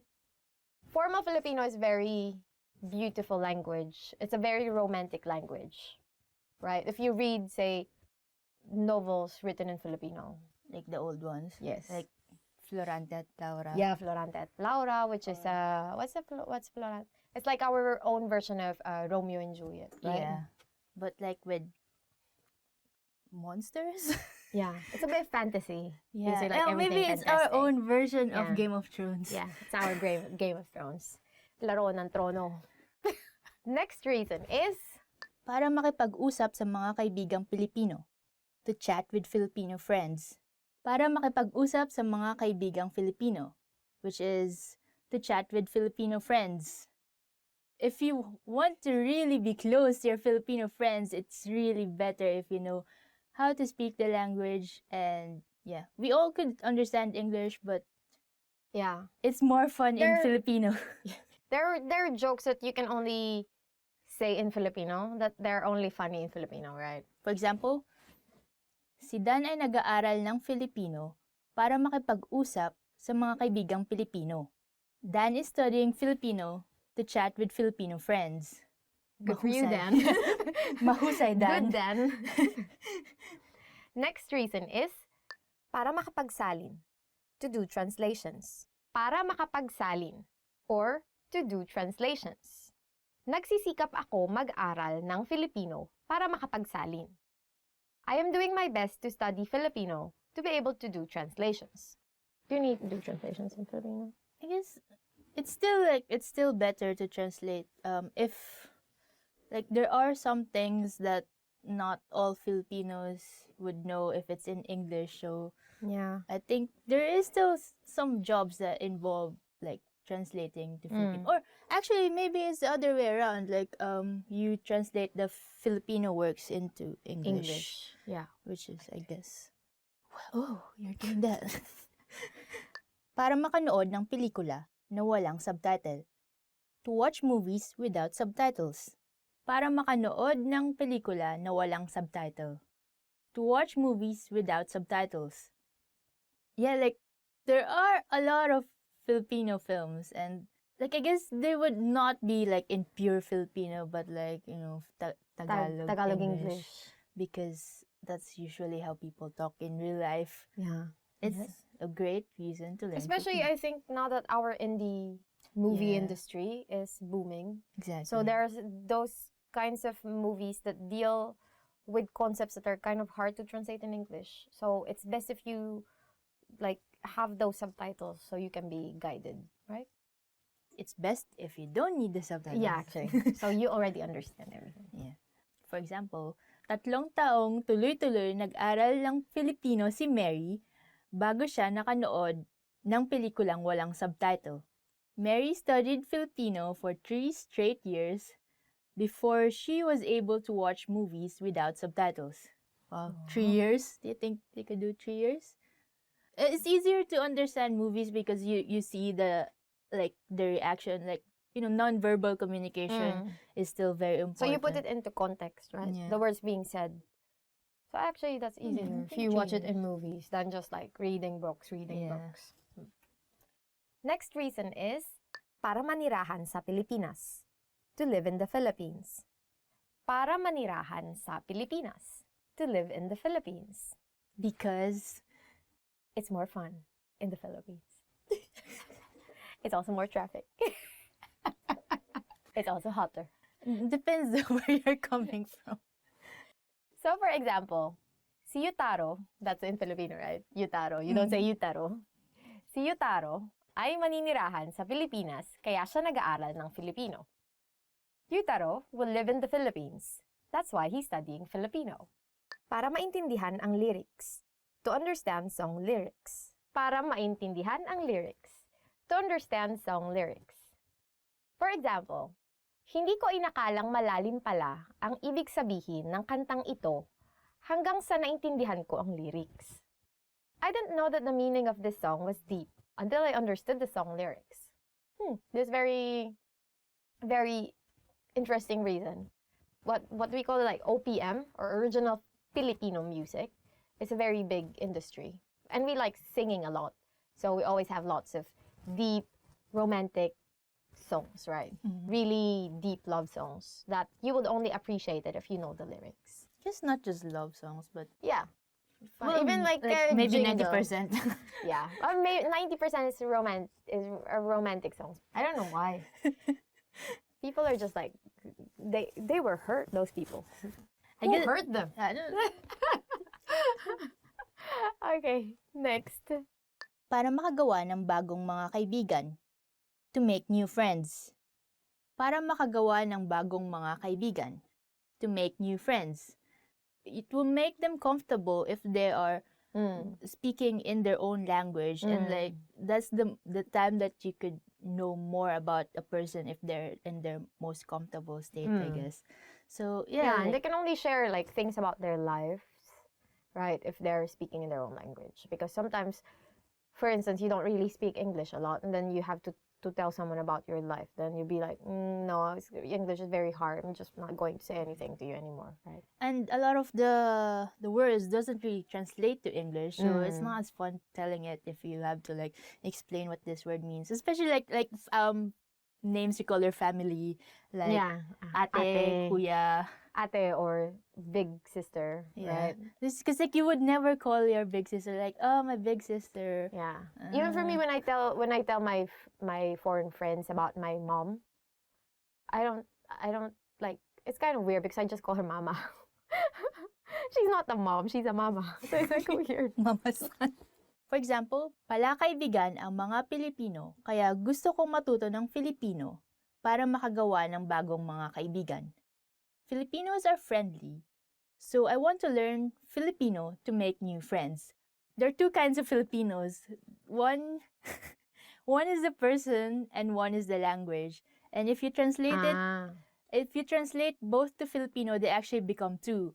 Filipino is the person and Filipino with Is the the F language. is the language. Yeah. So you have to be careful with that because they're both Filipinos in English, but they become Filipino and Filipino in Yeah. Filipino. In the same way that Philippines, it's not with an F, right? It's a PH. But if you make it into Filipino, you would say Pilipinas, which is with a P.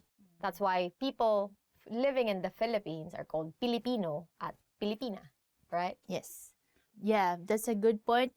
Do not spell Filipino with a PH. Yes. It's F. Yeah. Para makapagnegosyo sa mga kumpanya sa Pilipinas. To do business with Filipino companies. Para makapagnegosyo sa mga kumpanya sa Pilipinas. To do business with Filipino companies. Balak palawakin ng boss ang kumpanya sa Pilipinas, kaya mag-aaral ako ng Filipino para makapagnegosyo. My boss plans to expand the company in the Philippines. That's why I will study Filipino in order to do business. I guess this is one major reason for people to learn languages is for business. It's the same thing like we've been saying. If you don't get the inside jokes, then you also don't get the inside deals. Like making friends is one thing. Doing business is another. Because doing business actually involves money. So for you not to lose any money in this business, then you better do your research. Yeah. And study your language. Para makapasok sa graduate school sa Pilipinas. To go to a graduate school in the Philippines. Para makapasok sa graduate school sa Pilipinas. To go to a graduate school in the Philippines. Para makapasok sa Universidad ng Pilipinas, nagsisikap si Jane mag-aral ng Filipino.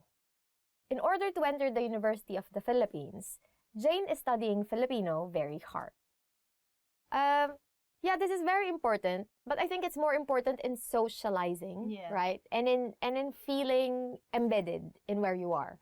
But it's not really important, I think, in attending classes in the university because in where we went to, in the University of the Philippines, the classes are in language. Obviously they're in language. The classes are in English, right? Yeah. And so you can go to, well, of course, your classmates and your teachers will speak Filipino. But everything is in English. Your textbook, your reading materials. I guess there are some subjects which are in Filipino. Yeah, in Filipino, of course, like Humanidades. Yeah. But like, sometimes your teacher would still accommodate you and speak English most of the time if need be. But yeah, it's still important to learn Filipino if you want to like not be an outcast. Yeah, so if you want, because that's very important in university life, right? For you to enjoy university life. So now that I'm in the University of Tokyo, I'm so happy because I don't speak Japanese so much and I don't have friends. Okay, next. Okay, next. Para magkaroon ng Pilipinong kasintahan, to have a Filipino lover, you definitely want to learn Filipino if you want to have a Filipino lover, or in Filipino, para magkaroon ng Pilipinong kasintahan. For example, nagsisikap si Rudy mag-aral ng Filipino para magkaroon siya ng Pilipinong kasintahan. Go, Rudy. Go. I support you. Rudy is trying hard to learn Filipino so that he could have a Filipino lover. Yeah, I guess... Go, Rudy. Go, Rudy. Go, Rudy. Oh my God. It's going to help you actually because they would think you're cute, right? Yeah. That they would think you're trying. It's not so much that you really need to be fluent in the Filipino, but the idea is that you are trying and that speaks a lot about you. Yeah, definitely. And the most important thing is when you start fighting, they will definitely turn back to their language, right? Because they're really mad. So if you're really mad, then you will start speaking your own language. So for you to understand what they're babbling about, better learn the language. That's enough reason. Yeah. Okay, that's it. Thank you for tuning with us today. Thank you for watching this lesson in Filipino. Oh my God. Filipino top words. What is your reason for studying Filipino? Yeah, please tell us in the comments. And if there are things here that you want to be clarified, I don't know. Yeah, don't hesitate to put them down below. And like and subscribe to our channel. If you need tips to have a Filipino lover, write them down. Right? Yeah. Ice will help you. No. And if Visit FilipinoPod101.com for more Filipino lessons. Yeah. Thank you. For more Erica, more Ice. Hanggang sa muli. Hanggang sa muli. Paalam.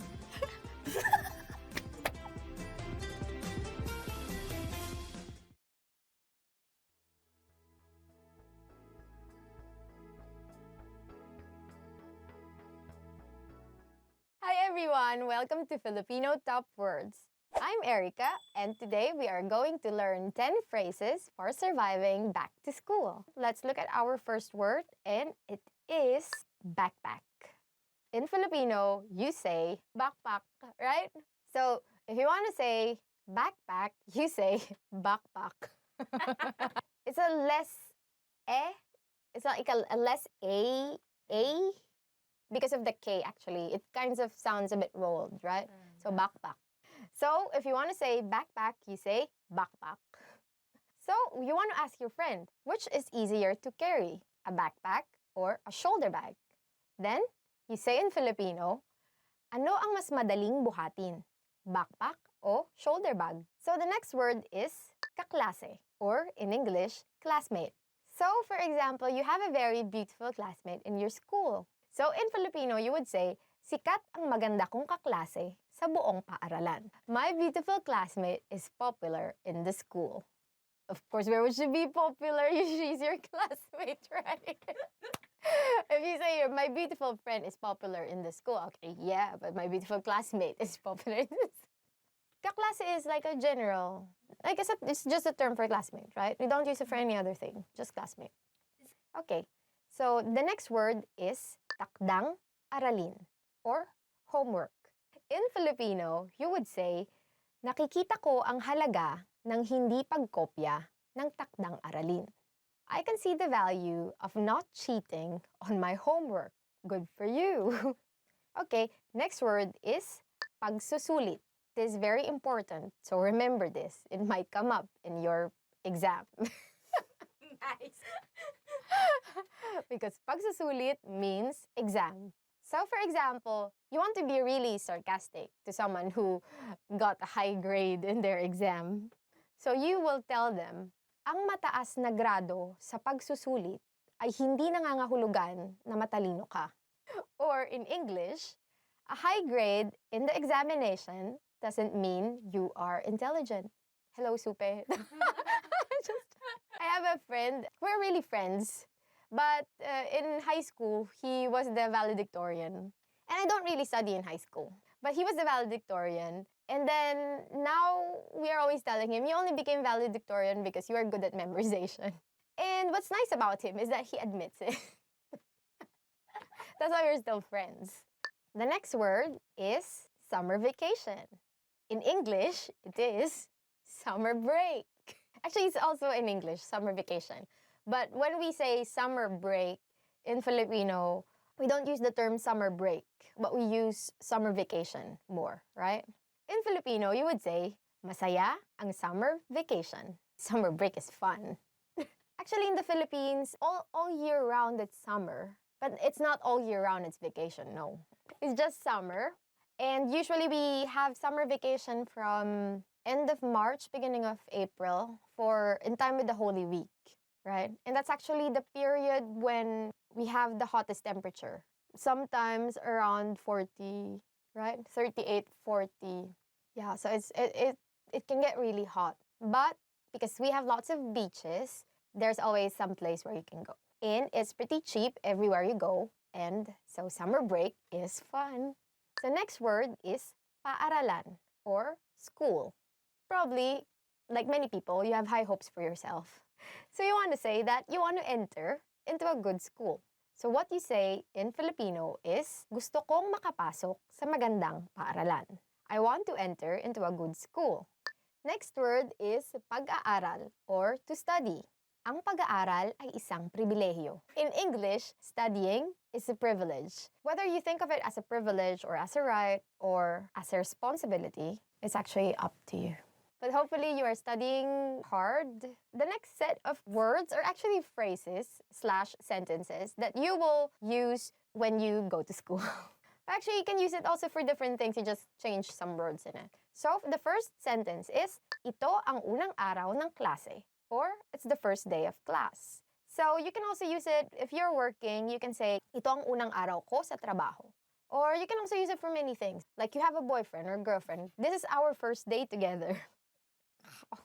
So, you can say, it's our first day together. Ito ang unang araw namin.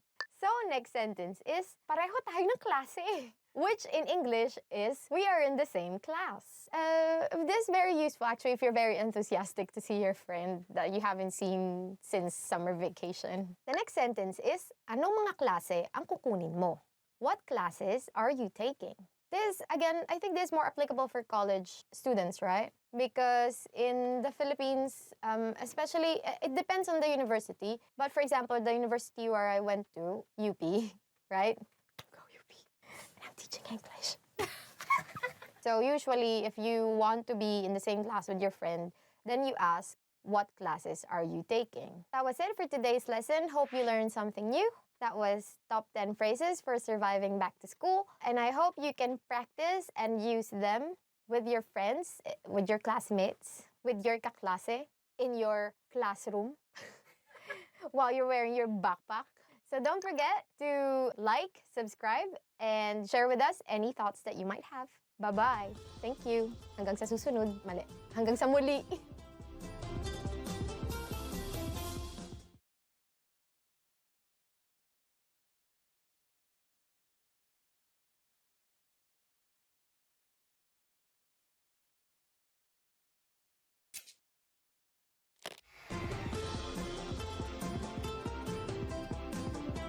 Hello sa inyong lahat.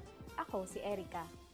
Pag-uusapan natin ang Panagbenga Festival na ipinagdiriwang buong buwan ng Pebrero.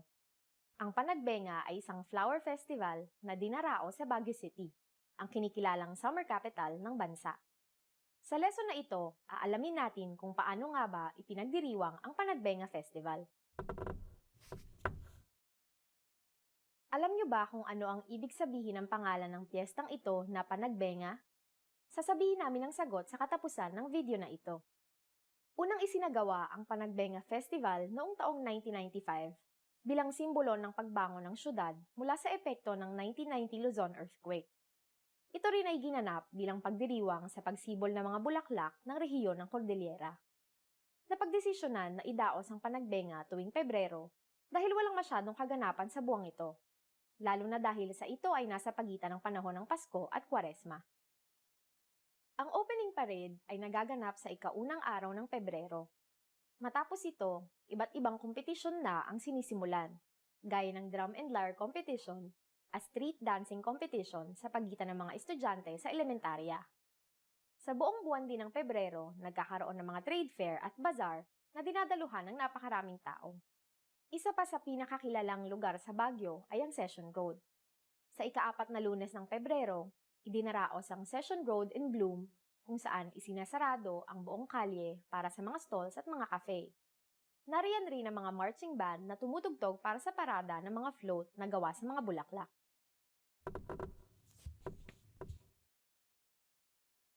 Alam niyo ba na noong unang idinaos ang Panagbenga, ipinagdiwang lamang ito sa loob ng 10 araw?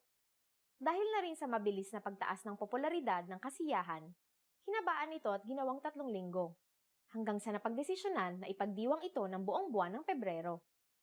At ngayon, ibibigay ko na ang sagot sa tanong kanina.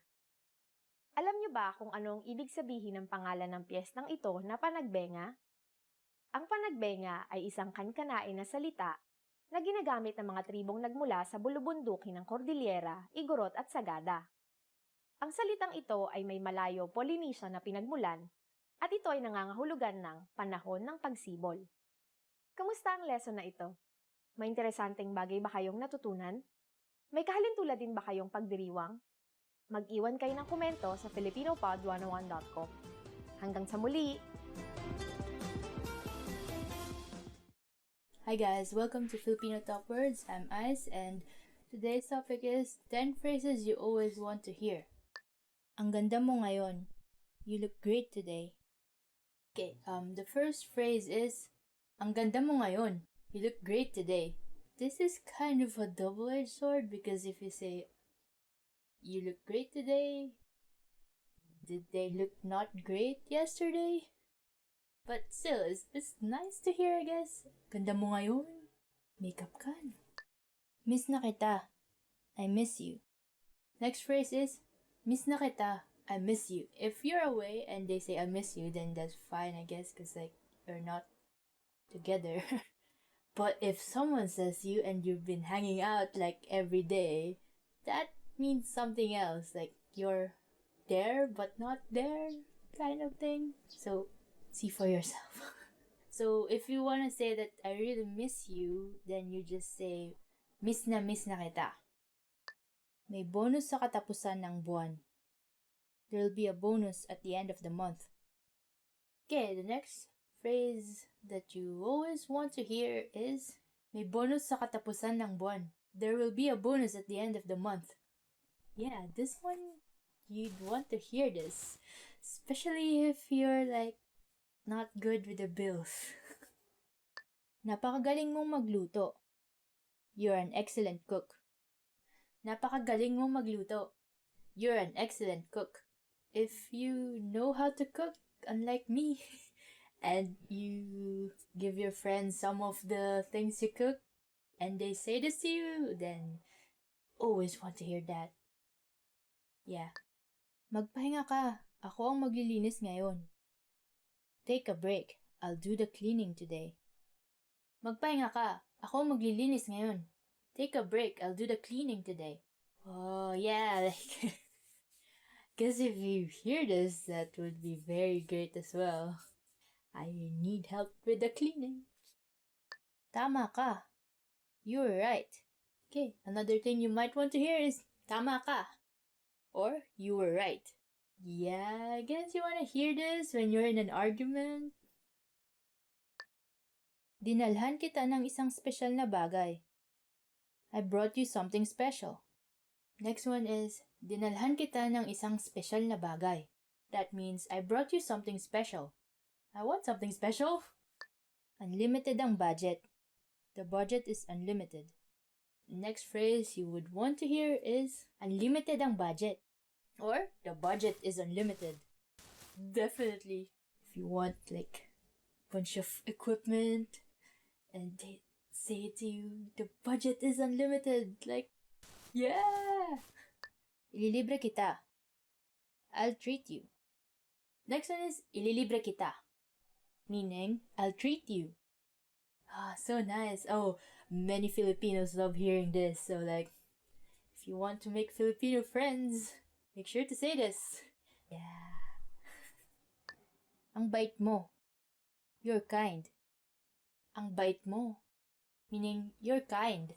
Sometimes it's nice to know that like your kindness is being appreciated. So like if someone says this to you, then you'll feel happy, I guess.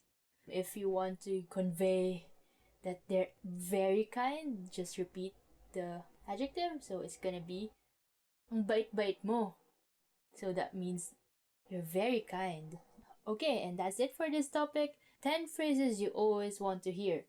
And if you like this video, press the thumbs up button and subscribe to our channel somewhere. To learn more Filipino, please go to filipinopod101.com and I'll see you next time. Salamat, thank you, paalam.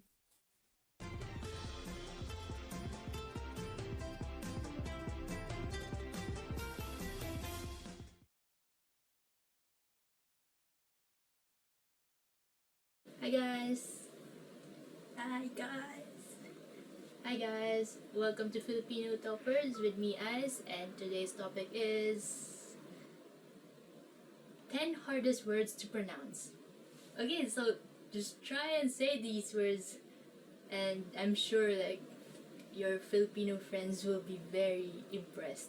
Try practicing these words so you can pronounce it properly. Baba baba, going down. This first one is actually a sentence and it's just made of one syllable, which is ba. So it goes baba baba, it means going down.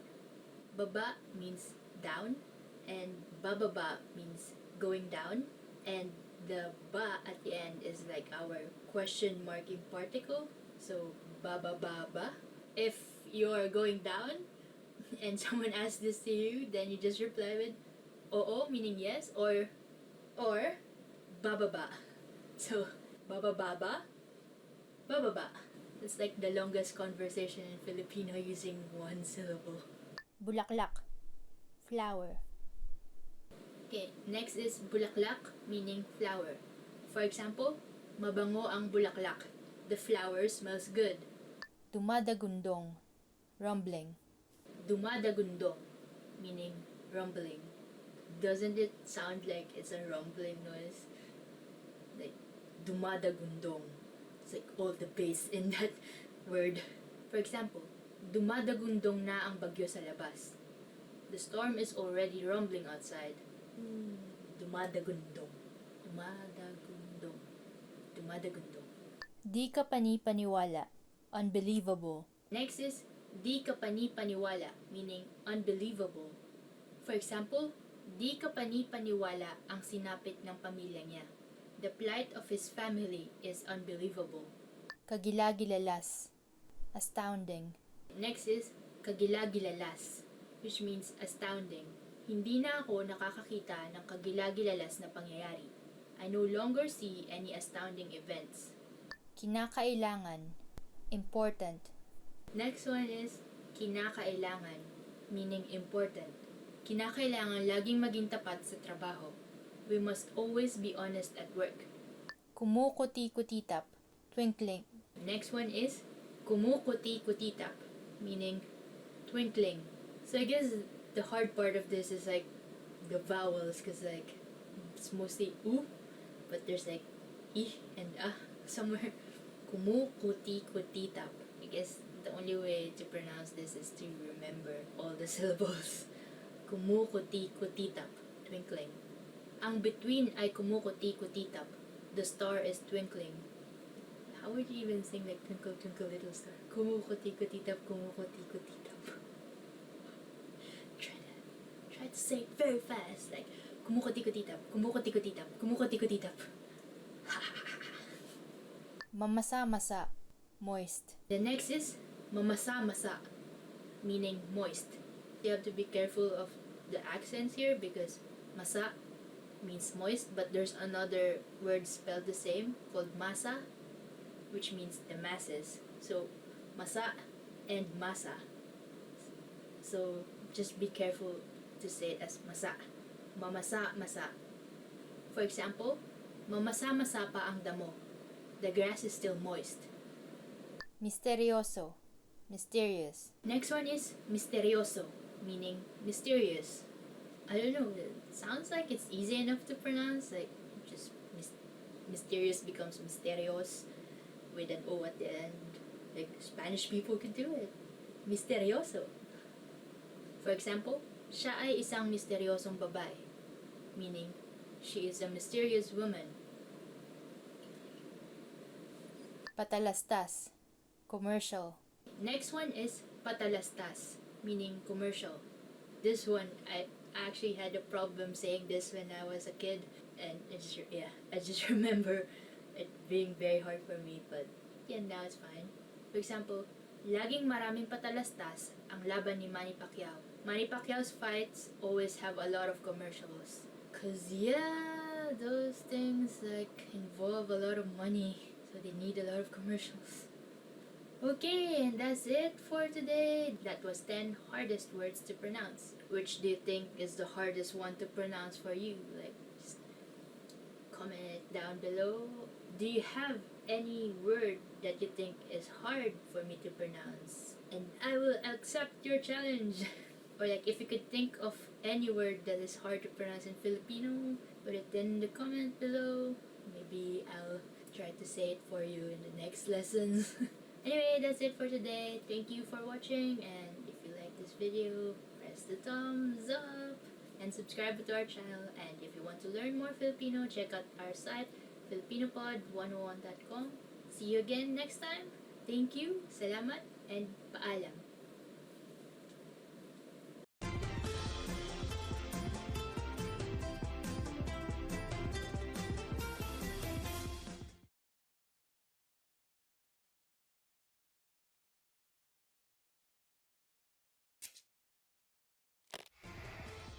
Hi everyone, I'm Gabriella. How are your Filipino listening skills? In this video, you'll have a chance to test them out with a quiz.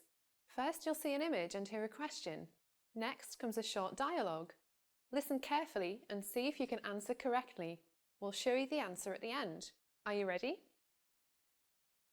May isang babae na nagtatanong sa salesman sa isang tindahan ng libro. Anong libro ang gustong makita ng babae? Mawalang galang lang, gusto ko sanang makita yung libro sa istanteng iyon. Anong librong gusto mo?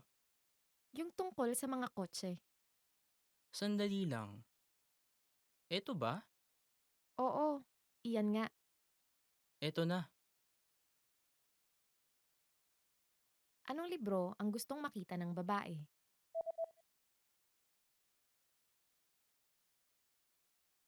May isang babae na nagtatanong sa salesman sa isang tindahan ng libro.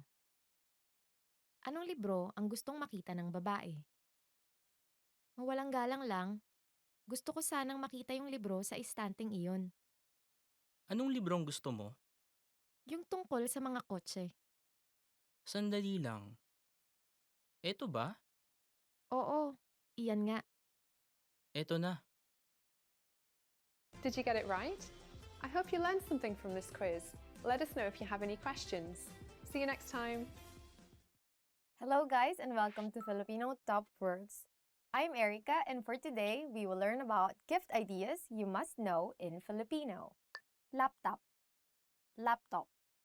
The first gift idea is laptop or laptop. Hindi na masyadong uso ang laptop ngayon. Laptops are no longer trendy recently. If you give a laptop for a gift, you're very generous, right? I mean, they're very cheap laptops, but still you're very generous if you're that generous, let's give. Pabango. Perfume. Pabango. Or perfume. Hindi ko alam kung anong pabango ang mabango. I don't know which perfume is fragrant. Giving perfume is a common gift, right? Perfume. When I was in high school, we have a very close teacher, and then because every Christmas we have gift giving, and then this teacher picked one of my classmates that he doesn't really know, so he was asking us, "Oh, what should I give to this girl?" And then we're like, "We don't know, but we don't know actually." And then he said, "Oh, what about perfume?" And then my immediate reaction was like, "Oh no, she might be offended." I don't even know why I said that. At the end of the story, he didn't give her a perfume. Aklat, book. Aklat or book. Ang isa sa pinakamagandang regalong ibigay ay aklat. One of the best gifts to give is a book. And this I definitely agree with. So I like receiving books. Love letter. Love letter. Next gift idea is love letter. Or in English, love letter. May mga taong mas gustong makatanggap ng love letter kaysa sa mga material na regalo. There are people who prefer love letters more than any material gift. And I'm not one of those. My boyfriend gave me a card. And I was like, what is this? Because usually you give a card with a gift, right? Like you have a gift and then you have a little card that says, "Oh, this is a gift for you." This is not the actual gift. But okay, some people just like it simple. That's why he gave me a bike. Camera. Camera. Camera. Or camera. Kapag ba may magandang camera ka, gaganda rin ang mga kuha mo. Will your photos improve if you have a good camera? In English, it doesn't sound so sarcastic. In Filipino, it sounds really sarcastic. I don't know why. But, I mean, if you're giving camera as a gift, wow, very generous. Disposable point and shoot, 300 pesos you can get one. But if you want to give an SLR, no, it's too much money. Sorry. I'm going to give you a love letter then. Smartphone. Smartphone. Smartphone. In English, smartphone. Mabilis ang paglabas ng bagong modelo ng smartphone ngayon. These days, the turnaround of new smartphone models is fast. But again, if you're going to give smartphone as a gift, that means you're very generous. Game console. Game console. Next gift idea is game console or game console. High-tech na ngayon ang mga game console. Halos virtual reality na. Game consoles nowadays are high-tech. It's almost virtual reality. I think second-hand consoles are kind of cheap, so you can give them as gifts. Diccionario. Dictionary. Diccionario or dictionary. Mainam iregalo ang isang diksyonaryo sa nag-aaral ng wikang Filipino. A dictionary is an ideal gift for those who are studying the Filipino language. Or probably a subscription for a Filipino language course. That's a better idea. I have a Kindle because my apartment is kind of small. So I buy books before, but I realized that there's no space for books anymore. So I decided to buy a Kindle. Kindle is not so expensive. And then I get to read more books than before. And it saves me space and it doesn't make any mess in the house. Because sometimes you just leave books here and there, right? So I think an electronic dictionary is going to be a very useful gift, especially for someone who's studying the language. Or, as I've mentioned, a subscription. Trip sa Boracay. Boracay trip. Trip sa Boracay or Boracay trip.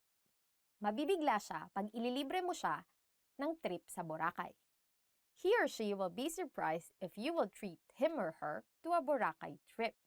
So, this is a very good gift idea. Or trip to other places like Baguio, closer, right? Batangas. Because we have nice places all around the country. Magarbong kainan. Fancy restaurant. Next gift idea is magarbong kainan or fancy restaurant. Maraming magarbong kainan sa Manila. There are a lot of fancy restaurants in Manila. Online, you can buy vouchers, right, for discounted tickets, discounted prices for meals in different fancy restaurants. So I remember my brother when he had his, I don't know how old he is, but when he treated us for his birthday, he bought some vouchers online for this very fancy restaurant. So we went there and then it was his treat. And he saved a lot of money. And then we ate a lot, actually.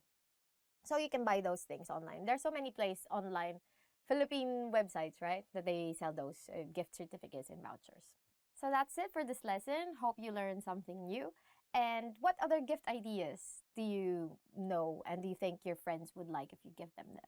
Give them them.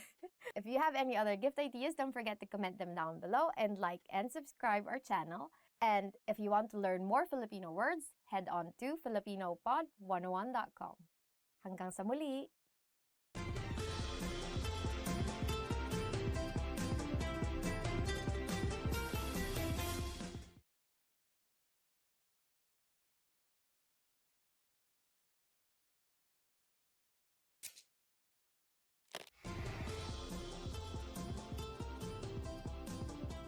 Hello sa inyong lahat, ako si Erica.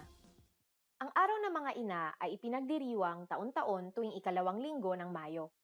Sa araw na ito, ipinapakita ng mga tao ang kanilang pasasalamat sa lahat ng ginagawa ng kanilang mga ina para sa kanila. Sa lesson na ito, aalamin natin kung paano ipinapakita ng mga Pilipino ang kanilang pasasalamat sa kanilang mga ina.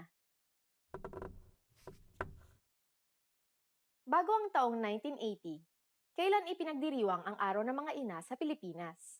Sasabihin namin ang sagot sa katapusan ng video na ito. Ang Pilipinas sa kasalukuyan ay nasa ika-8 sa mundo at ika-1 sa Asia bilang bansang kung saan mayroong pinakapantay na pagtingin sa parehong lalaki at babae. Kaya hindi na rin nakakagulat na ang Araw ng Mga Ina ay isang malaking selebrasyon. Itinuturing itong day off ng mga ina mula sa pagluluto, paglilinis, pag-aalaga ng mga anak at asawa, at pagtatrabaho. Madalas makikita ang mga anak na nagbibigay ng card sa kanilang mga ina, habang ang mga asawang lalaki naman ay abalang nagluluto ng mga pagkaing paborito ng kanilang mga may bahay. Nakaugalian na rin ng mga pamilyang Pilipino na lumabas sa araw na ito para pasayahin ang mga ina ng tahanan. Sa Pilipinas, tinatawag ang mga ina bilang ilaw ng tahanan, sapagkat sila ang tinuturing na nagbibigay liwanag sa buong tahanan sa pamamagitan ng pag-aalaga sa bawat miyembro ng pamilya, minsan kahit kapalit na ang kanilang sariling kaligayahan, mapangalagaan at maprotektahan lamang ang kanilang mga mahal sa buhay.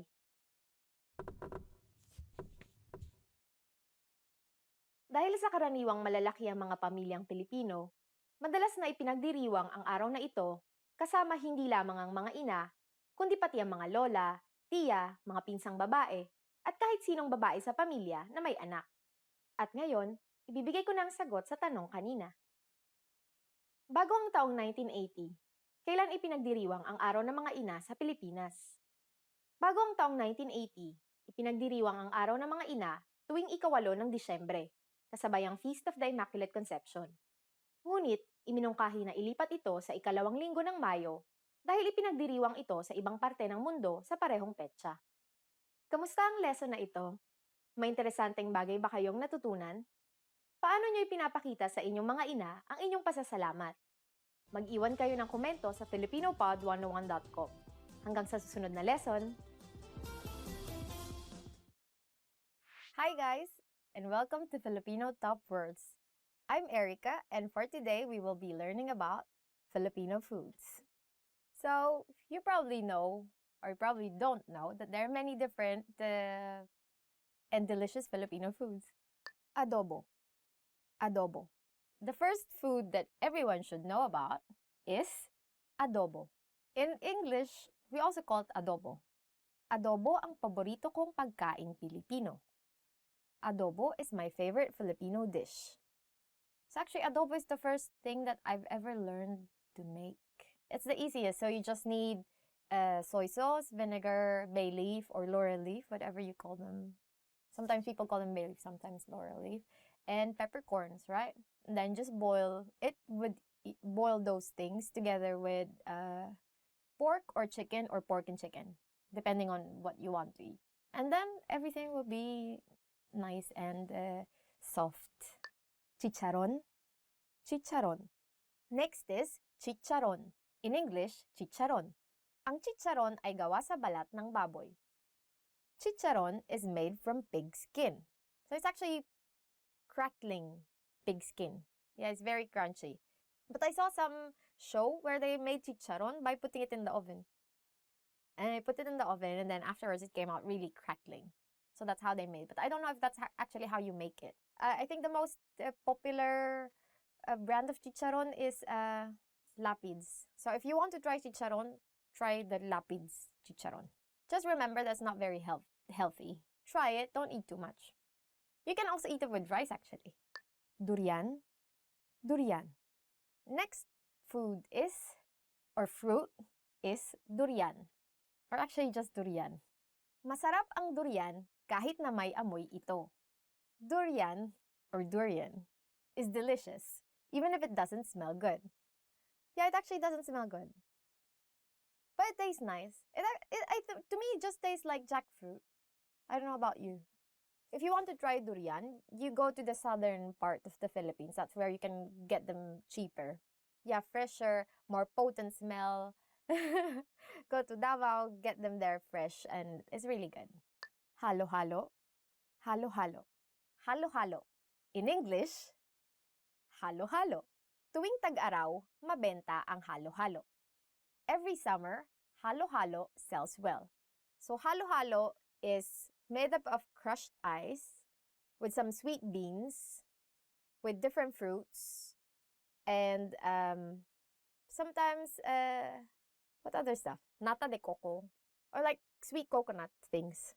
And also leche flan or caramel flan. That's actually how it is, like caramel flan. Or sometimes, what is it? Sweet yam. You know yam, right? Ube. And then sometimes in some stores, they put ice cream on top of it. When I was young, my aunt actually sells halo-halo. So every summer, she makes halo-halo. And those are the best halo-halo. I don't really like halo-halo in other places. I only like her halo. But she didn't make them anymore because the way you make the crushed ice, it's very manual. Everything is manual. You have this small device, right? You know it, like to do this with the ice. It's not like you buy crushed ice already. So you have this small, like this device. So for every what's this glass of halo-halo, it takes a lot of time for you to get crushed ice. So my friend here drew halo-halo. And this is it. So this is the crushed ice. And these are the stuff that you can put inside, like sweet beans, some fruits, and then this the caramel flan or the pudding. And then sometimes they have ice cream here. And then you use the spoon to halo-halo or to mix everything. So that's it. Kare-kare. Kare-kare or peanut stew. Next food is kare-kare. In English, kare-kare. Or, if you really want to be fancy, peanut stew. Masarap magluto ng kare-kare si Joy. Joy cooks delicious peanut stew. If you've already noticed, we always like repeating words for the names of our food. Halo-halo and kare-kare. Before when I was young, I only get to eat kare-kare during fiesta. Because it's kind of an expensive food to make. Because traditionally, you would make kare-kare with, how do you call this part? Tuwalya? Yeah, tuwalya. How do you say it? Innards? Like, Intestine wall? something, I think, stomach walls, stomach lining, right? Originally, it's with stomach lining. So I think that's kind of hard to come by and a bit expensive because you make it with cow innards, right? But it's really good.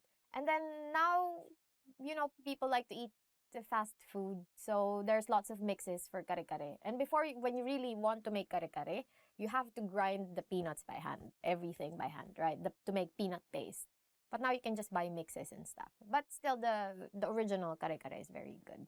Now you can make it with pork, with beef, with chicken. Or just vegetarian. Or you can just use vegetables if you want to be vegetarian. Because it actually has lots of vegetables. Because even though it's peanut sauce, it actually doesn't have, what they call this? It has taste, but it's not salty, it's not sweet, as if there's no taste at all. So there's taste, but there's no taste at all. It's kind of weird. So you eat it with shrimp paste, or in Filipino, bagoong. Oh, it's so delicious. Okay. But I cannot eat paraga. It's not fiesta yet. Yeah. Lechon. Roasted suckling pig. Next is lechon, or roasted suckling pig. Tuwing Pasko, hindi mawawala ang lechon sa pagkaing Pilipino. Every Christmas, roasted suckling pig is always present in Filipino dishes. Lechon is expensive, so you only get lechon. It's an entire pig that's roasted. So usually, you roast it for a long time because you want everything to be even, right? The way it's cooked. And then at the end, you will get this really like crackling skin. Yeah, very, very crispy. And then you eat it with liver sauce. That's the best.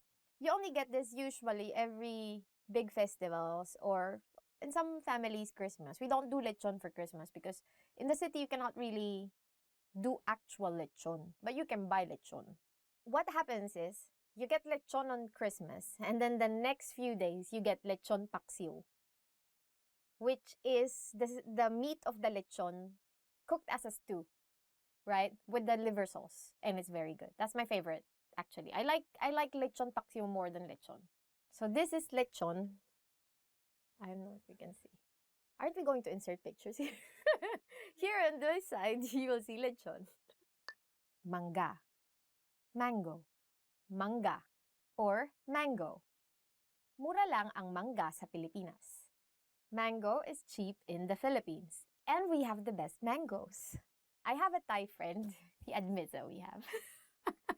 And those red mangoes that you get in the store, they're not real mangoes. If you want to try real mangoes, go to the Philippines. Yeah, so we have two kinds of mangoes, the yellow ones and the green ones. The yellow ones are the usual, very sweet, very fragrant, best fruit in the world mangoes. The green one is the slightly sour, not slightly sour ones that we call actually Indian mangoes. I don't know why. Because they're sour and because Filipinos really like to combine tastes, sweet, spicy, sweet, salty, sour together. So we eat this sour green mangoes with shrimp paste or sometimes salt if you don't have shrimp paste. And it's really delicious. We eat that always in high school after class. Sinigang. Sinigang. Tamarind soup. Sinigang. Or sinigang. Or tamarind soup. But actually, it's not just tamarind soup because you can have sinigang based in guava, sinigang based in some other sour things. Masarap ang sinigang dahil sa saktong asim na lasa nito. Sakto. Tamarind soup is delicious because of its pleasantly sour taste. So, you can make sinigang with pork or with shrimp or with fish. But my favorite is pork sinigang. What is yours? Pork also. Before when I was young, I liked shrimp sinigang. But then I realized I like shrimp better in either curry or just in butter sauce because shrimp is better in butter sauce. So, sinigang is best with pork. Dinuguan. Dinuguan. Dinuguan. Or in English, dinuguan. Ang dinuguan ay ang dugo ng baboy. Dinuguan is pig's blood. Oh, but I like it. I like dinuguan a lot. Especially if dinuguan has more meat. Because some dinuguan doesn't have any meat at all. Just like the pig's blood. It's not pig's blood. It's coagulated pig's blood, isn't it? No, just a bit of coagulation there. But it's like a stew kind of pig's blood. How do you say it? What does it mean? But it's very delicious. And I like eating it with rice because we eat everything with rice, right? Next is sisig. Sisig. Everyone's favorite, sisig. Or, in English, sisig. Ang sisig ay mas masarap pag sisling sisig.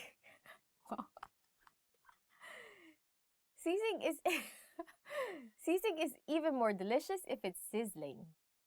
I think the original idea of sisig is chopped pig's face. So the meat that you use there in sisig is pig's face.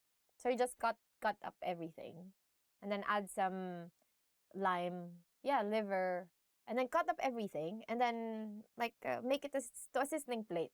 So everything is as if it's fried, right? And then you add some, what's this? Like spicy things. Now in many restaurants, you can order sisig in, say, pork sisig, right? Or tuna sisig. Tuna sisig is really good. That's it for today's lesson. Hope you learned something new. And have you ever tried any Filipino food? If you've tried something that we haven't said, please comment them down below and tell us if you like them or not. Or if you have tried the ones that we have said, please comment them down below and tell us if you like them. And hopefully you did. Because if you don't, then go. Get out. Bye.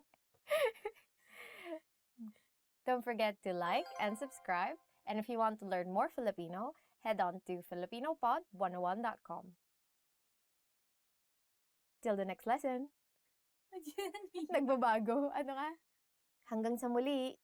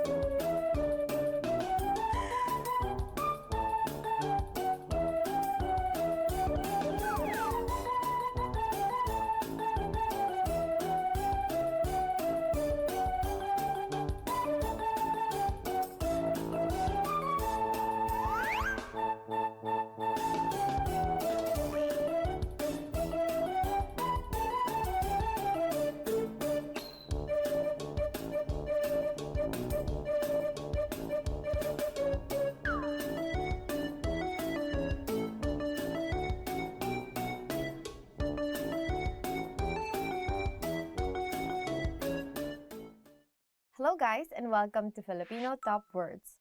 I'm Erica and for today we will learn about the 10 compliments you always want to hear. Ang guwapo mo. You're handsome.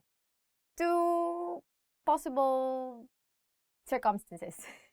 First, if the person is really, really handsome. Second, if you want something from that person. So, for example, you want something done for you.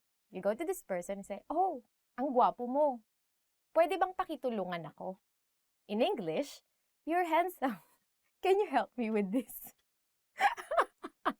Ang galing mo. Or, "You're good." But this is very nice to hear, right? If your boss tells you, "Oh, you're good at what you do.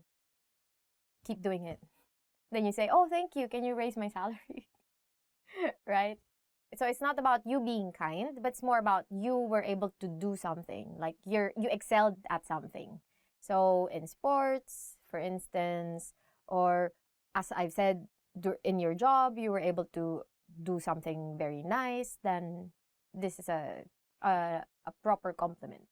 So also if your friend helped you and this friend actually did a very good job, for instance, then you would also say, "Ang galing mo," or "You're good." Mahusay kang kaibigan. You are an awesome friend. I don't really say this to my friends. I mean, we have more of like a love-hate kind of relationship. So, I mean, it's good if you actually say this more to people that you are not so close to. Yeah, because once you get close to a person, then you can actually insult this person. Yeah. And that's more like the kind of friendship that you will get, like more of like love-hate kind of, right? But then, of course, you want to compliment because compliments actually make you feel nice. And when you feel nice, you do things much nicer. So, this is something that you can tell your friend. You are an awesome friend. Mahusay kang kaibigan. Mas maganda palalo ang iyong kalooban kaysa sa iyong panlabas na anyo.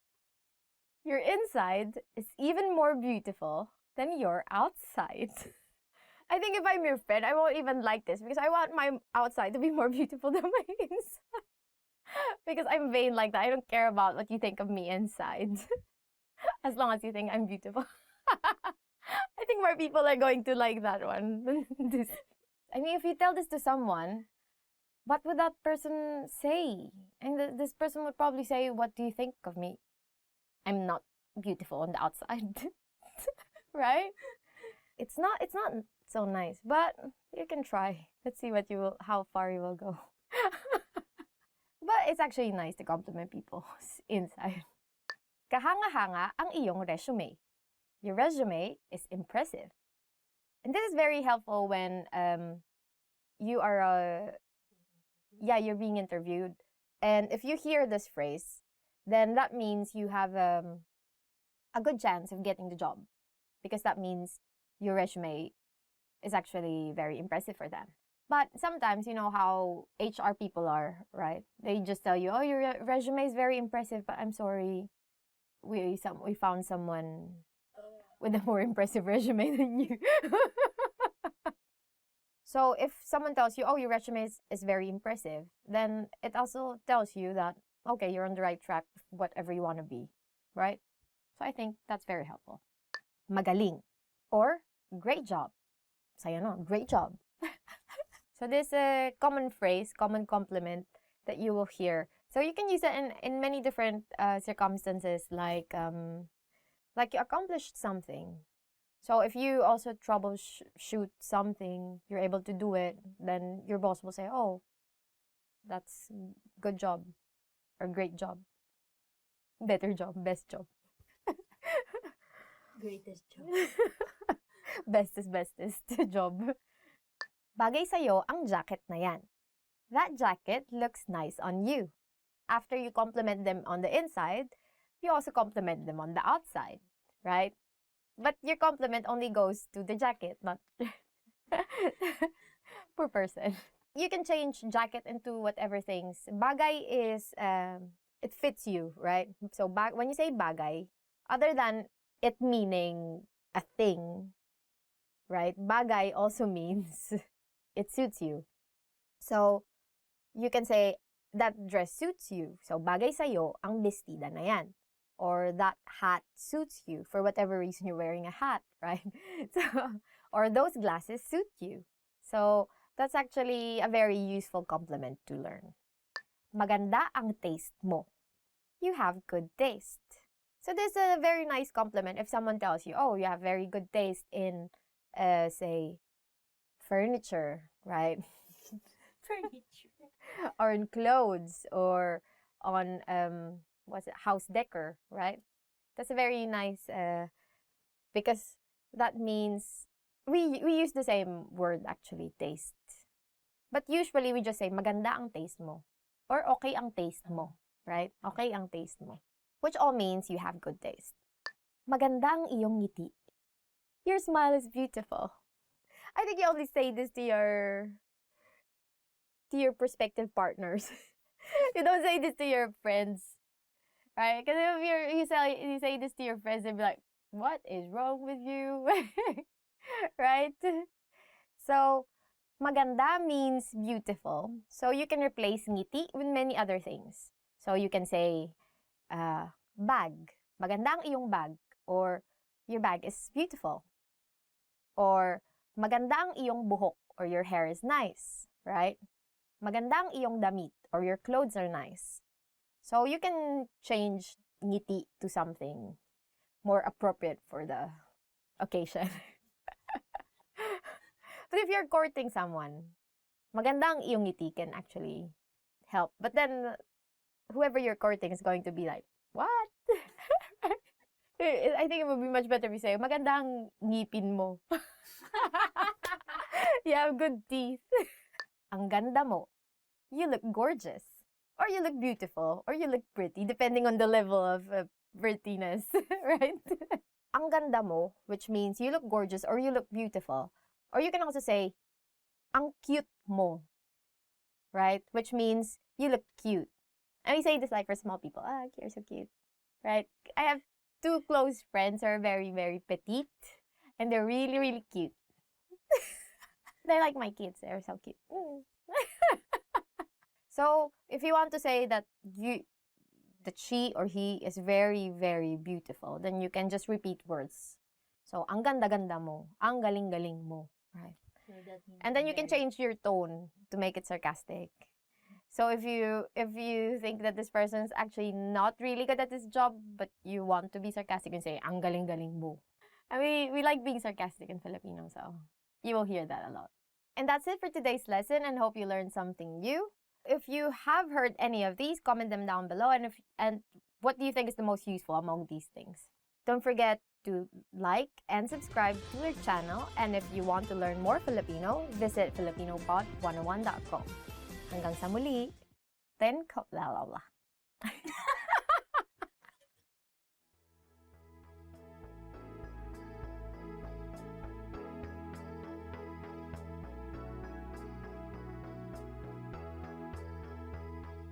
Genki. Hi everyone. Hi everyone, I'm Erica, and welcome to Filipino Top Words. For today, we will learn the 10 phrases you never want to hear. So let's begin. Nadagdagan ba ang timbang mo nitong nakaraan? Have you gained weight recently? The first phrase you won't ever want to hear is, nadagdagan ba ang timbang mo nitong nakaraan? In English, have you gained weight recently? I don't know. I also don't like hearing it, but I don't mind it. But I don't like hearing it. This is nicely put, actually. So for Filipinos, they would ask you directly, they would not ask you, they would comment on you. Oh, you look fatter, right? Or you look bigger. So in Filipino, you got a bit bigger or you got fatter, you became bigger. In Filipino is tumaba ka.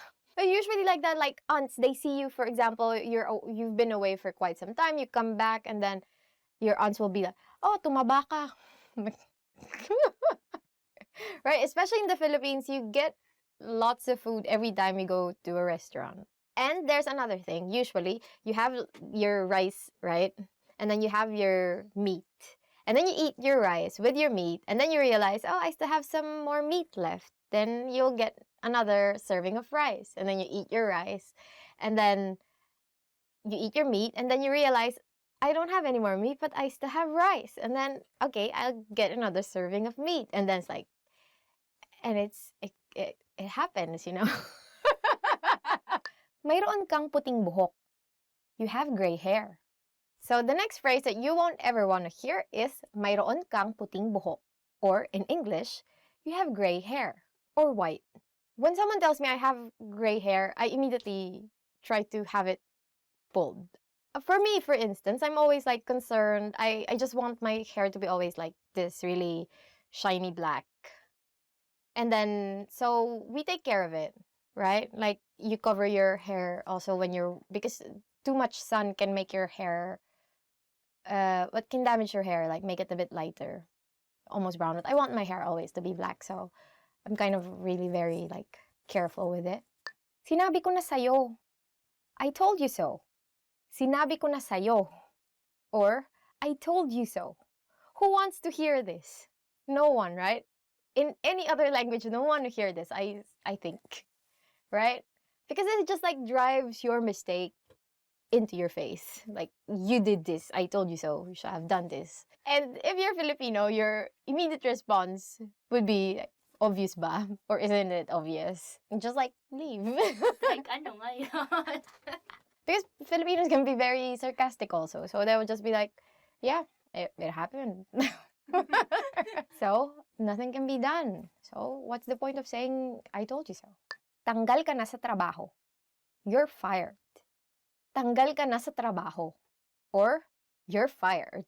So, if you're at work, do your job properly because they're paying you. Then might as well do it, right? Hindi ikaw ang problema. Ako. It is not you. It is me. The next phrase that you don't want to hear, especially if you're splitting up, is hindi ikaw ang problema. Ako, basya, ako. Charot. Which in English is, it's not you. It is me. Okay. It's you then. If you insist, go ahead. Salamat sa pagpapadala ng iyong resume. Ngunit, ang posisyon ay napuno na. Thank you for your resume. However, the position has been filled.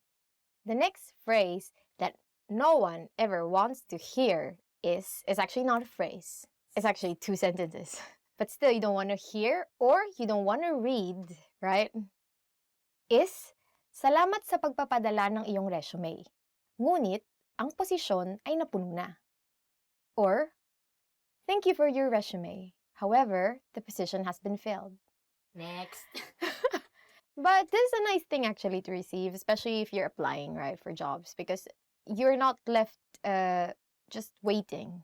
So at least you know, okay, this is not for me. I'm going to move on, look for another boyfriend or another girlfriend. Usually goes. Dapat tayong makipagkita sa ibang mga tao. We should see other people. The next phrase you hopefully won't hear is, dapat tayong makipagkita sa ibang mga tao. Or, we should see other people. I don't know why it's so sad. It's all about rejection. So, hopefully you don't get to experience this. Kailangan natin mag-usap. We need to talk. So, the next phrase that you don't ever want to hear is, kailangan natin mag-usap. Or, we need to talk.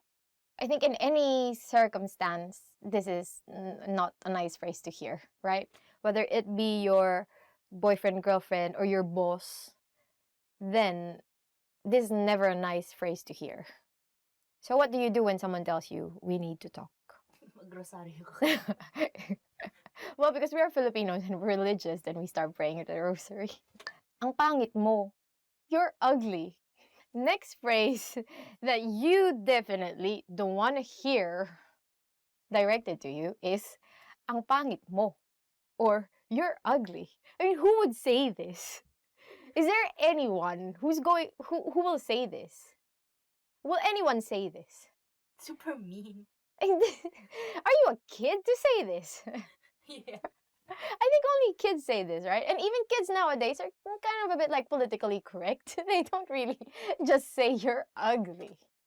You are ugly. So if someone tells this to you, then just unfriend this person. You don't need that kind of negativity in your life. Pasensya na, nakalimutan ko. Sorry, I forgot. Pasensya na, nakalimutan ko. Which in English is, sorry, I forgot. This is very useful actually, but if it's directed to you, and for instance, the thing that was forgotten is very important, then you don't want to hear this. Say, your boyfriend to buy bread on his way home, right? And he forgot. So you don't have breakfast. So, can you eat sorry, I forgot? So you just break his face. So that's it for this lesson. Hope you learned phrases that you don't want to hear. Don't try using those phrases because otherwise you will also hear more phrases that you don't want to hear. Don't ever want to hear. So are there any other phrase that has been said to you that you realize you don't like? If there are, please don't forget to comment them down below and don't forget to like and subscribe. And if you want more lessons in Filipino, go to filipinopod101.com and I'll see you in the next lesson. Bye-bye. Thank you for listening. I hope you won't have any problems with your partners. And always stay in love because the problem is you, not me.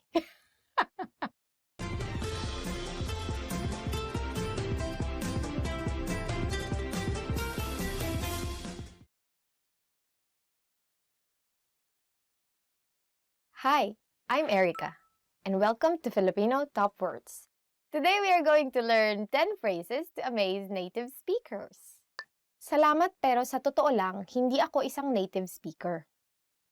Thank you, but I'm not a native speaker actually. Salamat pero sa totoo lang, hindi ako isang native speaker. Thank you, but I'm not a native speaker actually. If you start learning now, you'll be one of those few foreigners who can amaze Filipinos. Isang taon lang ang kinailangan ko para maging mahusay sa pagsasalita. It took me only 1 year to become fluent. Isang taon lang ang kinailangan ko para maging mahusay sa pagsasalita. It took me only 1 year to become fluent. So I don't know how easy actually Filipino is for foreign people. I don't know if in 1 year you'll be able to speak it. Probably like the basics of it, right? Because Filipino, you don't really need to learn new alphabet. And also, some of the words are in Spanish. So if you kind of know Spanish, then you would most probably understand some of the words. But for you to be able to speak 1 year, I think is fine. But for you to be able to actually understand all the nuances in the language, then 1 year is probably a bit too short. Makakapagsalita ako ng Filipino gaya ng isang Pilipino sa loob ng 3 taon. I'll speak Filipino like a native speaker in 3 years. Makakapagsalita ako ng Filipino gaya ng isang Pilipino sa loob ng 3 taon. I'll speak Filipino like a native speaker in 3 years. That's actually a good target, right? But of course, there's still so many things that you won't be, probably like inside jokes, right? Like, or especially since Filipino language is, like any other language, is continuously evolving, right? Because we have lots of slang now, right? Like slang that you get from American slang, and then also gay lingo, right?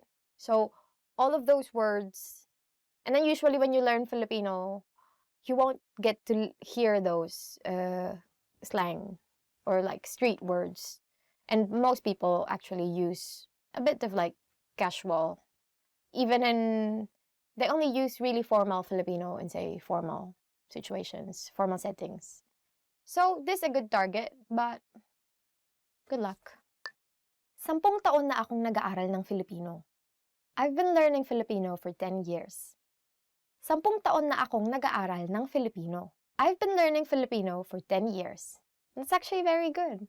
I mean, for me, for us, like English, we take so many years and still there's some things that you cannot understand. So for instance, we learn English, like standard English, right? And then you talk to, say, an American or to a British person, And then there are so many words that you cannot understand. But you cannot understand them because these are like, it's like the usage of the words is different from how you learned it from the dictionary. Sometimes when you speak to them, you sound so formal. 10 years is very good. Kaya kong manood ng mga pelikulang Filipino nang walang subtitle. I can watch Filipino movies without subtitles. Kaya kong manood ng mga pelikulang Filipino nang walang subtitle. I can watch Filipino movies without subtitles. We are releasing so many indie movies recently. Those are really good movies, so please watch Filipino movies. And if you can see them without subtitles, very good. Kaya kong magkabisa ng higit kumulang mga 50 bagong salitang Filipino kada araw. I can memorize around 50 new Filipino words a day. Kaya kong magkabisa ng higit kumulang mga 50 bagong salitang Filipino kada araw. I can memorize around 50 new Filipino words a day. Oh, that's very impressive. I don't have memories. Masaya at madaling aralin ang Filipino. Filipino is fun and easy to learn. Masaya at madaling aralin ang Filipino. Filipino is fun and easy to learn. Yeah, which actually it is, right? I think it's easier compared to, say, Japanese or Chinese. Because as I've said, first, Filipino, you don't need to learn new alphabet, which immediately makes it easy, right? Because learning a new alphabet is very hard, right? I mean, if you say, for example, walk in the streets and then you can read the signs, that's already something. Because say you go to Japan, then you see all the signs and you cannot read kanji or hiragana or katakana, right? Then you cannot, it's like as if you're lost. But at least with Filipino, then you can immediately read the signs. And then the next thing is, you learn the words. Naintindihan ko ang lahat ng sinabi mo. I completely understood everything you said. Naintindihan ko ang lahat ng sinabi mo. I completely understood everything you said. Yeah, so when someone tells you this, then they're amazed. Yeah, so that's why they're just like, oh, great. So for example, someone tells you this very long explanation about something. Then, as a Filipino, you can simply say, gets ko. Because that's very Filipino actually, which means, I got it. Marami akong alam na slang sa Filipino. I know a lot of slang words in Filipino. Marami akong alam na slang sa Filipino. I know a lot of slang words in Filipino. It depends also when you use the slang words, because not in all circumstances can you use slang words, right? Especially if you're just meeting someone for the first time, then you would want to be a bit more formal. Then becoming too formal is not natural. It can be seen as sarcastic even. Actually, I think the key to being thought of as fluent is like getting this balance of being like casual, natural, and also a bit like more formal, right? I think so. Nakakabasa na ako ng nobela sa Filipino. I can now read a novel in Filipino. Nakakabasa na ako ng nobela sa Filipino. I can now read a novel in Filipino, which is very good. If you read actual like old Filipino novels, it's very, like flowery. It's like it really evokes emotions when you read Filipino novels. It's actually hard to write in really, say, old poetic Filipino now. So that's it for today's Filipino top words. What sentence would you say to amaze us? But actually, we're easily amazed, so don't hesitate to write anything down below or comment, because you might comment negative things, right? Okay. If you like this video, don't forget to like and subscribe. And if you want to see other videos like this, then head on to filipinopod101.com. See you in the next lesson. Naintindihan ko ang lahat ng sinabi mo. Marami akong alam. Inay, ito na po ang inyong pansit. Na binili ko sa kanto. Inay, wag mo akong iwan, ina.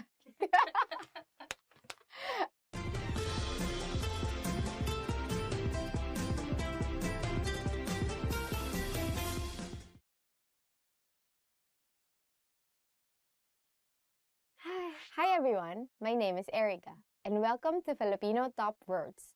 Our lesson for today is 15 must-know family words. Tada! Pamilya.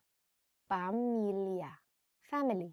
Our first word is pamilya or family. Anim kami sa pamilya. Anim kami sa pamilya. There are 6 people in my family. So in the Philippines, as usual, it's like when you ask people how many they are in their family, some would ask, oh, do we include all the extended members, the members of the extended family, or just the nuclear? Because there are cases when people live with with the members of the extended family, right? That makes for a really big family. Tatay, tatay, father, tatay, or father. Hindi nagagalit ang tatay ko. Hindi nagagalit ang tatay ko. In English, my father never gets angry. So my dad, he also doesn't get angry much. It's kind of weird because he's always like this mid-state between angry and not angry. But I remember when we were young, my sister doesn't really want to study well. She doesn't like take notes in school. And she's always in the toilet when there's like an important announcement by the teacher. I don't know why, how she can time that. So usually when she comes out of school, she doesn't know what happened in class. And she doesn't know the assignment. She doesn't know anything. There was one time that he got really mad. So he made giliw. That's my sister's name. Giliw. Which means, which means dear in Filipino. It's like a very cute name. He was so mad.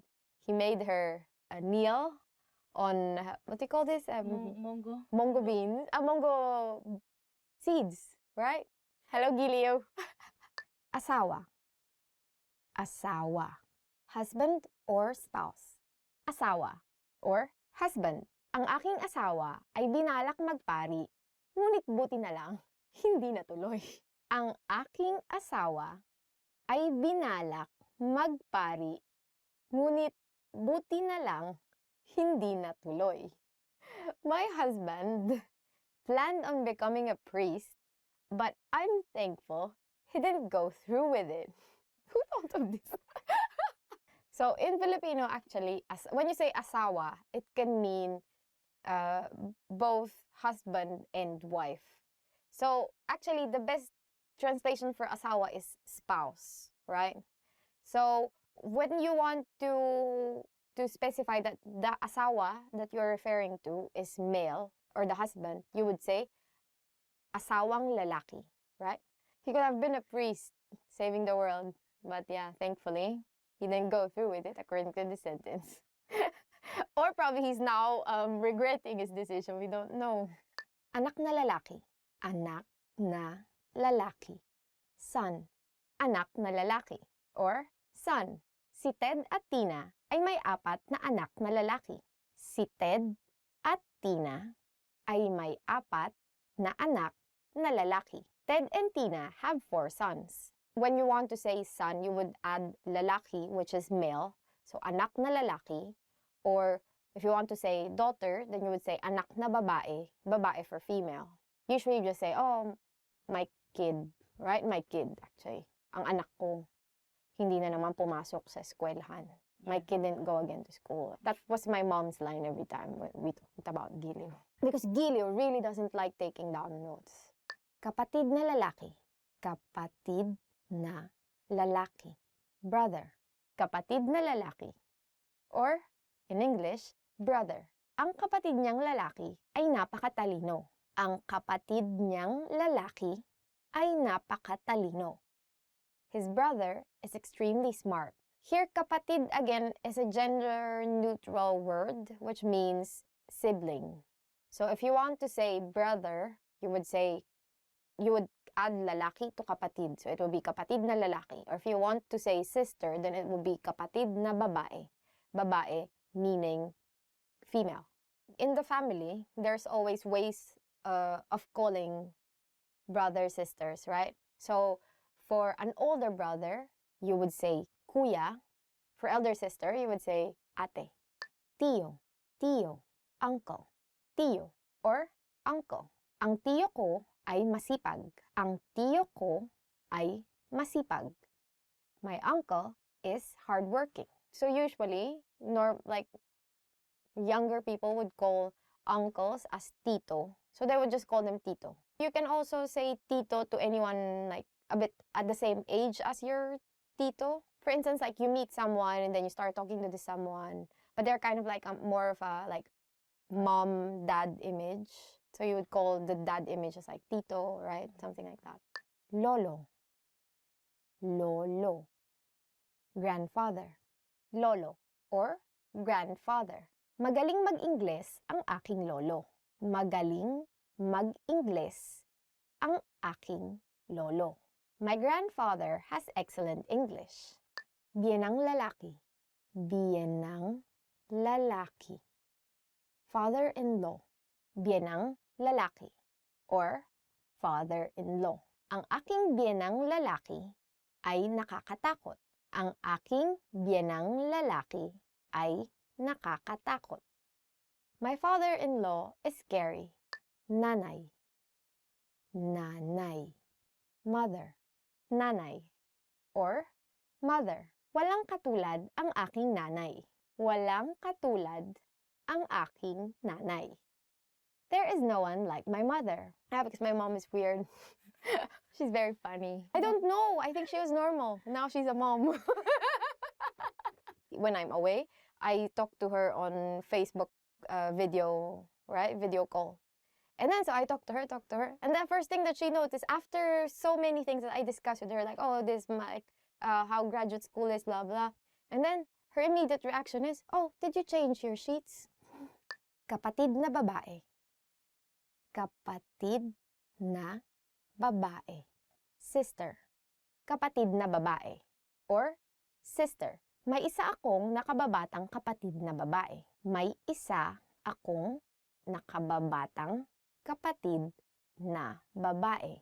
I have one younger sister. So this is the same thing that we discussed earlier with the word kapatid. So it's a gender-neutral noun. And you can add lalaki or babae for male, female respectively to make it into a gendered noun. So for kapatid na babae, to mean sister, you added babae, which is female. Asawa. Asawa. Wife or spouse. Asawa or wife or spouse. Ang aking asawa ay dating sumali sa Miss Universe. Ang aking asawa ay dating sumali sa Miss Universe. My wife was in the Miss Universe pageant. Wow, lucky you. And this is again what we were discussing earlier about the word asawa, which literally means spouse. So if you want to put a gender on asawa, you would say asawang babae for wife or asawang lalaki for husband. So because of the context, then you can tell that the speaker is referring to a female spouse, right? Biyenang babae. Biyenang babae. Mother-in-law. Biyenang babae. Or mother-in-law. Ang aking biyenang babae ay napakabait. Ang aking biyenang babae ay napakabait. My mother-in-law is very kind. Oh, very lucky. You have a very scary father-in-law and a very kind mother-in-law. And we forgot to say something about biyenan, because biyenan again is a gender-neutral word. So biyenan just means in-laws, right? When you want to emphasize that you're referring to the mother-in-law, then you would add again the word for female, which is babae. So you would say biyenang babae. And then for males, you'd say biyenang lalaki. Lola. Lola. Grandmother. Lola. Or grandmother. Hindi na ako namumukhaan ng aking lola. Hindi na ako namumukhaan ng aking lola. My grandmother can no longer recognize me. Oh, this is pretty sad. Katuwang. Katuwang. Partner. Katuwang or partner. Ang katuwang sa buhay ang iyong kasama sa hirap at ginhawa. Ang katuwang sa buhay ang iyong kasama sa hirap at ginhawa. Your partner in life is your companion through thick and thin. When you're thin and then when you become thick, That's what it means. Tia, tia, aunt, tia, or aunt. Mapagbigay ang aking tiya. Mapagbigay ang aking tiya. My aunt is generous, or tita, right? Now, being a tita is kind of like a frame of mind, right? You're lazy, you just want like nice things, you just like want to drink tea, you just want to relax, be like experience the like not be not be sweaty. If you're a tita, you're in everyone's business. Aside from all those things that I said. So imagine, you always would have titas that ask you, why aren't you still married, right? There are always those titas. They just have so much time, right? Okay, guys, that's it for this lesson. Hope you learned something new. Don't become a tita yet. Who is your favorite member of your family? How many are you and your family? And don't forget to like, subscribe to the channel, and visit FilipinoPod101.com to learn more Filipino. Hanggang sa muli!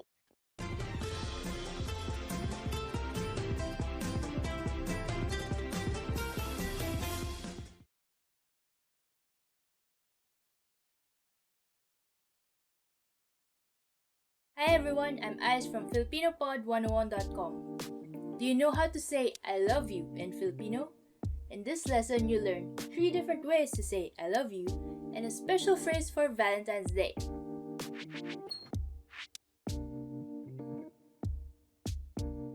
Let's start with the most common phrase. Mahal kita. Mahal kita. I love you. This phrase is direct. You should use it only when confessing your love.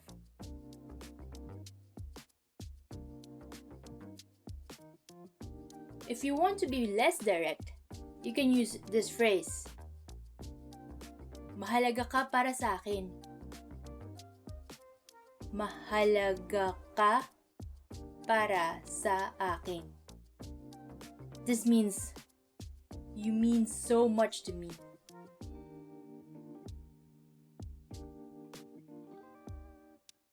Now, if you want to be more romantic in expressing your love for someone, here's a phrase for you. Hindi kayang ilarawan ng mga salita ang pag-ibig ko para sa iyo. Hindi kayang ilarawan ng mga salita ang pag-ibig ko para sa iyo. This means words cannot describe my love for you.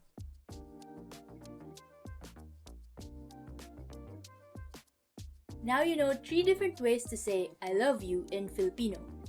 And here's one more. What if you want to spend Valentine's Day with someone special? In that case, you can say, maaari bang ikaw ang aking maging Valentine? Maaari bang ikaw ang aking maging Valentine? This means, will you be my Valentine?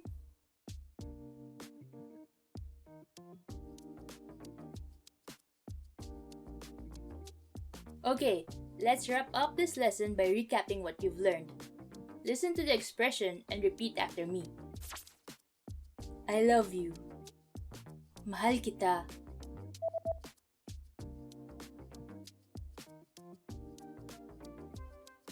Mahal kita. You mean so much to me. Mahalaga ka para sa akin.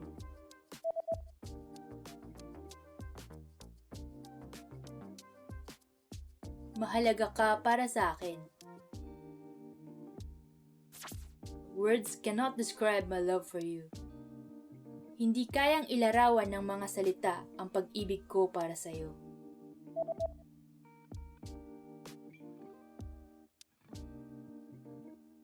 Hindi kayang ilarawan ng mga salita ang pag-ibig ko para sa iyo. Will you be my Valentine? Maaari bang ikaw ang aking maging Valentine?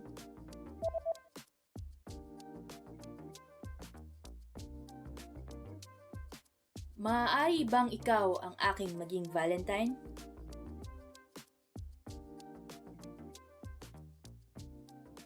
Well done! Here's a fun fact. Do you know about the Filipino courting tradition called harana? Harana is the tradition of serenading the person you're trying to woo from outside their house. It takes a lot of courage, but don't worry, you can have your friends back you up and play the guitar for you. You just learned 3 different ways to say I love you in Filipino, and 1 special phrase for Valentine's Day. Also, don't forget to download your free cheat sheet on how to be a good lover in the Philippines, including words for romance, compliments, and pickup lines. Check out the description below and go to filipinopod101.com now. I'll see you next time. Paalam!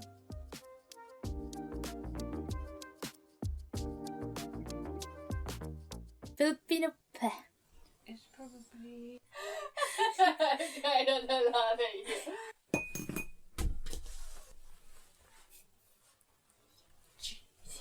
And here's one more.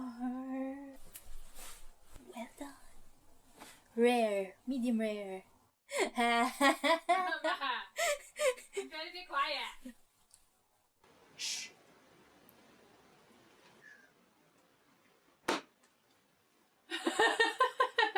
Funny.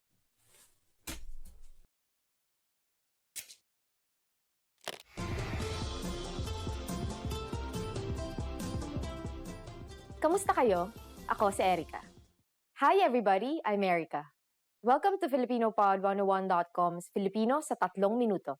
The fastest, easiest, and most fun way to learn Filipino. In the previous lessons, we learned how to count in Filipino. I hope you spent some time practicing the numbers because they will come in handy today. We're going to learn how to go shopping in the Philippines. Before we go, you need to know how to say, how much is this? Magkano ito? Magkano ito? Are you ready to go shopping in the Philippines? Let's go! You see something you like and want to ask the shop clerk how much it costs. First, you might want to say either ate, older sister, or kuya, older brother. It's common in the Philippines to call a sales clerk ate or kuya to show respect to them. Ate, magkano ito? Kuya, magkano ito? Magkano means how much, and ito means this. To be more polite, you just add po to the phrase. Ate, magkano po ito? Kuya, magkano po ito?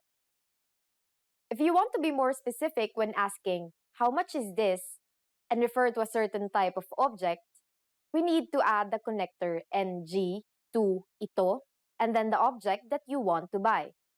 For example, a hat is sombrero. Ate, magkano po itong sombrero? Or, Kuya, magkano po itong sombrero? How much is this hat? Ate, magkano po itong sombrero? Kuya, magkano po itong sombrero? The shopkeeper will usually answer by simply saying the price. 100 piso po. Or even the price without the peso. 100 po. You might also hear them use the word lang, meaning only, or just, to imply that the price is cheap. For example, 100 piso lang po. 100 lang po. What is 100? I'm not telling you. Okay, it's 100. The hat costs 100 pesos. Now it's time for Erica's tips. It is common to haggle in Philippine bargain markets, so when buying, don't forget to say, may bawas pa po, meaning, is there a discount? Just remember, it's easier to get discounts if you're polite, so don't forget those pos. Happy shopping! At this point, can you count pesos in Filipino? We are going to learn how to do this and much more in the next lesson. I'll see you in the next Filipino sa 3 minuto lesson. Hanggang sa muli! Hi everybody, I'm Erica from FilipinoPod101.com. Do you know how to say bye in Filipino? In this lesson, you learn 3 parting expressions in Filipino.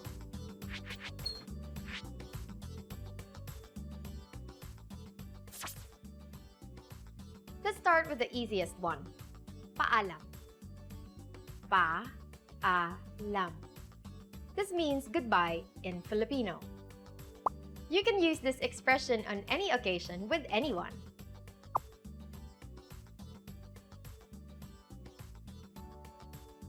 If you want to be more formal, there's a different phrase you should use. Sige po, mauna na ako. Sige po, mauna na ako. This means, I'll go ahead, in Filipino. The word po makes this phrase polite. Use this expression with people older than you.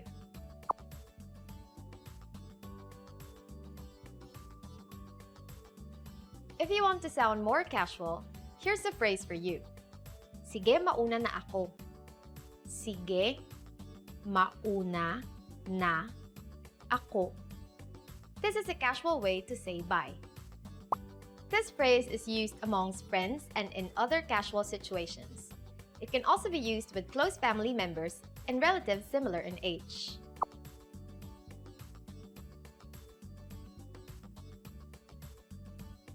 Let's wrap up this lesson by recapping what you've learned. Listen to the expressions and repeat after me. Goodbye. Paalam.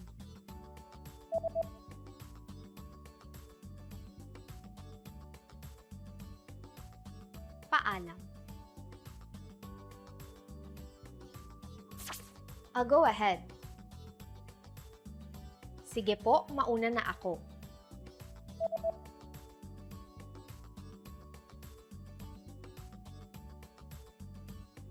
Sige po, mauna na ako.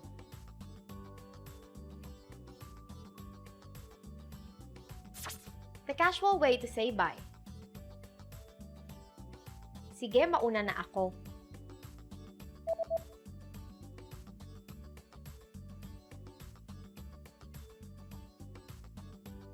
Sige, mauna na ako.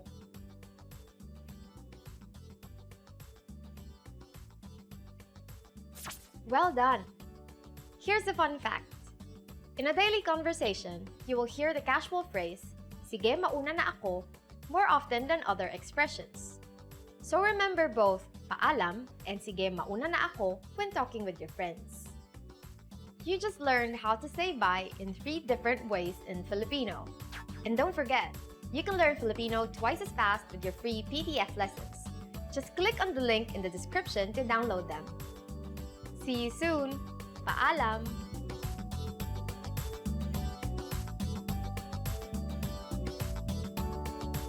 Just clink, clink. Hi everybody, I'm Erica from FilipinoPod101.com. Do you know how Filipino people celebrate New Year's Day? In this lesson, you'll learn some important phrases about the Filipino New Year and some valuable cultural tips.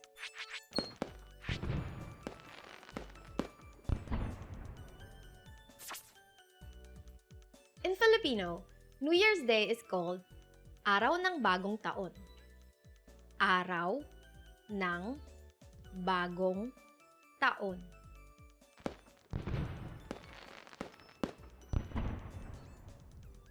On Araw ng Bagong Taon, Filipino people greet each other by saying, Manigong Bagong Taon. Manigong Bagong Taon. This means Happy New Year. When you meet someone for the first time in the new year, be sure to greet them with this phrase.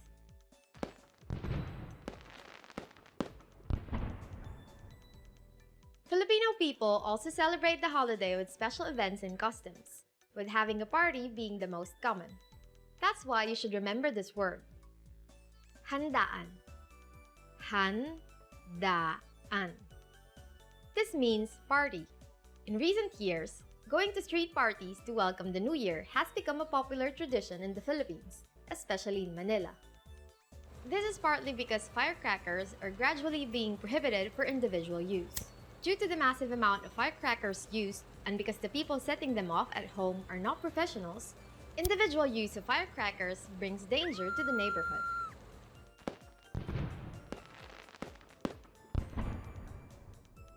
On this special day, Filipino people have medianoche. Me, ja, no, che. This is a feast shared by the family to welcome the new year. Every type of food served is laced with an underlying meaning and is believed to bring luck and prosperity for the new year. Some of the food prepared during the party include a dozen circular fruits believed to bring prosperity. Biko, which is a kind of sweetened sticky rice, is made in order to make our luck stick around. Pansit, a type of noodle, is made for longevity.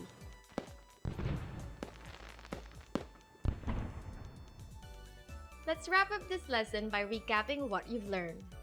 Listen to the words and repeat after me. New Year's Day.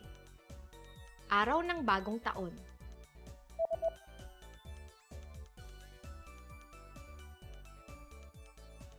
Araw ng bagong taon.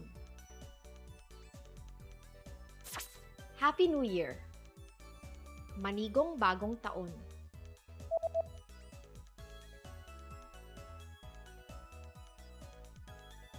Manigong bagong taon. Party. Handaan.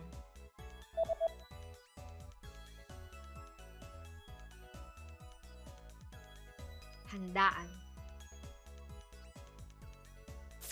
A feast shared by the family to welcome the new year. Medianoche.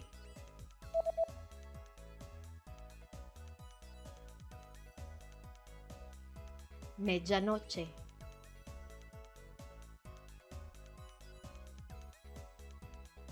Well done! Here's a fun fact. Do you know what is a good outfit to wear on New Year's Eve in the Philippines? It is said that polka dots are the best design to wear on New Year's Eve. Filipinos believe that wearing something with circular patterns like polka dots will bring a prosperous year full of luck, especially when it comes to money. You just learned how Filipinos celebrate New Year's Day and some important facts about the holiday. And if you want to learn Filipino twice as fast, just click the link in the description and download tons of PDF lessons for free. See you soon! Hanggang sa muli!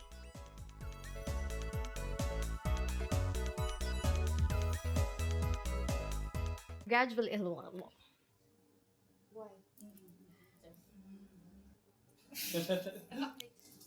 Maybe more in front.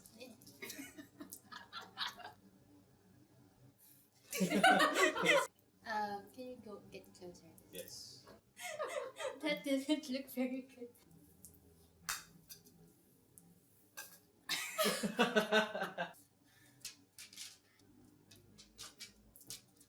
I like that. It doesn't want to go. But not smiling, right? Yeah, like right there is the sweet spot. You don't look like you're eating it. This is really hard job actually.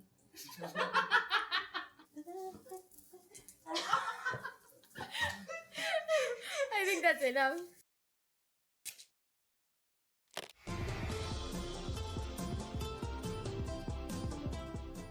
Kamusta kayo? Ako si Erica. Hi everybody, I'm Erica. Welcome to FilipinoPod101.com's Filipino sa 3 minuto. The fastest, easiest, and most fun way to learn Filipino. In the last lesson, we learned the phrase, mawalang galang lang po. Nagsasalita po ba kayo ng Ingles? Excuse me, do you speak English?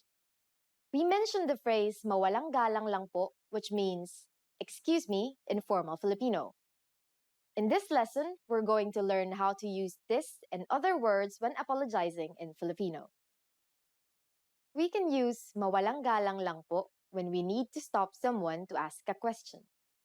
It literally means just to be rude, but is used to mean excuse me. For example, mawalang galang lang po, nasaan po ang palengke? Excuse me, where is the market?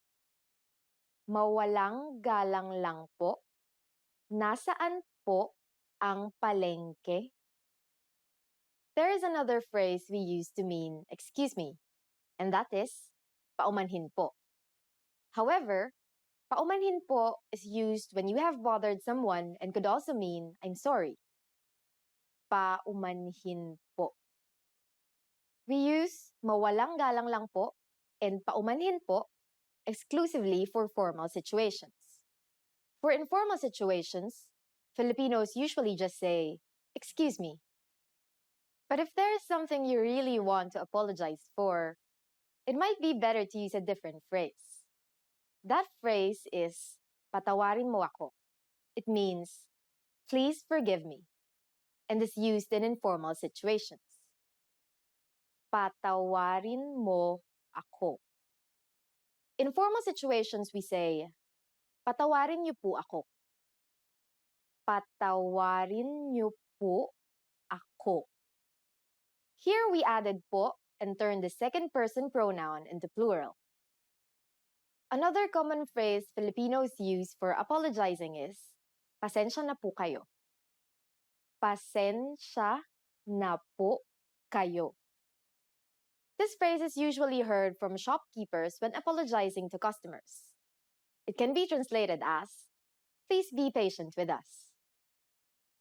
Now it's time for Erica's tips. In the Philippines, it is normal to simply say, "Excuse me," or "I'm sorry," since English is commonly used in conversation. You could also add po to these phrases to make them sound a bit more formal and sincere. "Excuse me po," or "Excuse po," "I'm sorry po," or "Sorry po." Are you able to count in Filipino? In the next lesson, we will learn the numbers in Filipino from 1 to 19. I'll be waiting for you in our next Filipino sa 3 minuto lesson. Hanggang sa muli!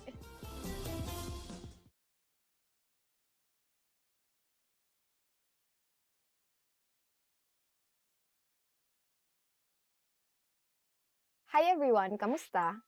I'm Erica, and welcome to Filipino Top Words. So for today's lesson, we are going to talk about top 25 verbs that you will need when you go to the Philippines. So let's go ahead and get started.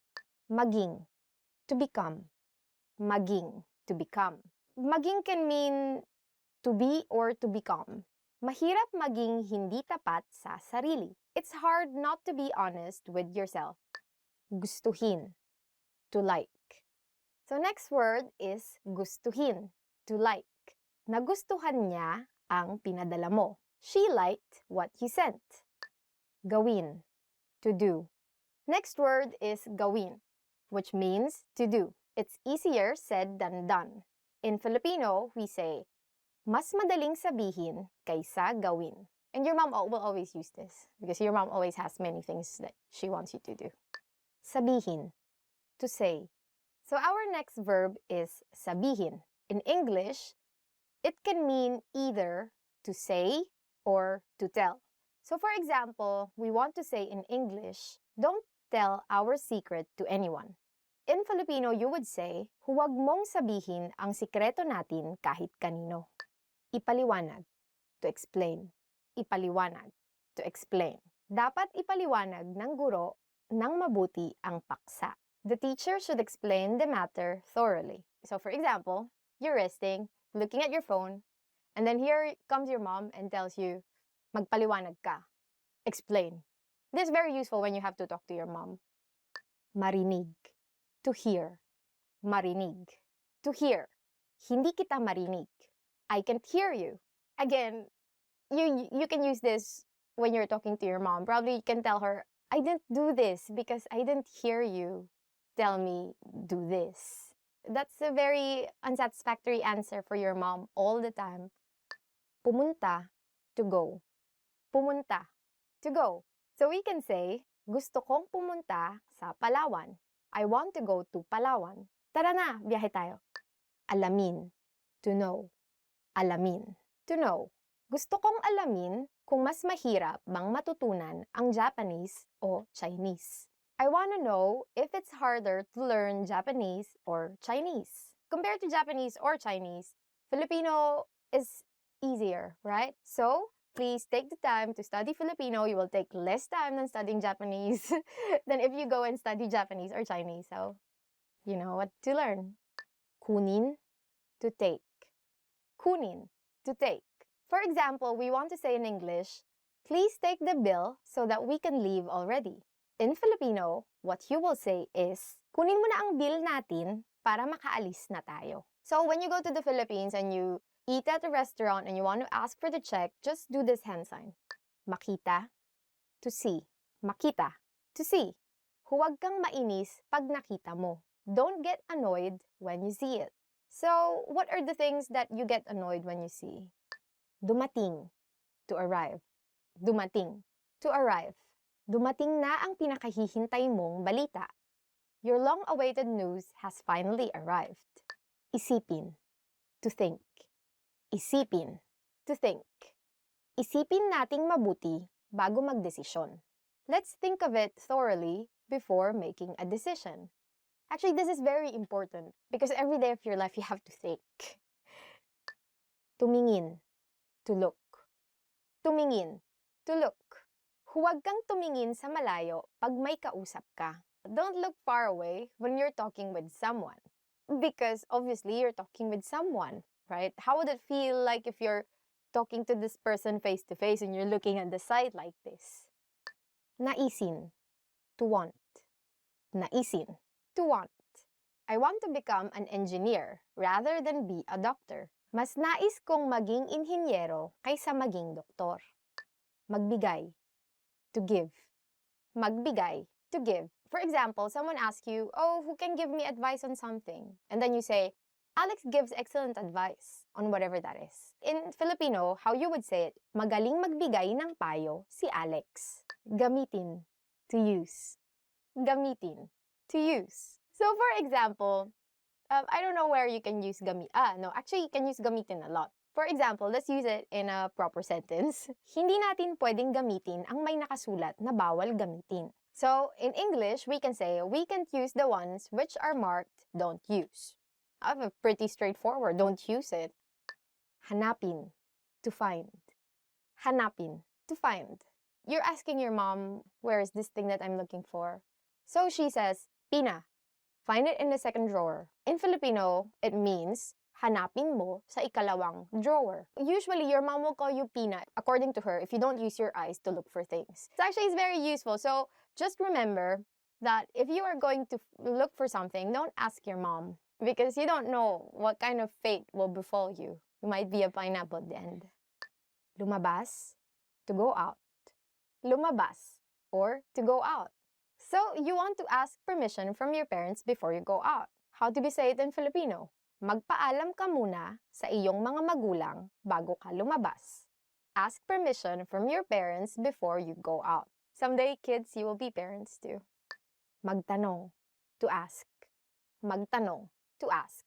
So, for example, you have a new office mate and you want to tell your office mate, huwag kang mahiyang magtanong kapag hindi mo alam ang sagot. In English, what you just said means, don't hesitate to ask if you don't know the answer. Magtrabaho, to work. The next verb is magtrabaho, or to work. So, for example, you want to say, as much as possible, I don't want to work overtime. In Filipino, you can tell your boss, ayaw kong magtrabaho ng overtime hanggat maaari. Mag, it's the way you conjugate verbs, but it's in Filipino. And then trabajo comes from the Spanish word trabajo. Pumasok, to enter. Pumasok, to enter. For example, you went to a club and you have a friend who looks 18, actually, who looks younger than 18, like a high school student. So you can tell this friend, you are not allowed to enter the club if you're under 18 years old. Or in Filipino, bawal pumasok sa club ang mas bata sa 18 taong gulang. Maramdaman, to feel. So next verb is maramdaman, or to feel. For example, you really are irritated with a person and you don't want the person to feel that you're irritated with him or her. So if you want to say in English, I don't want her to feel that I'm frustrated, then you would say in Filipino, ayaw kong maramdaman niya ang inis ko sa kanya. But I think you have to approach her and tell her that you are frustrated. So go ahead and tell her. Subukan, to try. Subukan. This again, some like really inspiring example sentences that we have here. You want to say to your friend, because you want to be really encouraging, why don't you try it before you say that you can't. And assuming that this friend cannot understand English, then you would have to learn the Filipino. You would say, bakit di mo subukan bago mo sabihin na hindi mo kaya? Mag-iwan, to leave. Mag-iwan. It actually means to leave something. You want to say in Filipino, mag-iwan ka ng 500 pesos or ng 500 piso para pambili ng pagkain. In English, please leave 500 pesos to buy food. Tumakbo, to run. Last verb for this lesson is tumakbo or to run. So, for example, you are running and then you realize it's 200 meters already. So you would say, it's tiring to run more than 200 meters. And in Filipino, if you really want to say it, you would say, nakakapagod tumakbo ng higit sa 200 metro. So that's it for our lesson for today. Don't forget to like, subscribe, and comment. Do you have any other Filipino verbs that you know that didn't make it to the list? Go ahead and don't hesitate. Please subscribe. Stay here until the next lesson begins.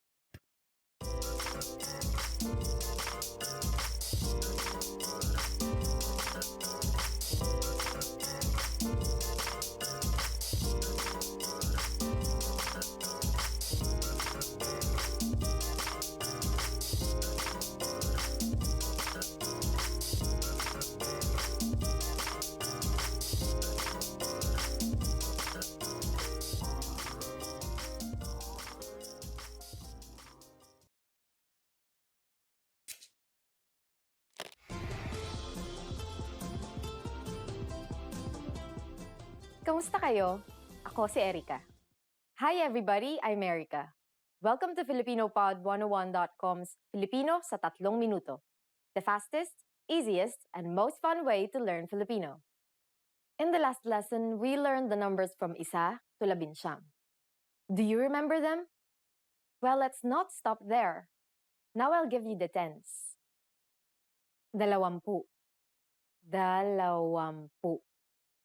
50. 50. 60. 60.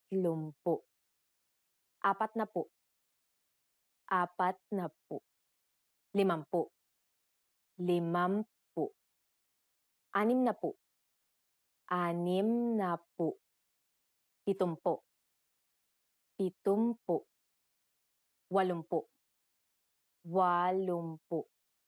80.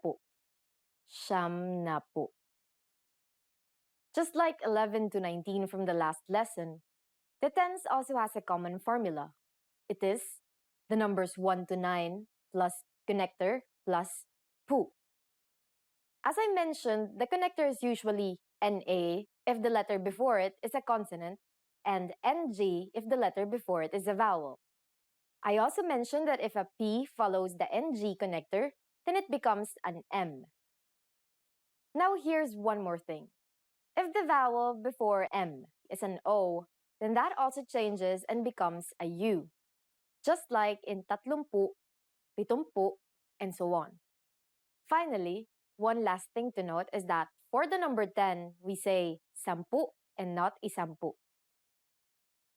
Are you ready to try making compound numbers out of the numbers we've learned? I promise it's easier. How would you say 56 in Filipino? Let's take it step by step. 50 is 50. Just add and, at, in its contracted form, and then 6, anim. So it will be 56. Done. Isn't that easy? Let's try another number. For instance, 98. Take 90, 90, and add at, in its contracted form, then 8, 8. 98. Ready for more challenge? How do we say 100 in Filipino? It is 100. That is, isa, which is 1, followed by the connector NG, then daan, which is 100. Now let's try counting up to 999.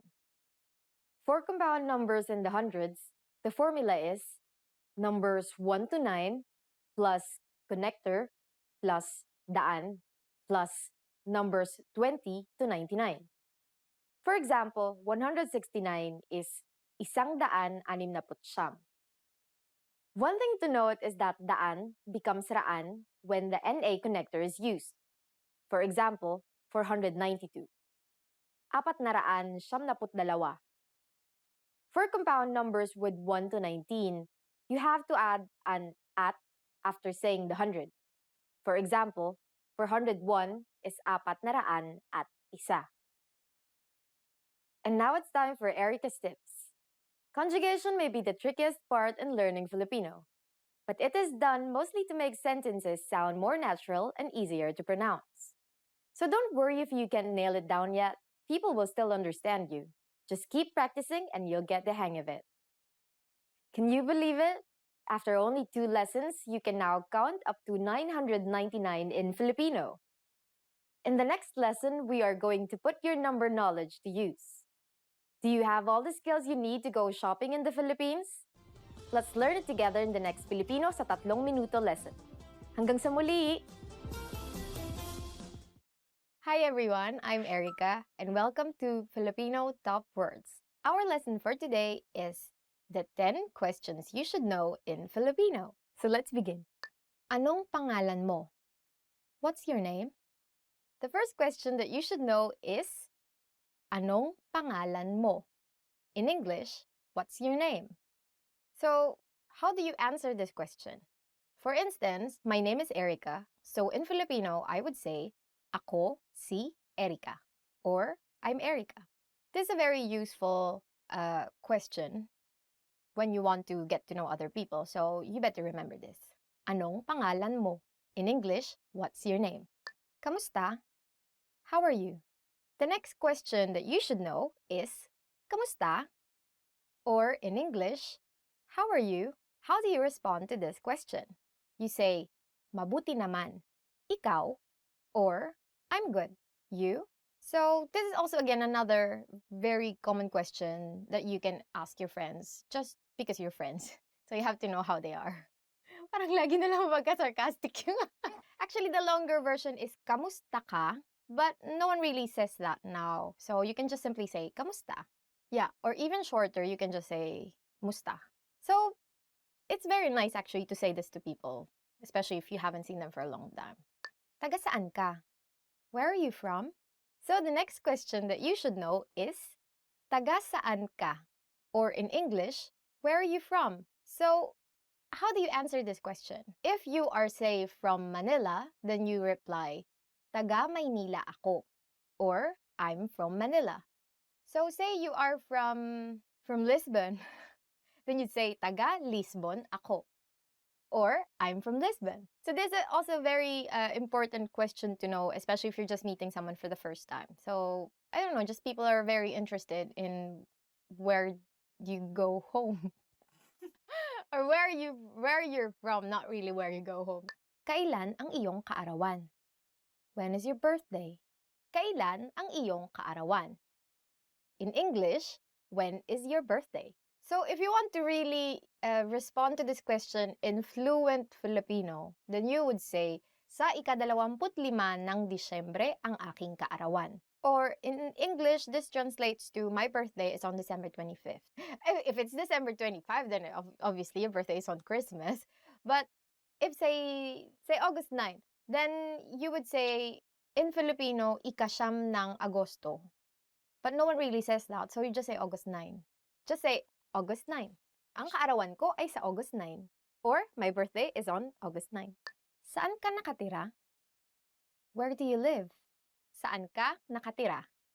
Or where do you live? So, for example, you live in Makati City, which is the business district.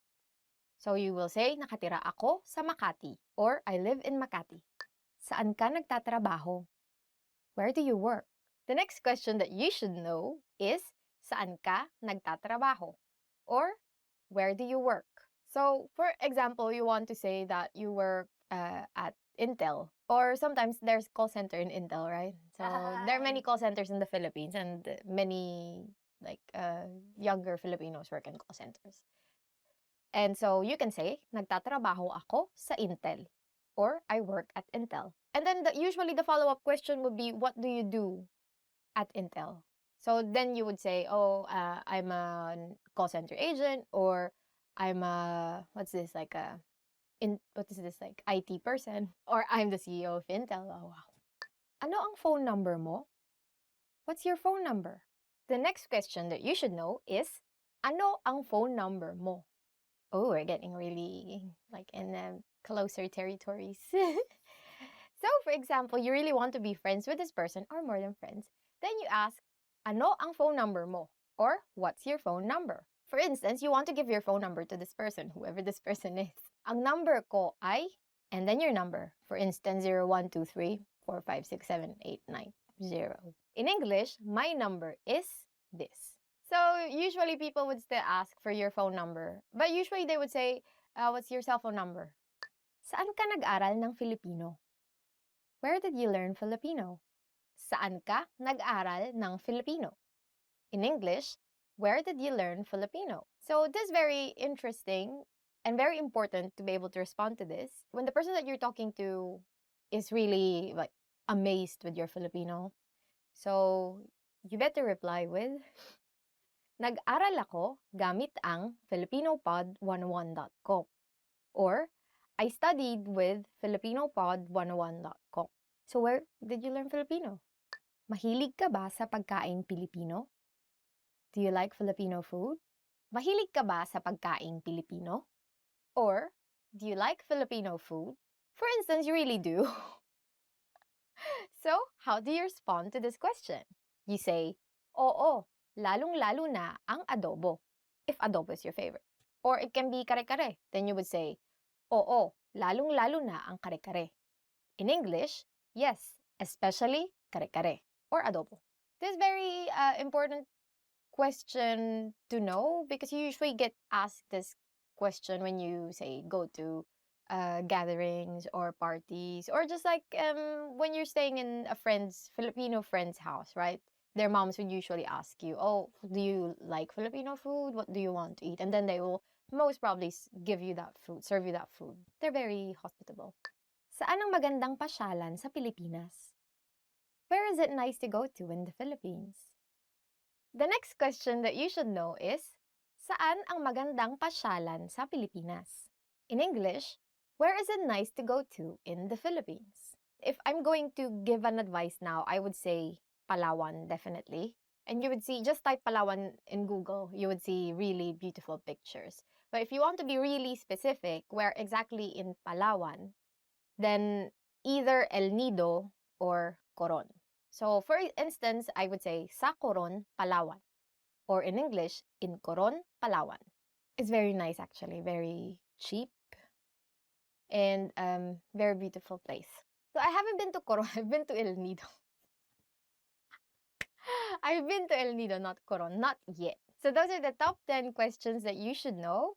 And are there any other questions that you think you should know? If there are, please don't forget to comment them down below. And don't forget to subscribe, like, and go to filipinopod101.com.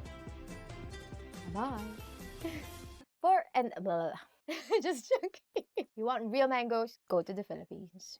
We have the best mangoes. And if you really want the best mangoes, I think you should go to this island called Guimaras.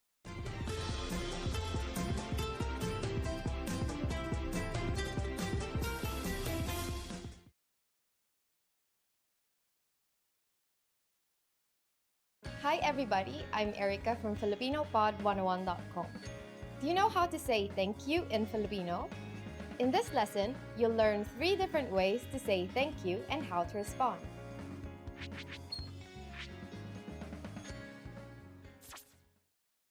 Let's start with the easiest one.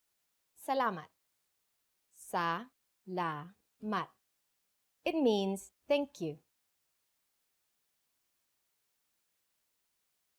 If you want to show your sincere appreciation for something, you can say this expression. Maraming salamat. Ma-ra-ming sa-la-mat. Marami means a lot, so maraming salamat literally means many thanks. So simply add maraming if you want to show you appreciate someone a lot. What if you want to show appreciation in a more formal way? Here's how you can say it. Salamat po. Sa-la-mat po. We add the word po at the end to show respect to older people. Now you know 3 different ways to say thank you in Filipino. But how do you respond if someone thanks you? If someone thanks you in Filipino, simply say, walang anuman. It means, you're welcome. If it's a formal situation, say, walang anuman po. Let's wrap up this lesson by recapping what we've learned. Listen to the expression and repeat after me. Thank you. Salamat.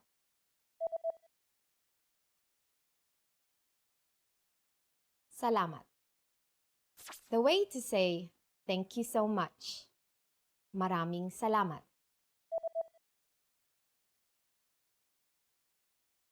Maraming salamat. The formal way to say thank you. Salamat po. Salamat po. And to respond, just say, walang anuman.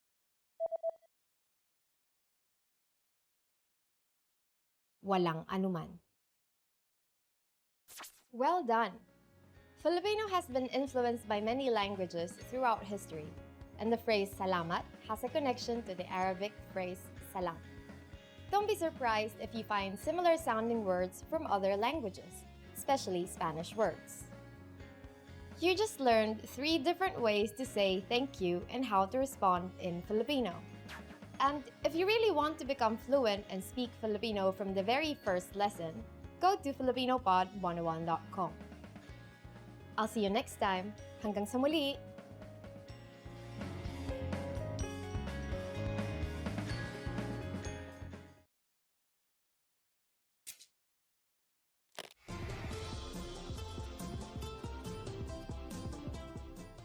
Welcome to FilipinoPod101.com's Filipino sa 3 minuto.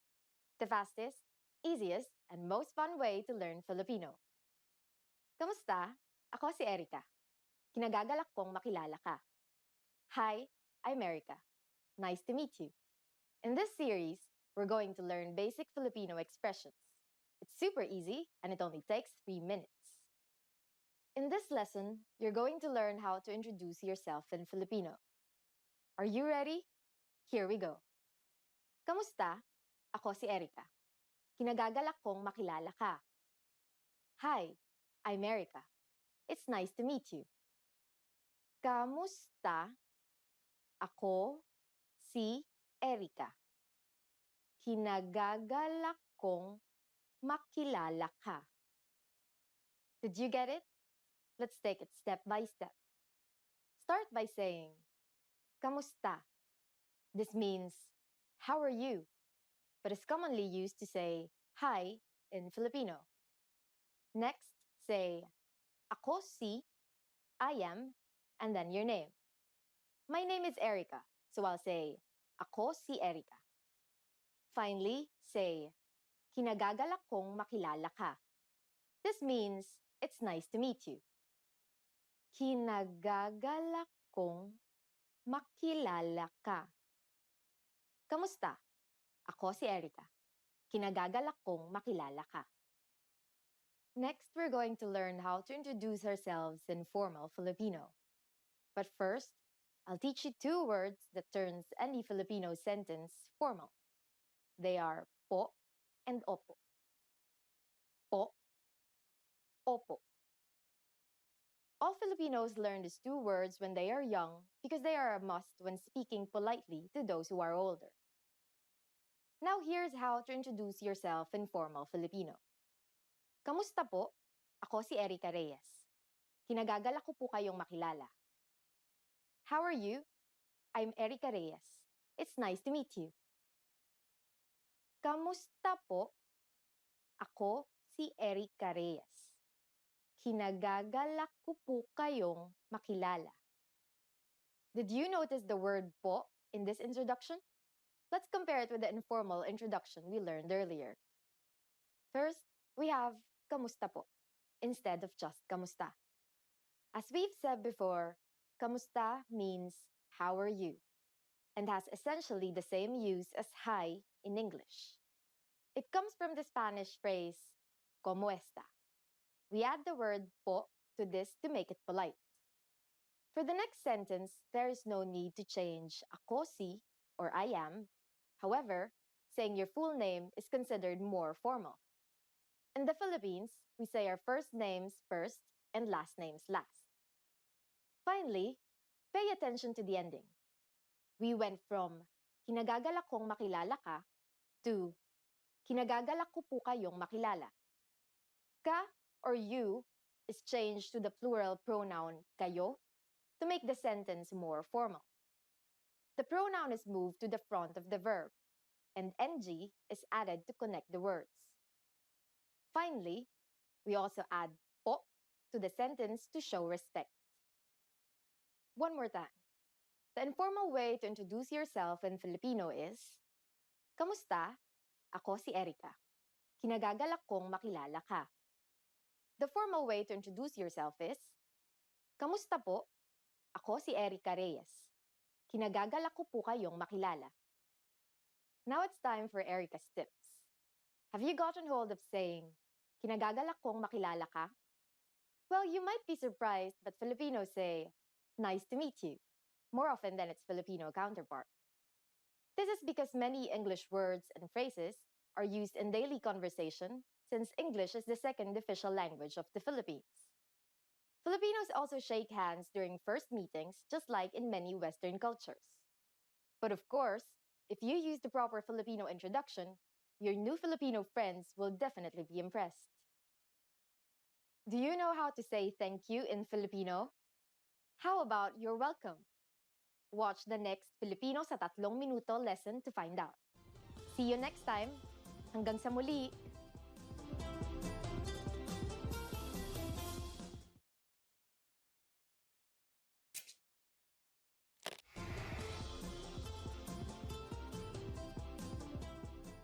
Kamusta kayo? Ako si Erica. Hi everybody, I'm Erica. Welcome to FilipinoPod101.com's Filipino sa 3 minuto. The fastest, easiest, and most fun way to learn Filipino.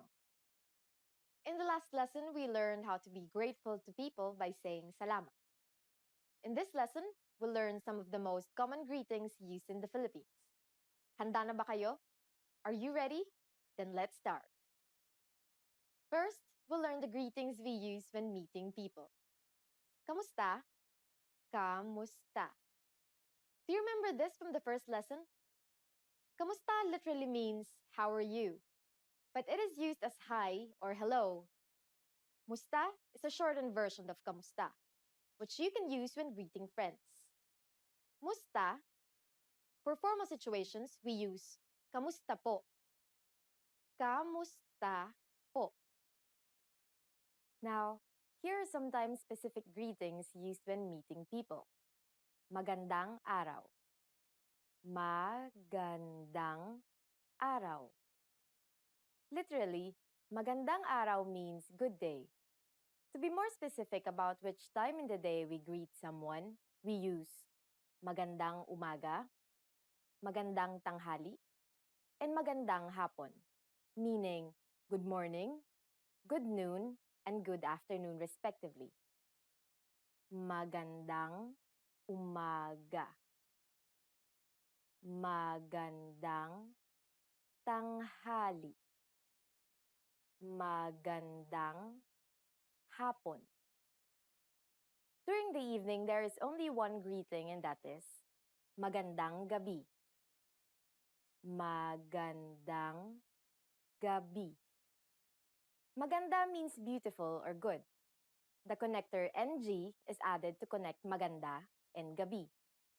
In formal situations, you just need to add po to the Filipino greetings I've already mentioned.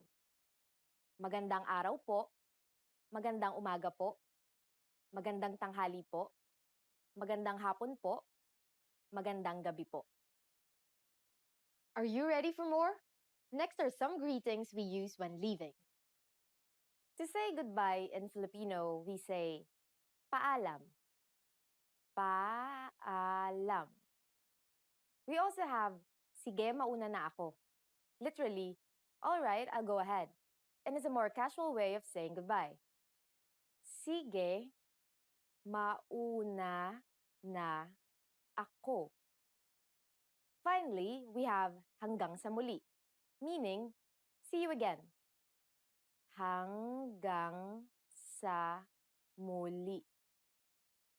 Again, to make these formal, we just need to add po. Paalam po. Sige, mauna na po ako. Hanggang sa muli po. Now you can greet people in many different ways in Filipino. Let's review them all again. Here are the greetings we use when meeting people. Kamusta? Magandang araw. Magandang umaga. Magandang tanghali. Magandang hapon. Magandang gabi. When leaving, we have paalam. Sige, mauna na ako. Hanggang sa muli. For greeting people who are older than you, just add po. It's easy, isn't it? Now it's time for Erica's tips. Another famous greeting you might hear in the Philippines is mabuhay. This literally means live, but it's used to mean welcome. It is used in formal situations like when welcoming an audience during events, or when welcoming people into the country, but not necessarily when welcoming guests to your home. During the next lesson, we'll learn the meaning of the phrase, nagsasalita ka ba ng Ingles? Do you already know it? I'll be waiting to talk about it with you in our next Filipino sa 3 minuto lesson. Hanggang sa muli!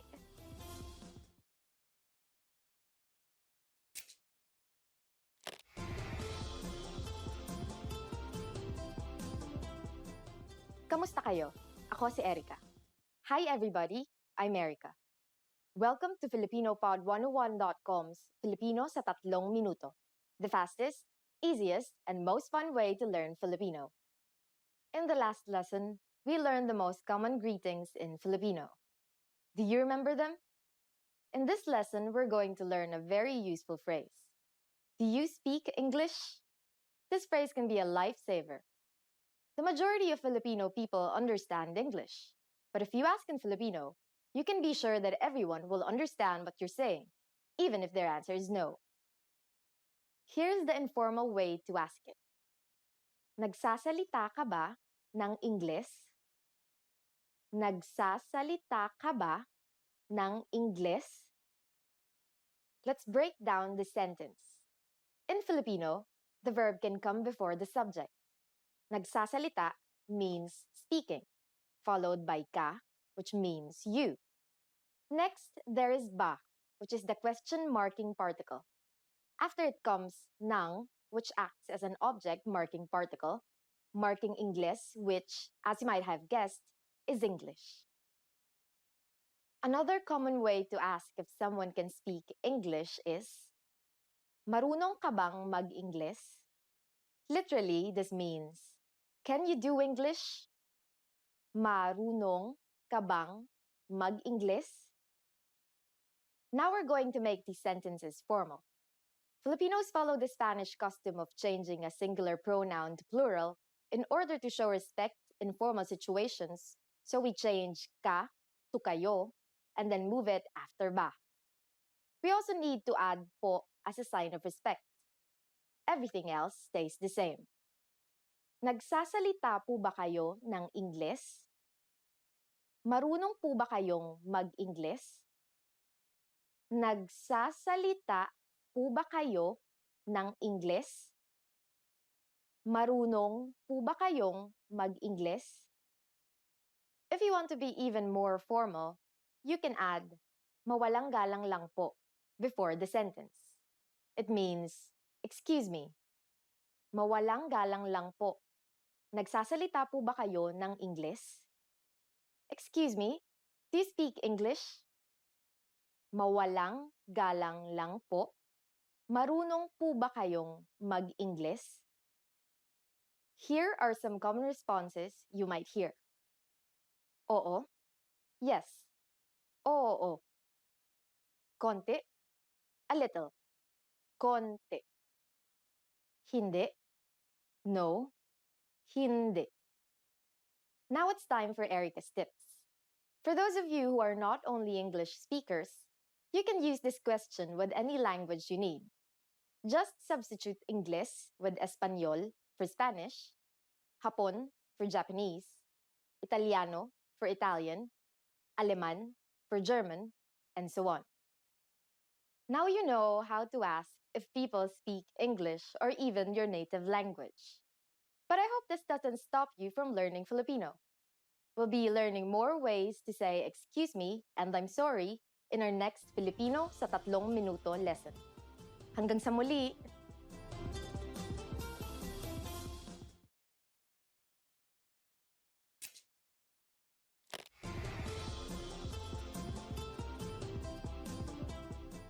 Kamusta kayo?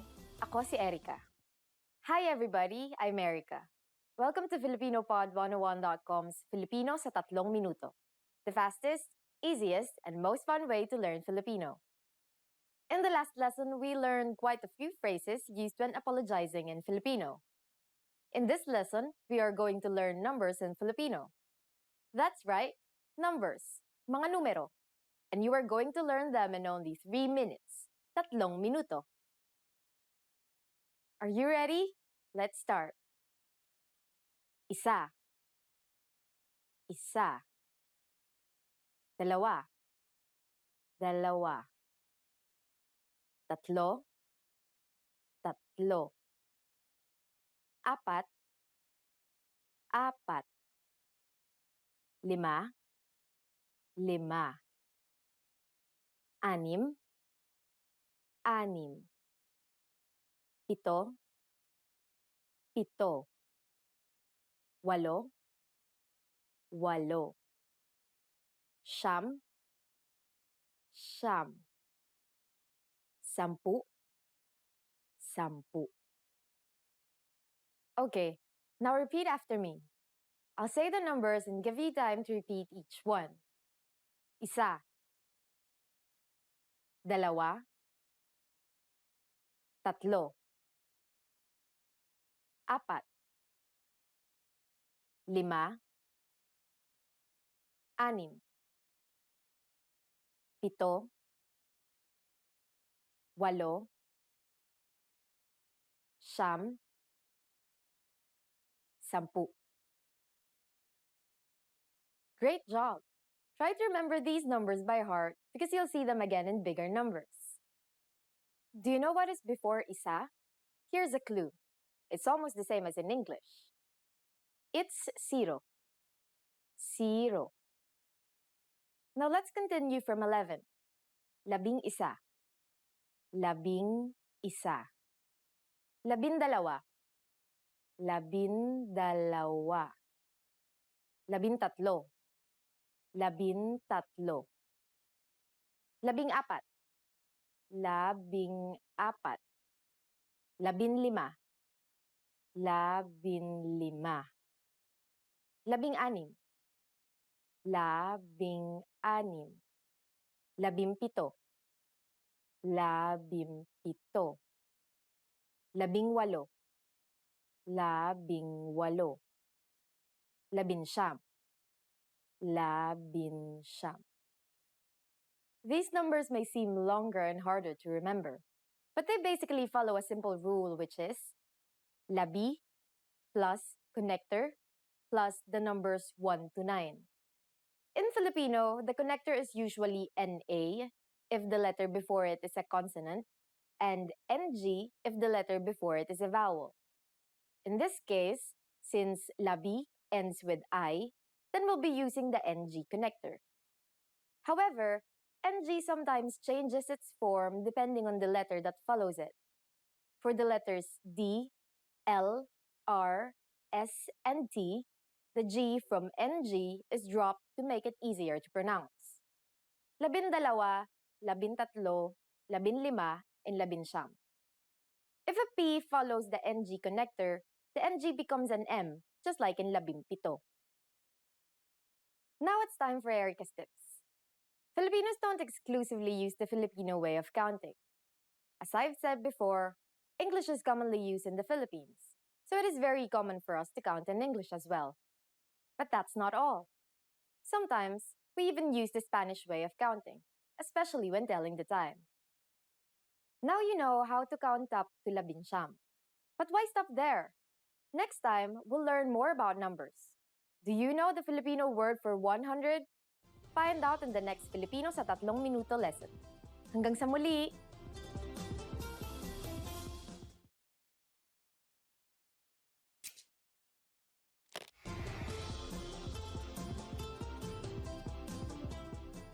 Kamusta kayo? Ako si Erica. Hi everybody, I'm Erica. Welcome to FilipinoPod101.com's Filipino sa 3 minuto. The fastest, easiest, and most fun way to learn Filipino. In the last lesson, we learned how to introduce ourselves in Filipino. In this lesson, we're going to learn how to use good manners as we thank people. Handa na ba kayo? Are you ready? Then let's go. Here's how we say thank you in Filipino. It's very easy. Salamat. Salamat. Salamat means thank you. When saying thank you very much, you just need to add maraming. Maraming salamat. Maraming salamat. Marami means a lot, and the NG is a connector added to marami to connect marami and salamat. Maraming salamat literally means many thanks and is equivalent to thank you very much. During the last lesson, we mentioned the informal and formal way of speaking Filipino. Salamat is the informal way to thank someone. When thanking someone older than you, you need to use the polite formal form. Do you remember what we need in order to do that? That's right. We just need to add the word po. Salamat po. Salamat po. If you really want to thank someone in a formal setting, you can add maraming, which means a lot, as we have just learned. Maraming salamat po. Maraming salamat po. Now, how do you answer? It's easy. Just say, walang anuman. Walang anuman. Walang anuman literally means it's nothing, but it is the equivalent of you are welcome. Wala means nothing, while anuman stands for whatsoever. It is a very common phrase to say when replying to a friend or a stranger who is thanking you. To make it formal and more polite, just add po. Walang anuman po. Walang anuman po. So when someone says salamat or maraming salamat po to you, you can simply reply with walang anuman or walang anuman po. Yes, it's that easy. Now it's time for Erica's tips. The word salamat is said to have been of Semitic origin. It sounds similar to the Arabic salam and the Hebrew shalom, meaning peace. Filipino has been influenced by many languages throughout history, so don't be surprised if you find similar sounding words from other languages, most especially Spanish words. Do you know that Filipinos have a specific greeting during the noontime? In our next Filipino sa 3 minuto lesson, you learn this and other greetings in Filipino. See you next time. Hanggang sa muli!